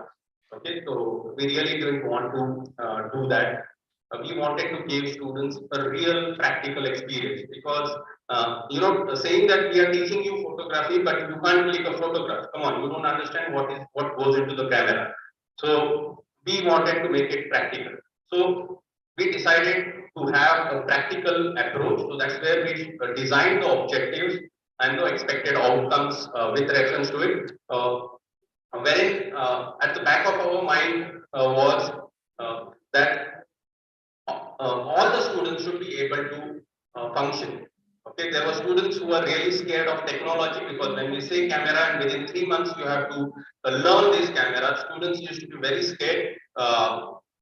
So whether they are slow learners, whether they are good with English, whether they are technology savvy, everybody should be able to learn photography, the basic concepts of photography. So understand the art and science of photography, wherein students should know how the camera works and aesthetics of composition, handle DSLR and point and shoot cameras. They should achieve the skills and techniques, capture picture in available lighting condition. Students should be able to click pictures. They should be able to lit up. They should understand the situation. So they should not only understand the gadget, but they should also click, do the lighting conditions which are required. Appreciate the application of photography. Since photography, as I said, is being used in other all subjects in mass communication, the rules of composition and imagery, visual learning is done with the help of photography. So, achieving the objectives through assignment model. So we have developed certain assignments wherein the students will be doing those assignments and they will be learning each and every function of the camera. So we made the changes in order to do these assignments very seamlessly. We made the changes in the studio. Next. So the changes we done is we procured lights and cameras which are student friendly. Because there were girls who were handling the camera first time, we procured the cameras which were not very bulky, which were very lightweight. We also procured the lights which were very user friendly, which it does not have many of the buttons, and they could, which are lightweight, and they could move it very easily, and wherein there is no issue of shock or any kind of current leakages. So we try and maintain, we develop the studio with that kind of an environment, and the equipment was accessible. Okay. Whenever they require the equipment, they should be able to take it, and also the equipment has to be maintained. So all the arrangements were being developed with reference to this. And we also used Google Classroom for the assignments, because deadlines and everything were being could be used it could be used easily. Why 100% practical approach? Because students get only 3 months approximately to complete the course. Students should be able to work, get the skills with DSLR camera. Students should feel convenient and enjoy the art of photography. So as an art, they should be able to practice, and you can't practice an art, in a compulsion way. Until and unless you enjoy it, you will never learn art. So yeah, so this is the way we have developed the assignment. In every assignment, students will learn, master certain functions of the camera. By completing all the assignments, students explore the major functions of camera. Students also learn to do lighting setup in the studio. They choose their own subject models to be photographed. So the students should pick up their own models, own people from their family, from their friends. That's what brought an interesting turn in the subject. Faculty teach, demonstrate, and the queries are solved before the shoot. There is no faculty interference in completing the assignments. However, students can help each other in lighting and production. Each student should have different subject and different topic. So those were the assignments which were being designed with reference to each and every function of the camera. Achievements of the assignment: students got their family members, friends for the studio assignments. They worked hard and maintained discipline to create their good impression, because obviously their parents, mother, chacha, कईयों के भाई भी आते थे, so they used to maintain that decorum, that yes, they are very good student. The students choose interesting spots, location for clicking images. They form their own groups to carry on assignment activity. Students came up with new ideas, and innovative ways. No language barriers. Okay, students who were Marathi speaking, a lot of students had got a problem because we use the technical words. So for example, we use aperture, shutter, and all those things. But the moment we start explaining them in Marathi, I have seen students a phenomenal change, and they become friendly with the technology. Language itself is a barrier. So in a practical approach, any student who has got a problem with language could approach me, and I could talk to them in Marathi. So language works, in a big way when it comes to understanding technology. Basically, students are not scared with the technology, but they are scared with the language. So that is what I have discovered. And also slow learners. We have got a student, her name is Nimilika Kupala, okay, who was an autistic child, autism की बीमारी थी उसे. So she learned photography in a beautiful way, and she always used to have scored outstanding marks in all the subjects, majorly in all the subjects, and also in photography. She was brilliant. She was, I believe, second topper in photography. Her name was Nimilika Kupala, and I believe she is also pursuing the master's degree in the extension education department. Excuse me, sir. Sorry, sir. Yeah, I will just complete. Ma'am, previous. Because there are no theory, then students demonstrated a very good group behavior. Students love makeup, dressing, and lighting. These activities used to be a very fun activity. I believe women like all these things, makeup and dressing. They used to take a lot of time to it. Because there was no theory, they all enjoyed it. All the students developed confident skills of using camera effectively. The subject also helped to contribute in other media related subjects. Okay, next.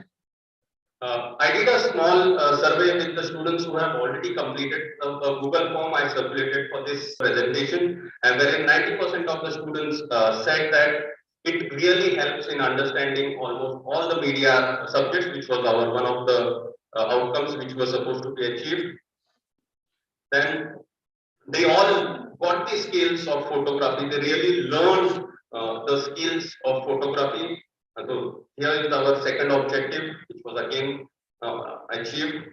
And obviously, when they are doing their work, there are certain students who have got their internships. There are alumni students who have been working in the industry. They do believe that photography has contributed immensely in their visualizing abilities in working with audio visual. That's it. These are some of the photographs. These TY students' photographs which have been there. Thanks a lot.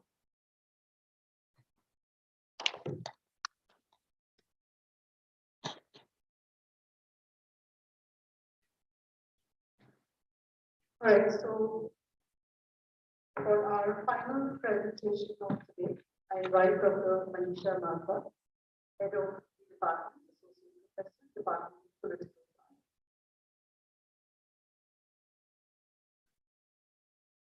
Good evening, everybody. I know all of you are very tired, and I promise to keep it very short and crisp. I've already been introduced. I'm Dr. Manisha Martha, I'm Associate Professor and Head of the Department of Political Science. University. Let me put before a very direct audience three very critical points since we've been debating about innovations and creativity in higher education. My argument here is that higher education as such has to be innovative, given its vocational position, given the structure of the syllabi or curriculum, given the diversity of the audience that we are dealing with, and the aspirations that we are supposed to meet, higher education cannot but be innovative, period. Having said that, let's look at some of the innovative things that we try to do. And here, let me put an operational definition to innovation. In my understanding, or from the literature that you can scan, we say innovation means something new, but the newness need not necessarily be in tools or apps that we use. In social sciences and languages, the newness or the innovation comes from the process itself or the content. So for me, if I were to put it in a Hindi filmy language, having said that, let me just run you through what innovations we do. The discipline of political science is the mother discipline, and it deals with the individual, the local, the national, the global, the interrelationship, and the trans-relationship with each of these elements. And there are three levels that we can taught. That is, the first is the institutional framework, which is often taught at the school level, the political reality level, which is introduced somewhat at the undergraduate level, but at the postgraduate level, when we teach political science, we have to transcend from the institutional framework and political reality, the intersectionality between the two, to the normative aspect, which is the philosophical aspect of it. And that is where the focus is on the content being administered or transacted in such a way that political reality gives way to a philosophical and a normative understanding of the discipline as such. So what do we do? These are our program objectives, and I will not bore you with them. I'll send the PPT to you. Basically, in one line, probably the idea is to create politically active, socially sensitive, conscious individuals who are aware of their location in the gender hierarchy. At SSC, that is very critical. So apart from the usual teaching, learning, role play, drama, etc., we can skip that. There is one course that we offer called public policy. Now this is essentially a skill-based course, though not completely skill-based. It involves theoretical underpinning also. Now, what we make the students do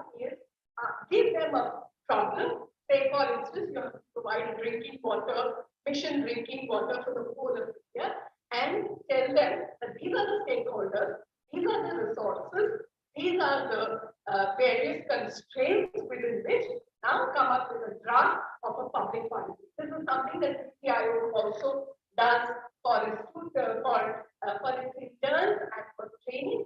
We do that at the level in our master's course. Now, having done that, having drafted the policy, they are asked to deliberate on it individually, in groups, and as a collective, and then bring out the constraints in the entire policy process.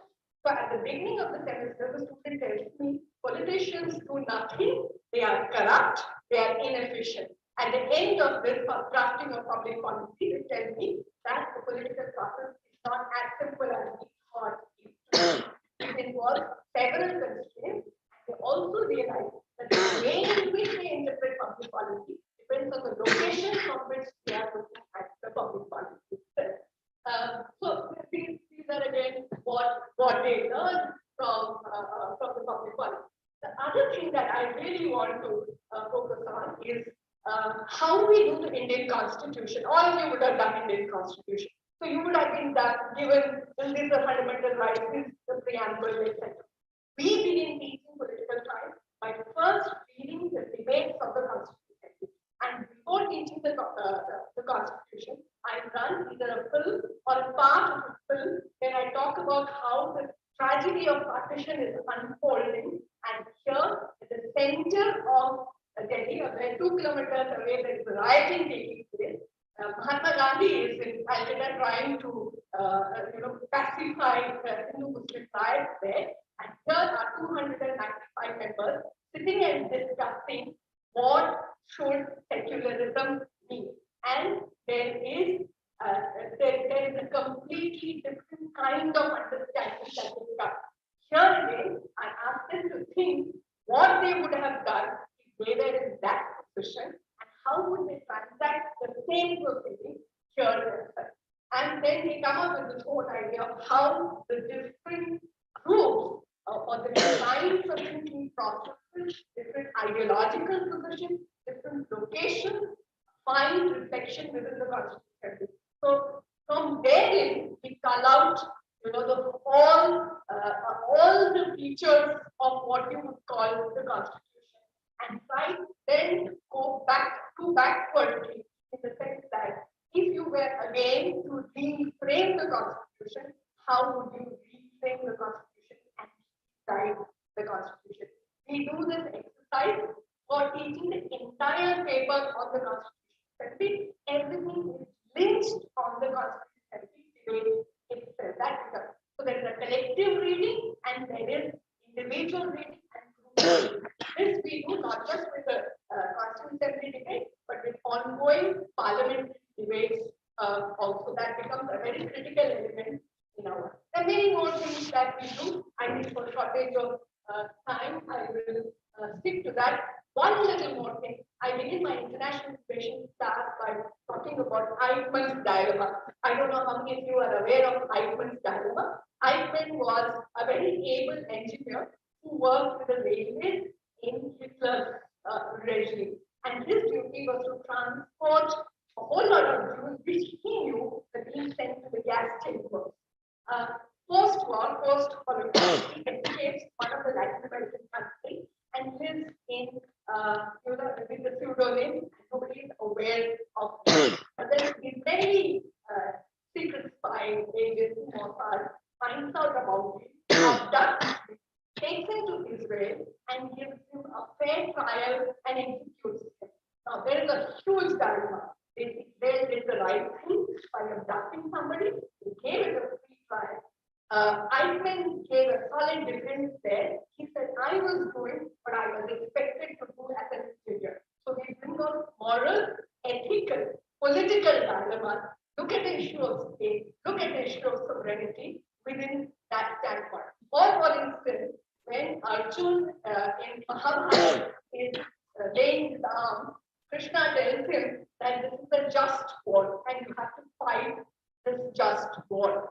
And we come to the idea of what is a just war. Can we have quote unquote a just war? And from there on, the Geneva Convention, the whole lot of results. So there are many stories. I can keep telling you stories, but I will not do that. Thank you for your patience, and hope we discuss and we think about what innovation is. It's a buzzword. It's a capitalist buzzword, and we've taken it up very rigorously.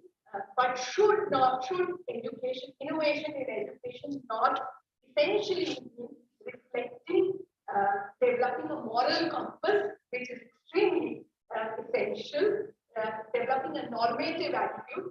Finally, most important for this generation, the patience that is required to deal with deeper learning. I really spoke about deeper learning. We need to think about that. Thank you so much.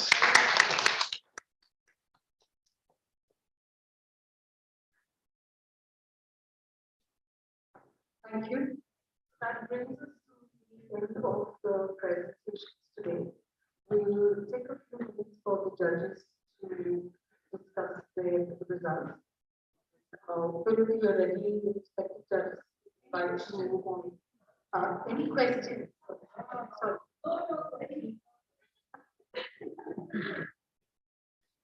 Sorry.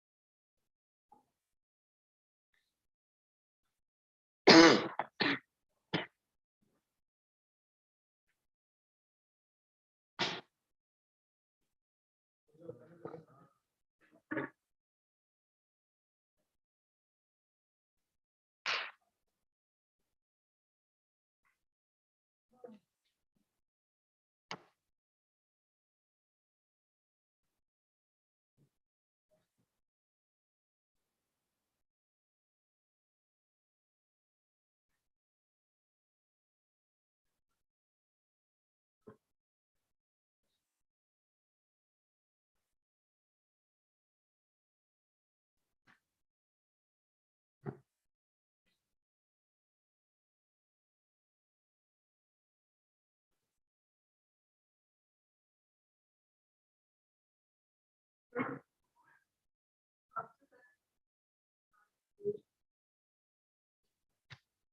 much.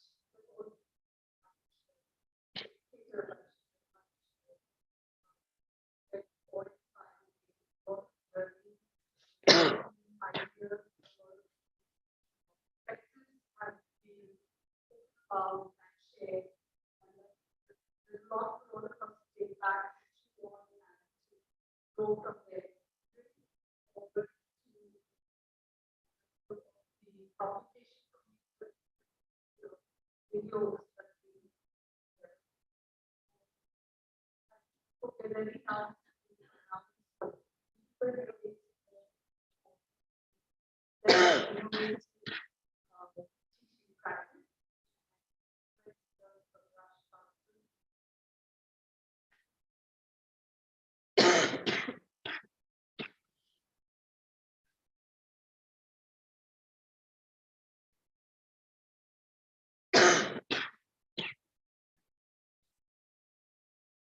Hello.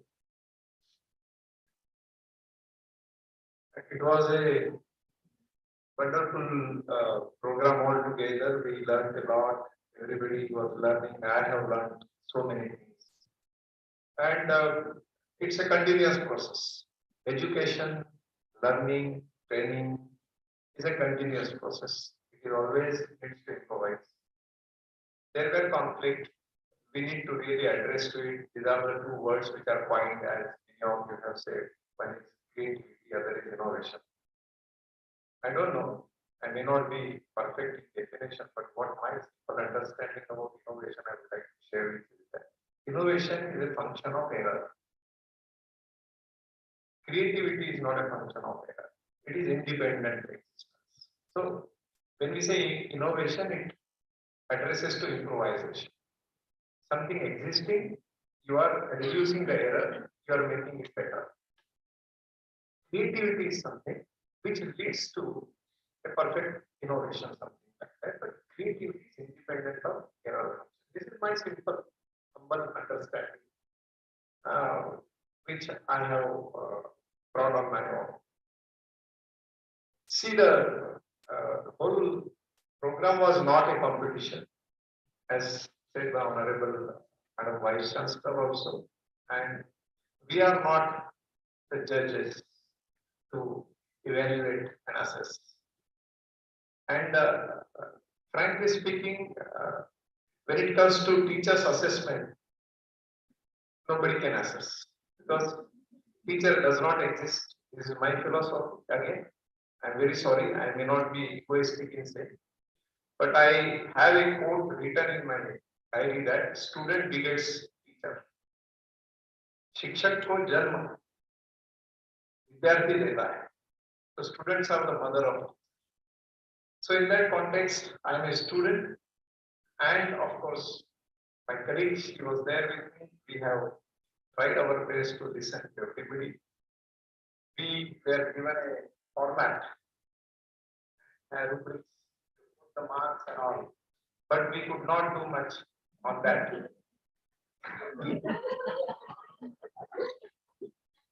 As a formality, I must tell you that we were asked to do assessment on the following points: alignment to course objectives. Second was creativity. Third was explanation of the innovation. And fourth was opportunities for deeper learning. In this context, in our view, everybody is unique. But you also have come to know now that most of us are talking something common. So now it becomes very easy for us to understand what exactly innovation is after having discussed it for the whole day. So this is outcome of the exercise which we have done. We are expected to come up with a proceeding, and I request all the participants to take some pains to put the things on paper as a document and submit to us. We will share the format with all the participants, and then in that format we would like to have your write-up so that we will put it in the proceedings, and we want to really make a document of it, and that will be a great help for everybody. I think this is a contribution from our side. And now, with the permission of organizers, in absentia of Honorable Madam Vice Chancellor, with your permission, with the consultation and it's a unanimous decision, collective decision rather, on our part that we failed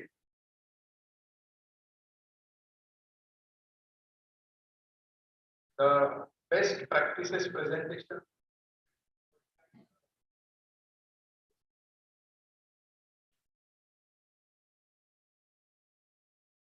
Best innovative teaching practice. We should appreciate and honor Miss Archana Jain, madam.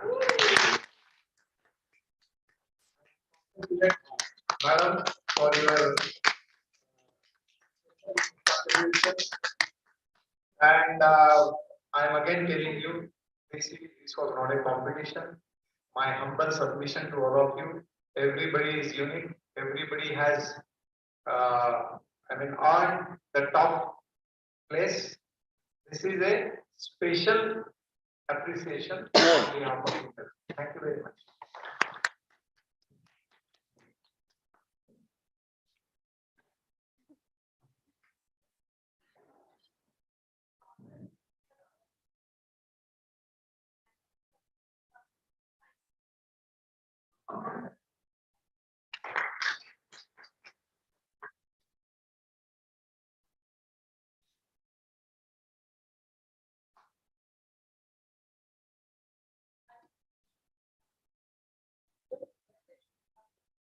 I just told her Archana was too good before knowing any of this, but I told her that. So the children, I think what appealed, I don't know to them, but what appealed to me, I want to share is what you do in class goes back to society.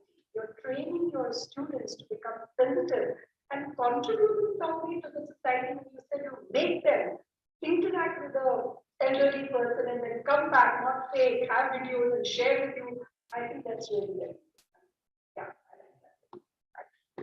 Remind me, madam, you promised me that you will come for. Thank you. Thank you, thank you.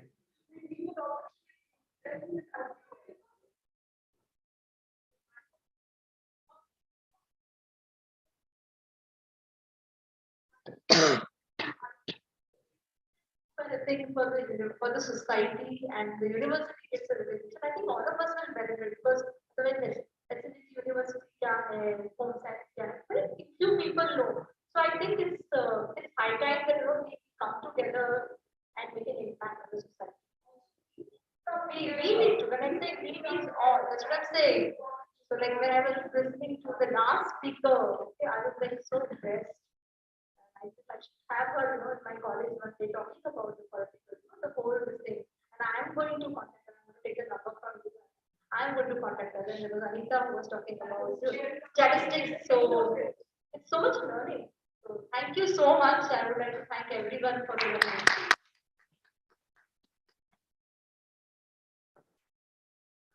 When participants step forward to their certificate.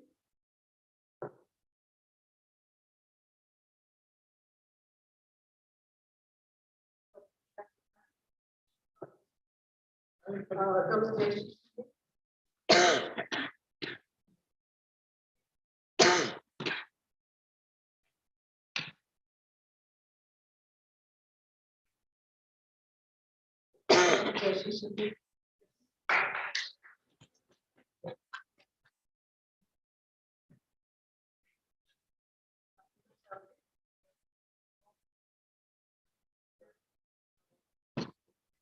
So withdraw balance.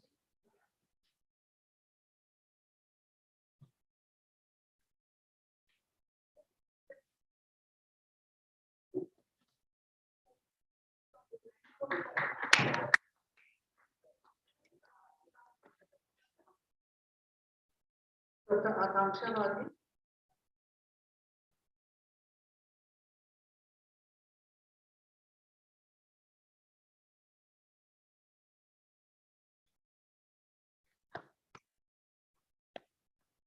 Stereotypical.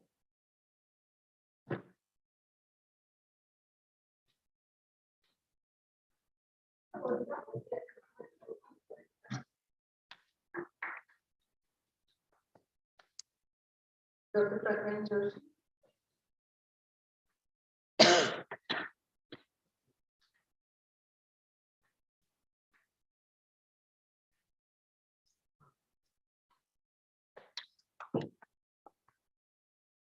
Dr. Apurva Kanchita.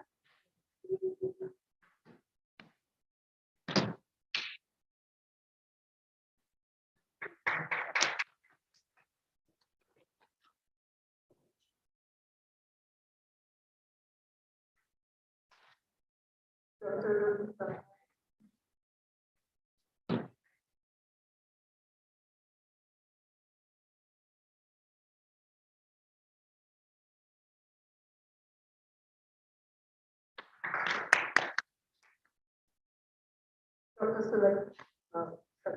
Dr. Sulakshana Mani.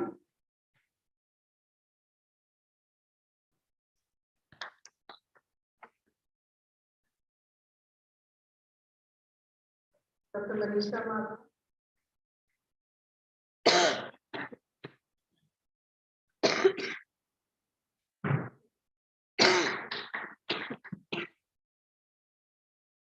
Dr. Prachi Mehta.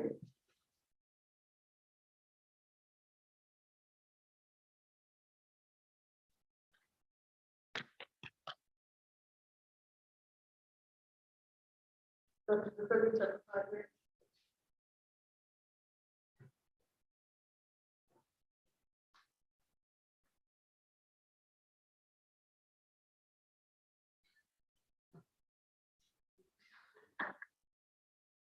Dr. Rodita.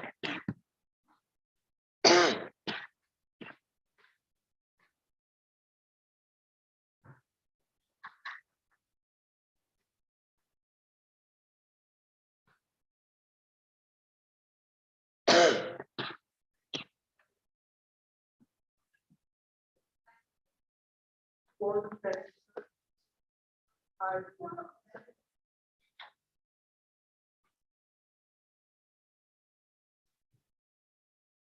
Rather late, I will not take more than a minute. First of all, I want to thank the university, the vice chancellor, Dr. Khan, Dr. Khanna, for inviting me here. It was such a pleasure to interact with everybody.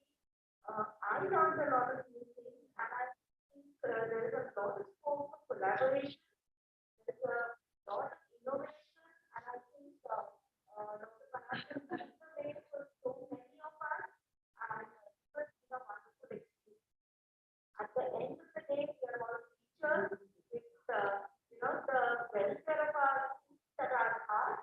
And I think the effort that everybody has put in is noteworthy. One word that comes to my mind when I saw all the presentations is the resilience of teachers. For any situation, we are there and we are adapting and, still doing our best to teach the best to our students. Thank you very much. Thank you, ma'am. All right, so it's now time to honor our country. Your country to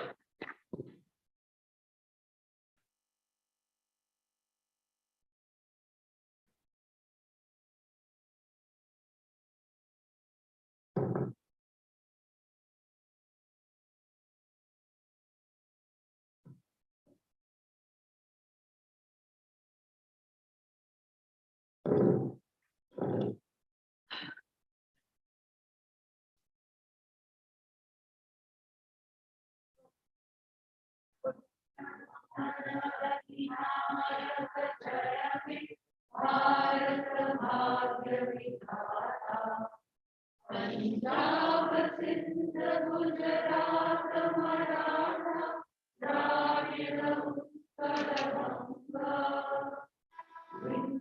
Himachal Yamuna Ganga उज्जल जगति तरंगा तव शुभ नामे जागे तव शुभ आशीष मांगे तारे तव जय गाथा जनगण मंगलदायक जय हे भारत भाग्य विधाता जय हे जय हे जय हे